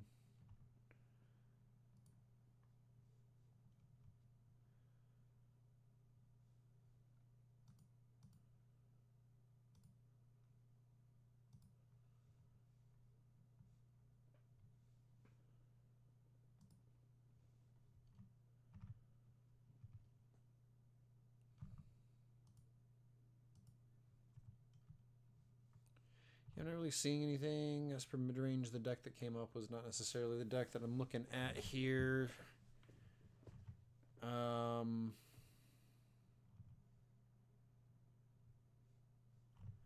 Certainly more Esper Blink than anything.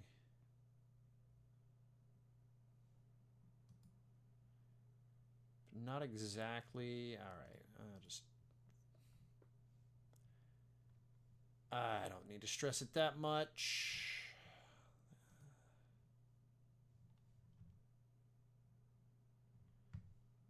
Okay. I think I'm gonna go Dismember Blood Moon. Gonna shave a Thought Monitor and the Atog stuff. Looked like it might have been our only hope at the end of it, but like at the same time, I'm thinking that if we can just get off to the right start at the beginning. Like, look at this. I think this is a great start from the beginning. We'll just Spire Bluff Canal. I do want to actually cast these Memnites.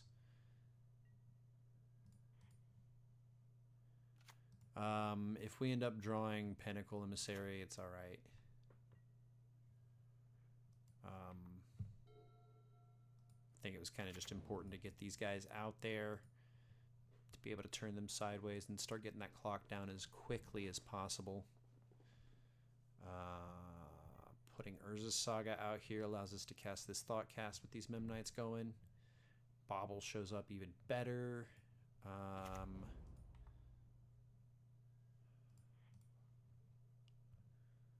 Boom. Thought Cast. I actually get to cast it instead of, you know, maybe not. Bobble. That gives us Cannoneer.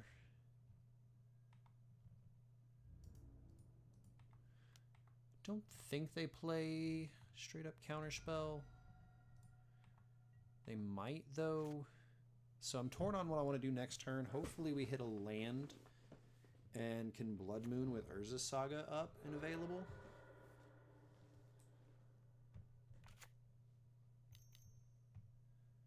They did get a swamp, though.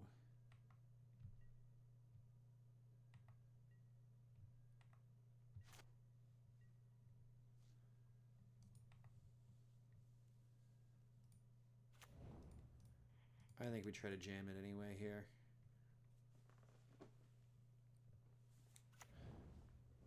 No force. Alright, so no attacks from us here. It's just not the right time. That does keep me from being able to cast Kappa Cannoneer, which is a bit tough.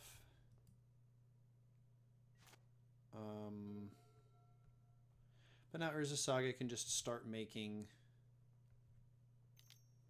They have a Gyoro's Vengeance, don't they? I think that's fine. Since it's just Atraxa. That does make Frog pretty heckin' big.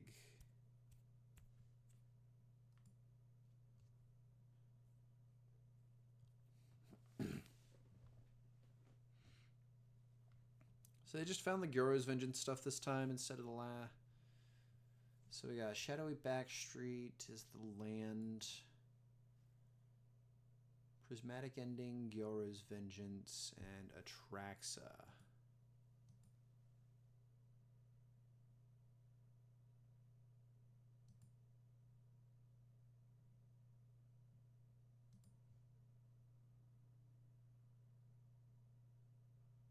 One, two, three, 4 cards. Okay. Pump up Atog. Pump him up. While your hand is pumping. I don't know. 7, 14, 15, 16, 17, 18.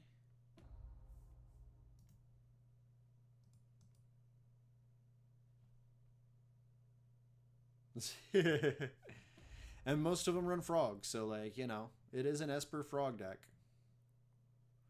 13. You gonna let me block?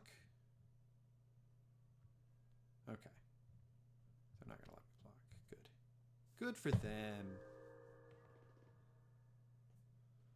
Alright, what do we got?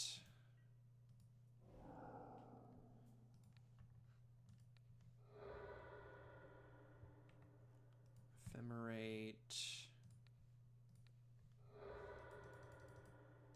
Mox Opal from us off the top.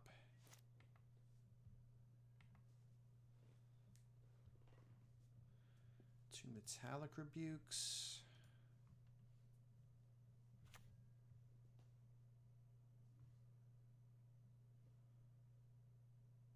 Yeah, this game's over. We lost.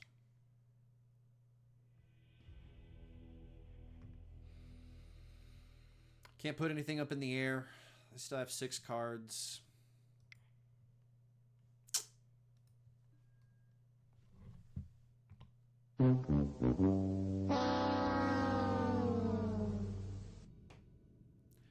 Alright, let's get this 3-2.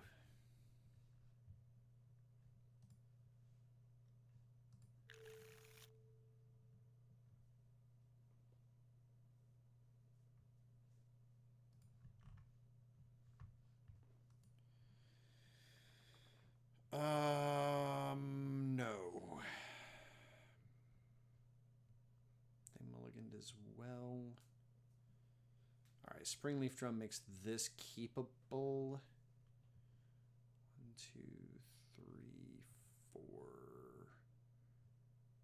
I think we'll keep the Cannoneer instead of the Monitor.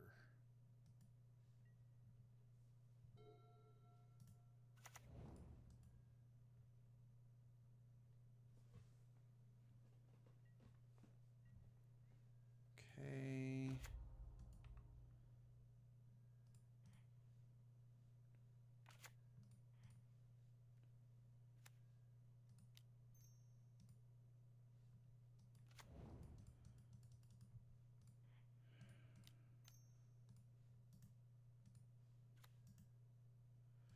All right, don't melt me down. Ugh, that would suck. I think we're all right, though. I don't think that's going to happen.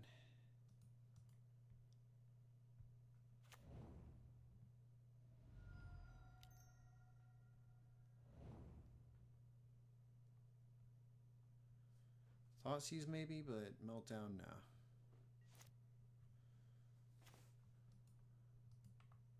Oh, that's perfect.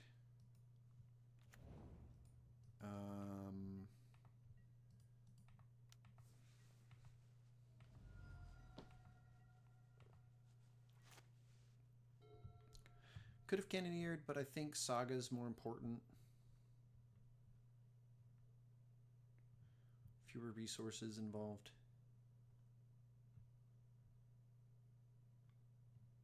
Maybe the Cannoneer closes the game out sooner, though.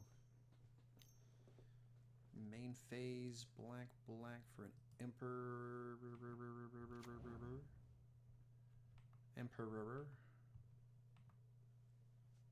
Okay. No targets. Instep, let's make a construct.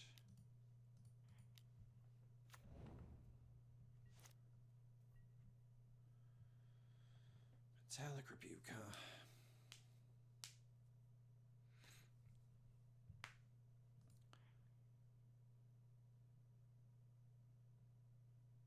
Construct it is.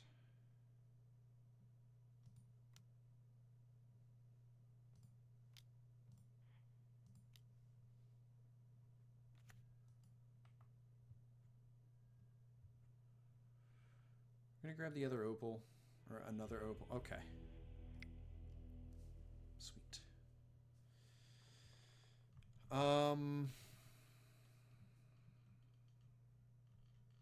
Yes, I have no idea really what they're doing. I had Raucous Theater into... They're the Grixis deck. Okay, they're Grixis. So we want Tormod's Crypt, we want Force of Negation, and Dismember.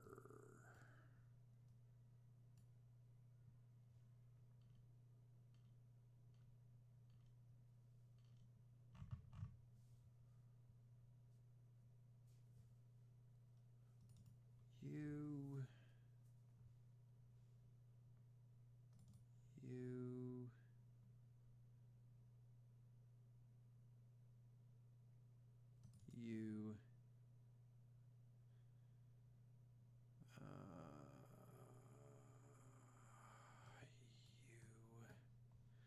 Man, I hate that I'm cutting my favorite part of the deck just about every match. It's sad. Probably shouldn't, but, you know.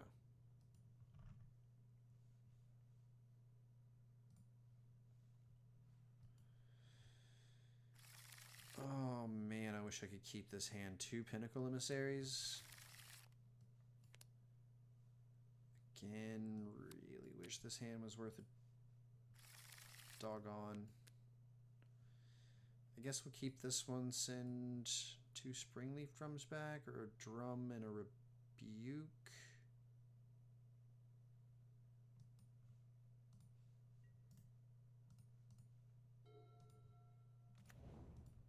So I might need the drums to actually be able to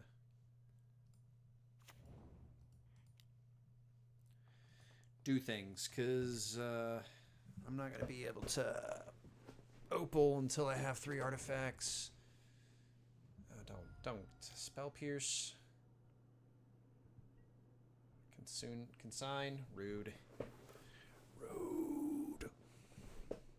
Why you gotta be so rude?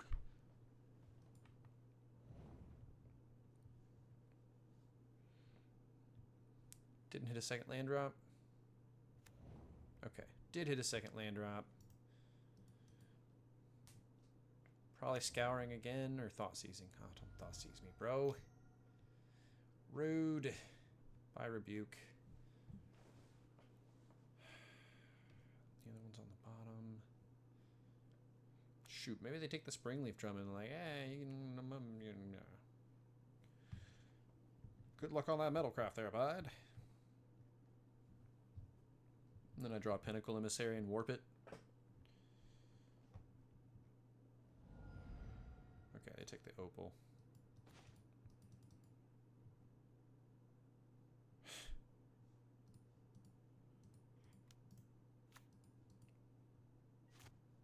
That's tough. That's tough. Bad beats, folks. Bad beats. I like beats. I don't want bad beats. I want good beats.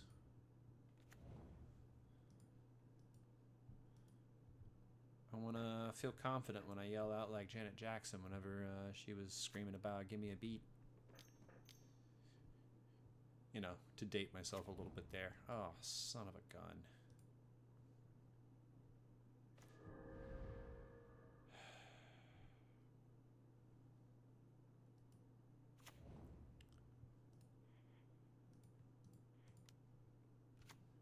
Warp. Can I even cast this? Only barely.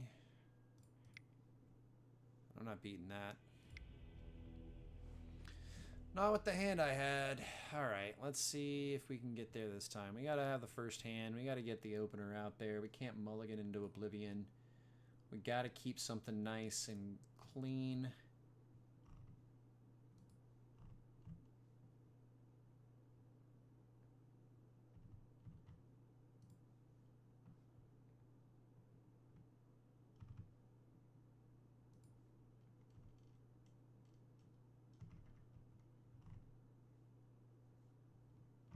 Alright, so. I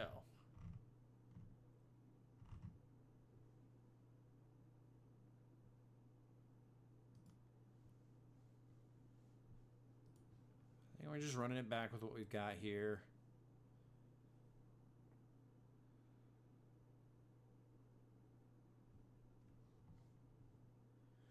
I don't know, maybe an Atog over the top victory is kind of what we need.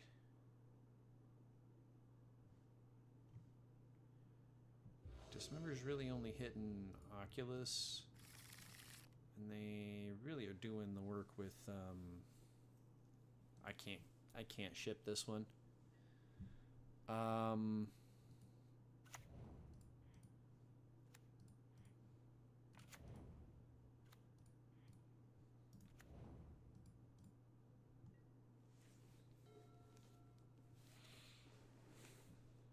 Thought sees me, get Force of Negation.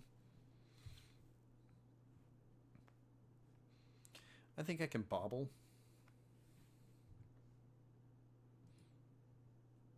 What do you think, chat? Can I bobble?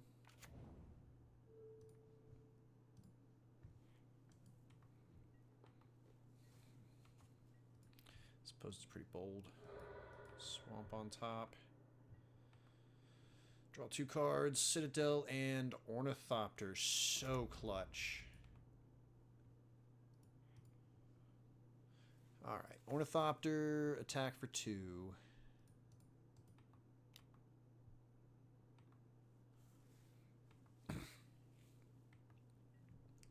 They're going to hit a Surveil land.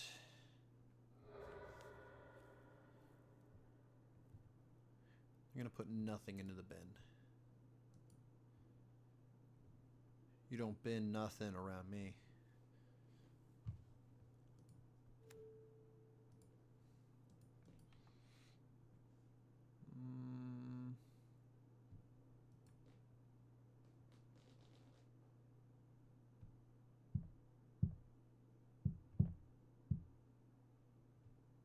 They are They're putting some thinking into that. Left it on top. Okay.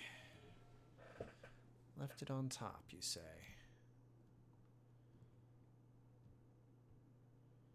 Thought seize me? Please thought seize me. I'll trade you a Force of Negation for a shock. Yeah, that's fine. Don't do anything else this turn, though. Oh.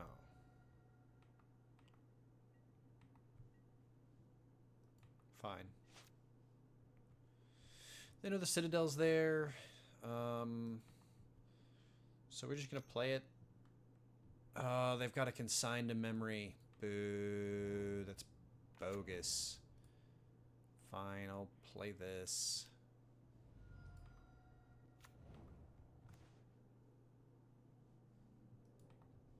Rude. I tell ya. Rude.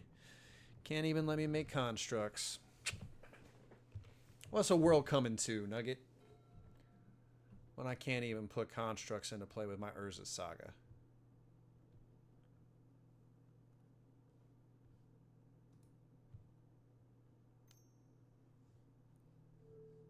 Thought Scour. There's an Archon. Please don't have a persist. Or do so that I can Tormod's Crypt you here. I forgot that I had that for a second.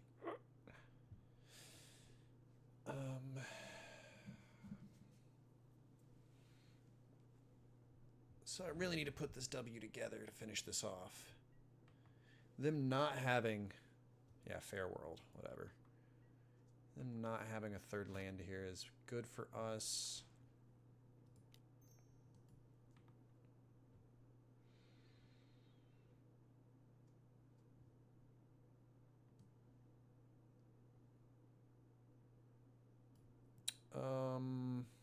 I think it's got to be Opal, right? Or is it Bauble? Might need to... Thoughtcast? Opal.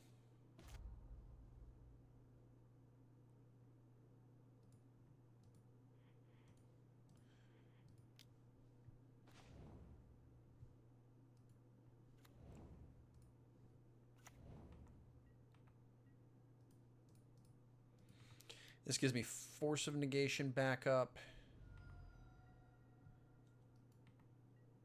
I'd rather not remove Thoughtcast from my hand to be able to do it, but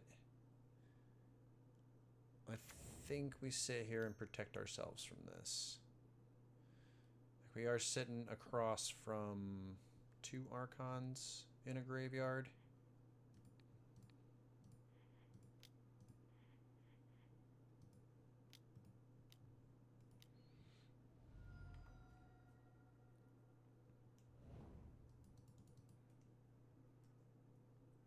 So we force their meltdown. And that gets the concession. Let's go. We did the 3-2. Back-to-back 3-2s again this week. What can I say? What can I say? Perfectly average.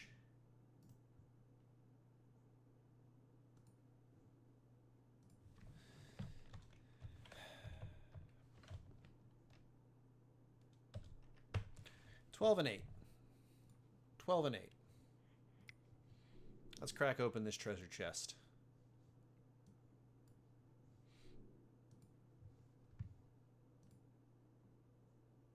Perfectly average.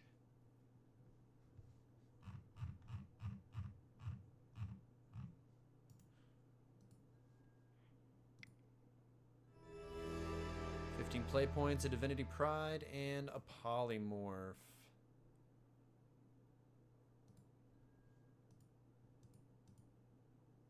I don't think any of those are worth a darn, but 15 play points. That's we started today with 90 play points, folks, and we have through the course of 2 leagues, a friendly and a normal traditional league.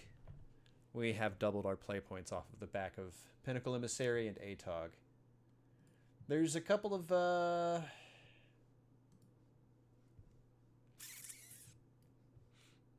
I don't know. I think that This deck is real close to where it needs to be. I might be crapping the bed on trying to force Atog into this. I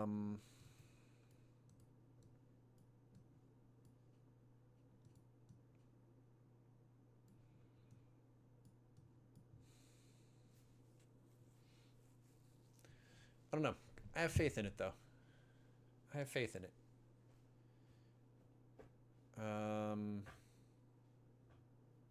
Meltdown is tough. Stony Silence is tough. But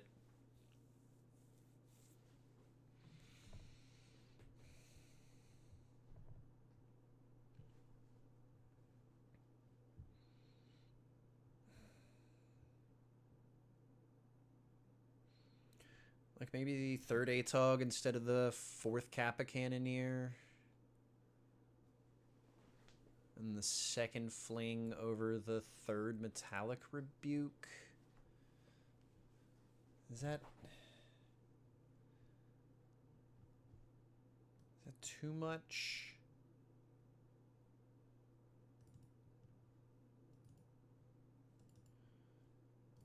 I'm gonna see what we got. I know I've got a playset of Atogs, and I know I've got a Fling. I better have another Fling.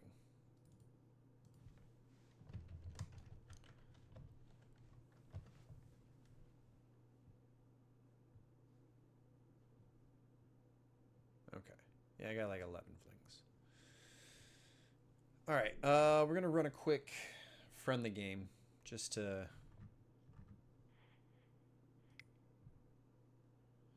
see if having the extra Atog and Fling in there helps or hurts.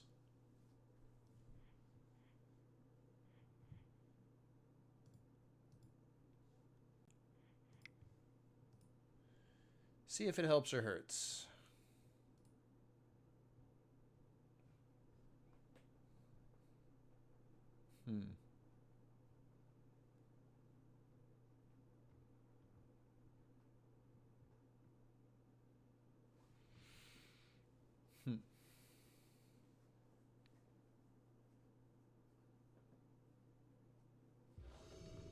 So,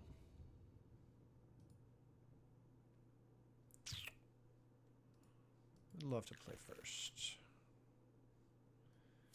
And this is certainly the hand to do it. All right.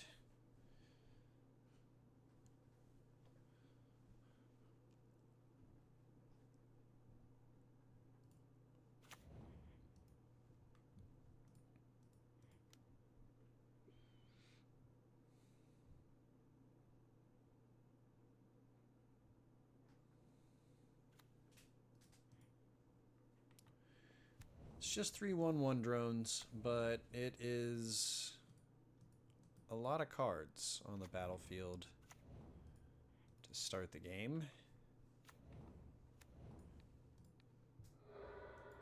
Blood Crypt on their side of the battlefield.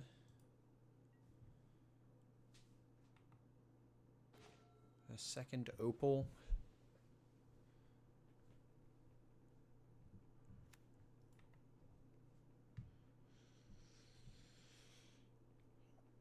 I think I need to turn Atogs into cranial platings, to be honest.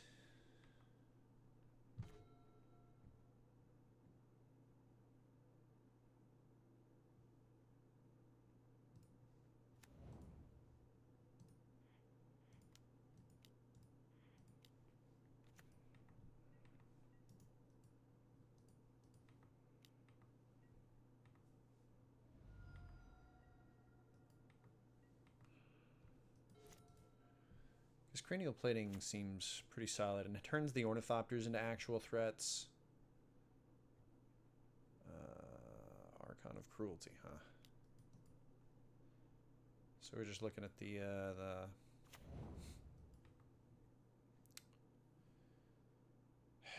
shoot.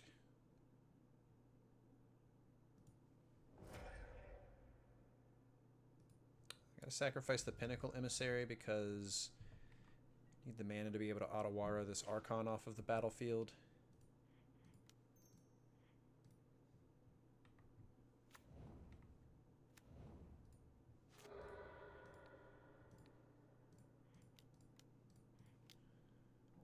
There's that. Attack for 6. Hopefully they don't do anything crazy that we can't recover from. I'd really like to be able to Metallic Rebuke them. If they were to try to put Archon back on the battlefield, maybe they just play a land and pass to get rid of the Archon.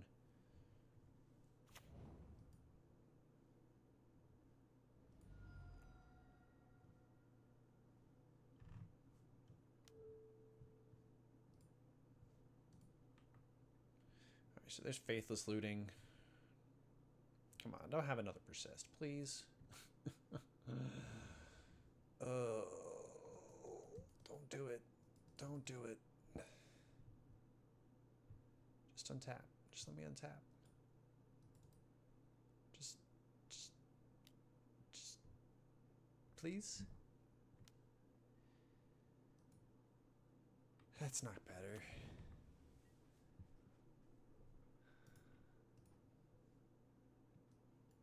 I don't have an answer to that, do I?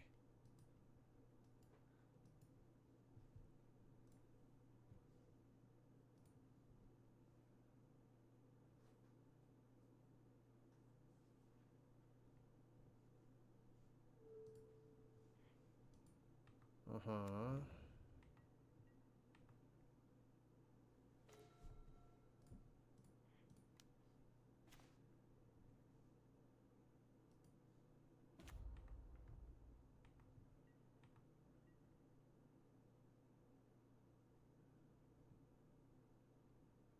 So I can't Metallic Rebuke that. So I'm just going to attack all in. And play Atog.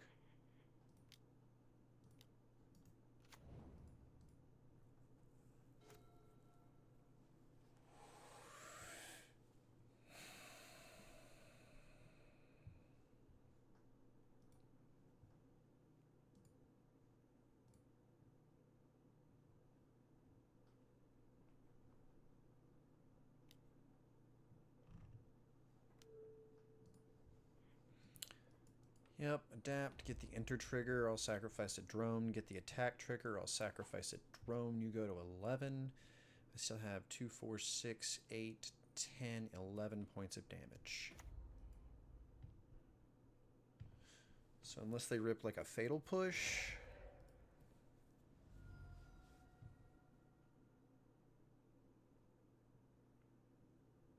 Or don't attack. They might not attack. I don't know. Could make another artifact with Urza's Saga.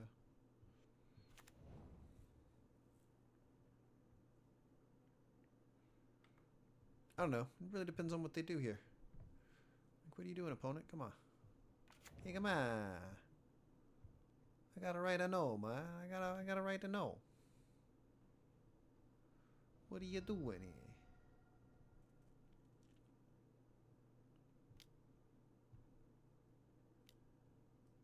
Frog.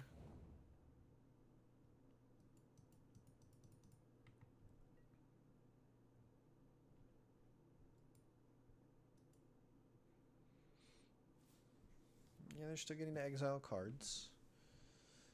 I can't reanimate anything, so going after this troll is a little silly.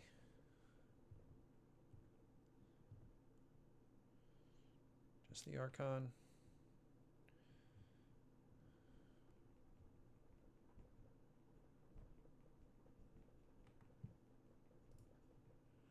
Sack a drone, take 6, go to 5.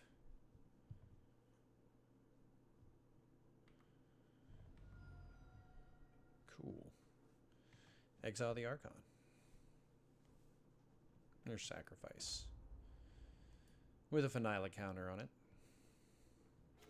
Finality. That's the word I was looking for. Finality.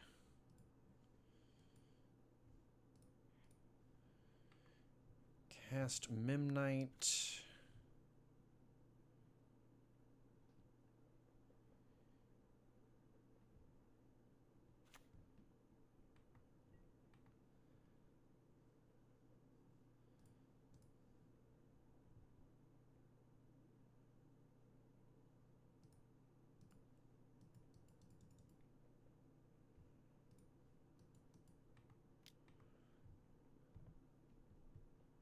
Let's do that. See what their response is.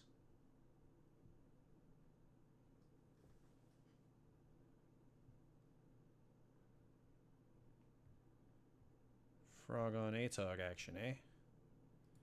Don't think that's...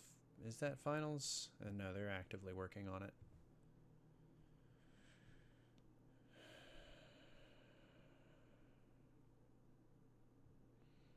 So those two are going through. 7. 2,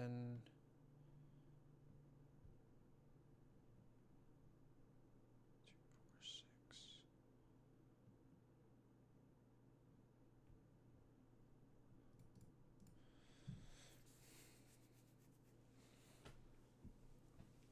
No blocks on Atog. Blocks Atog there.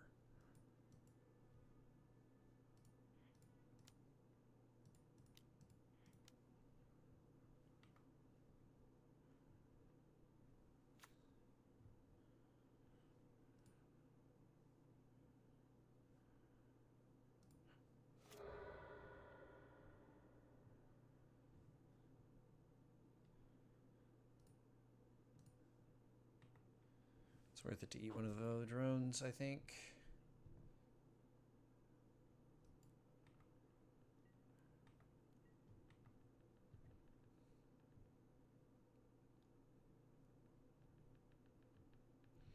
I got a blocker here for frog if they jump.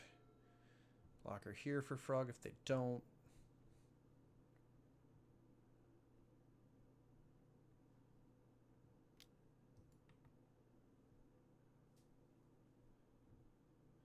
This is tough. I do need to draw... If I draw a fling, things are looking good. There's an Oculus. That's not good. That's not good. Thankfully, they can't really give trample. If they could, we'd certainly be in a lot more trouble. Certainly. We'd certainly be in a lot more trouble, I tell yous. Certainly.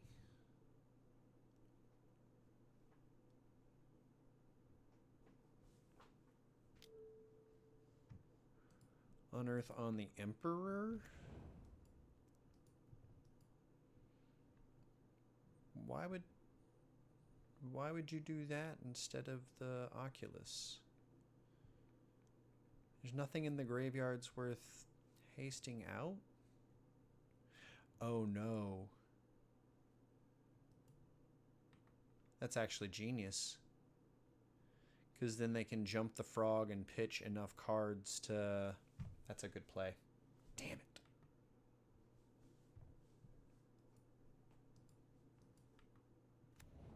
That's a good play, opponent. Wait. Sick. Sick, sick, sick. They didn't do it. They didn't do it. How fantastic for us.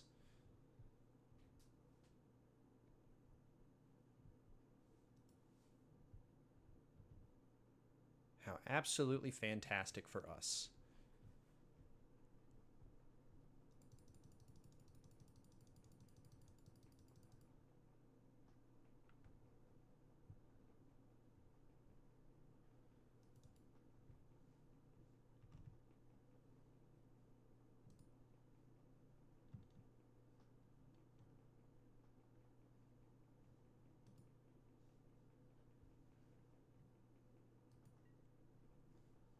Well.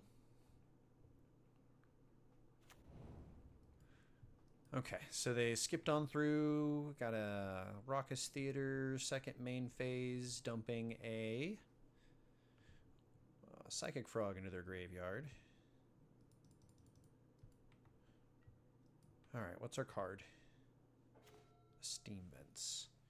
Perfect. We're going to make a construct.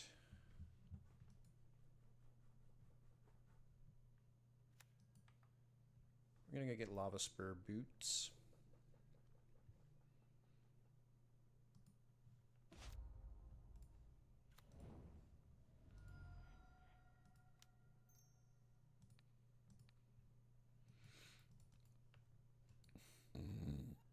Excuse me.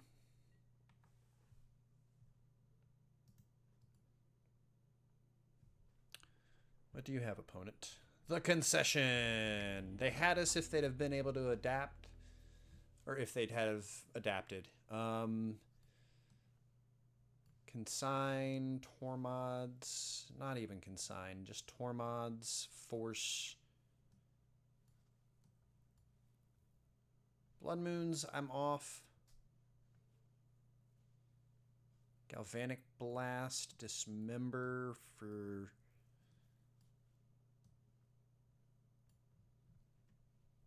those other goofs. This is just not the matchup for Atog. Well, I don't know. Atog worked out that end.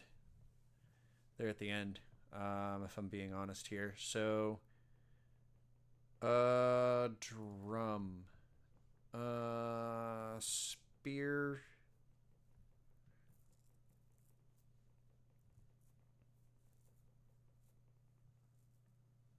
Thought Monitor.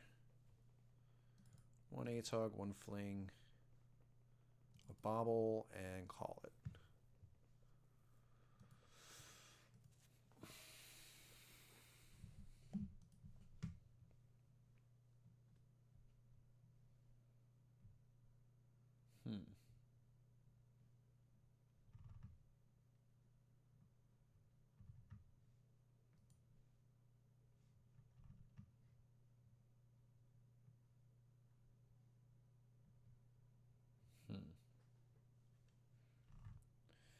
So, what are we doing? Waiting on our opponent to finish sideboarding.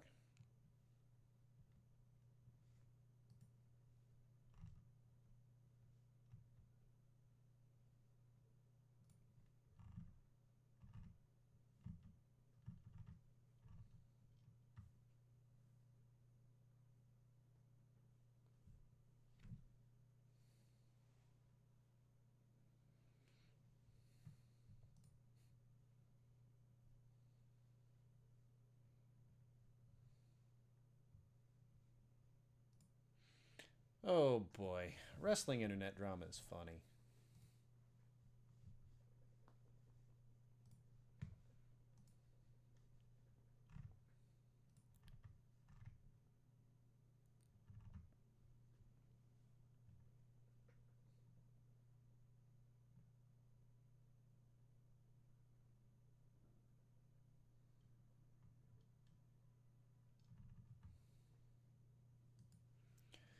What are we doing? Waiting for our opponent to finish the last 10 seconds of their sideboarding. If they're sideboarding or even playing against us at all.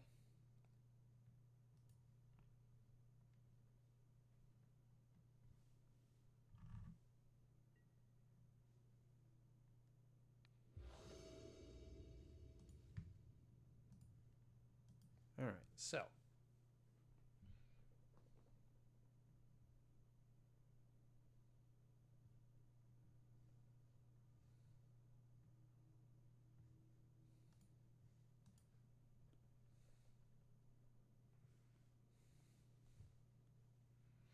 So close. I'm actually going to keep it.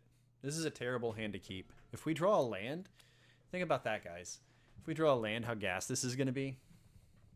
It's going to be absolutely ridiculous. So let's draw a land.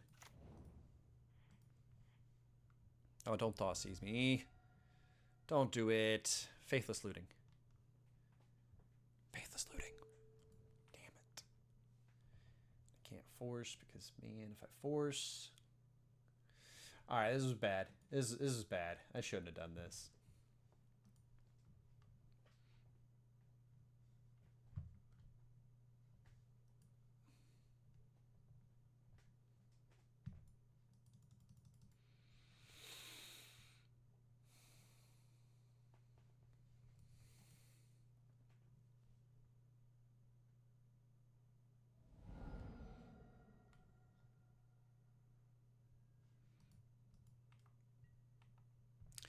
Yeah, that was the whole reason we kept it.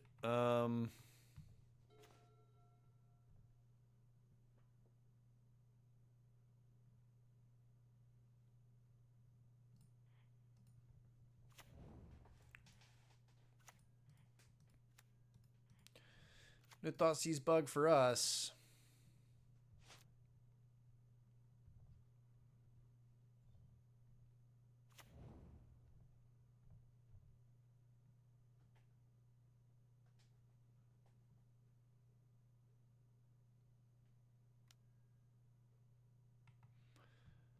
I think everybody is playing this deck right now. I mean, to be fair, I would be too.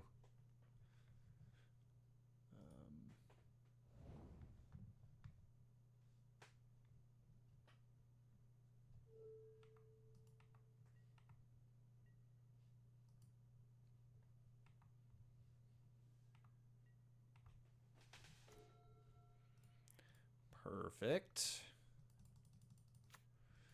Now I just need a land. I can Thought Monitor.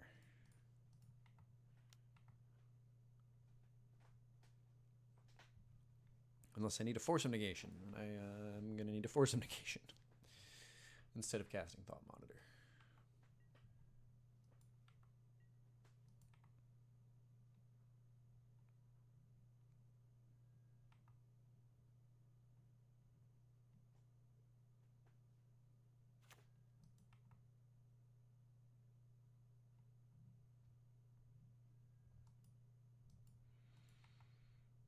It's 2 Archons in the bin. 5 cards in their hand. Like, it's getting spooky. Let's unearth their card then. Like if they fetch here, then okay. Huh. See, now, like, I'm afraid of casting Thought Monitor because I don't want to be left without Force of Negation. There's not a whole lot of blue cards in my deck.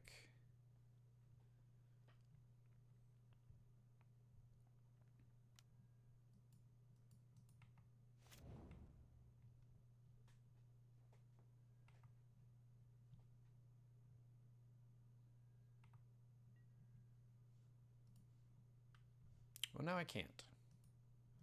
Thanks, opponent. Mm-hmm.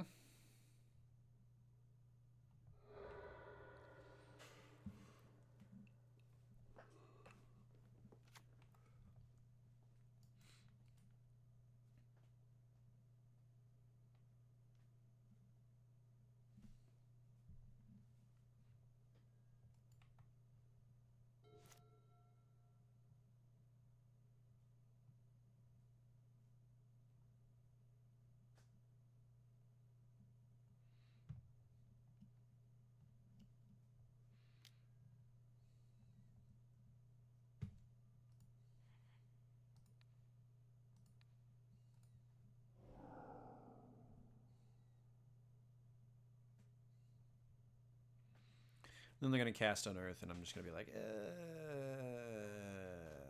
crap.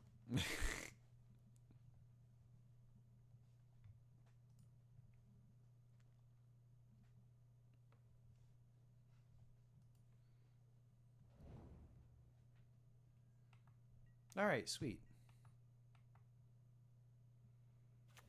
Oh. Okay.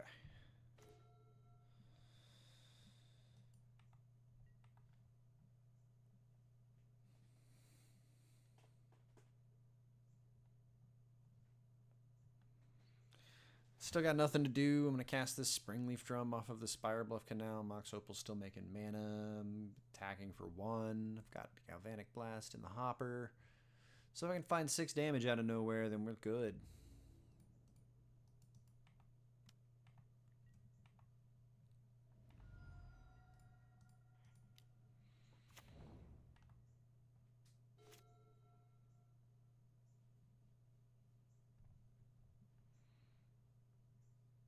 All right, opponent. Yeah!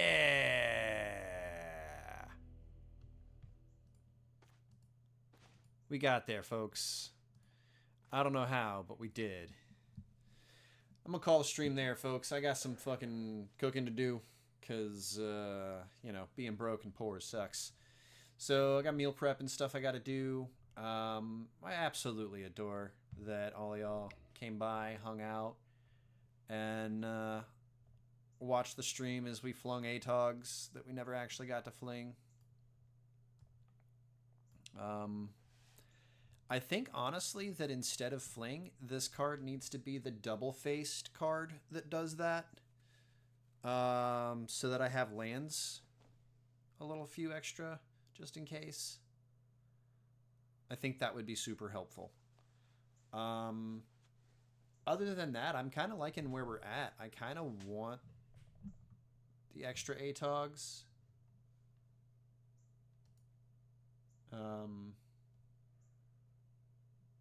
Just as extra threats. But yeah, we're going to call the stream here, folks. If you're not already in the Discord, let me get a new Discord invite set up in Nightbot. It doesn't like keeping the Discord link more than a week.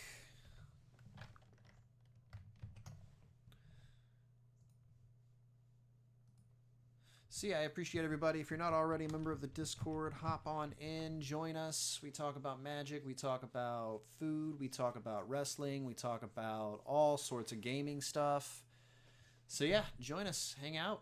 It's also the best way to find out when I'm going live next. So I haven't seen the schedule for next week just yet, but as far as I understand, I'm back to a more normal Tuesdays off on the regular. So appreciate everybody coming out. Appreciate the renewed subscriptions from Nugget and the renewed subscriptions from Snake Eyes. So I really appreciate you guys. Much love. We'll see you next time. Peace.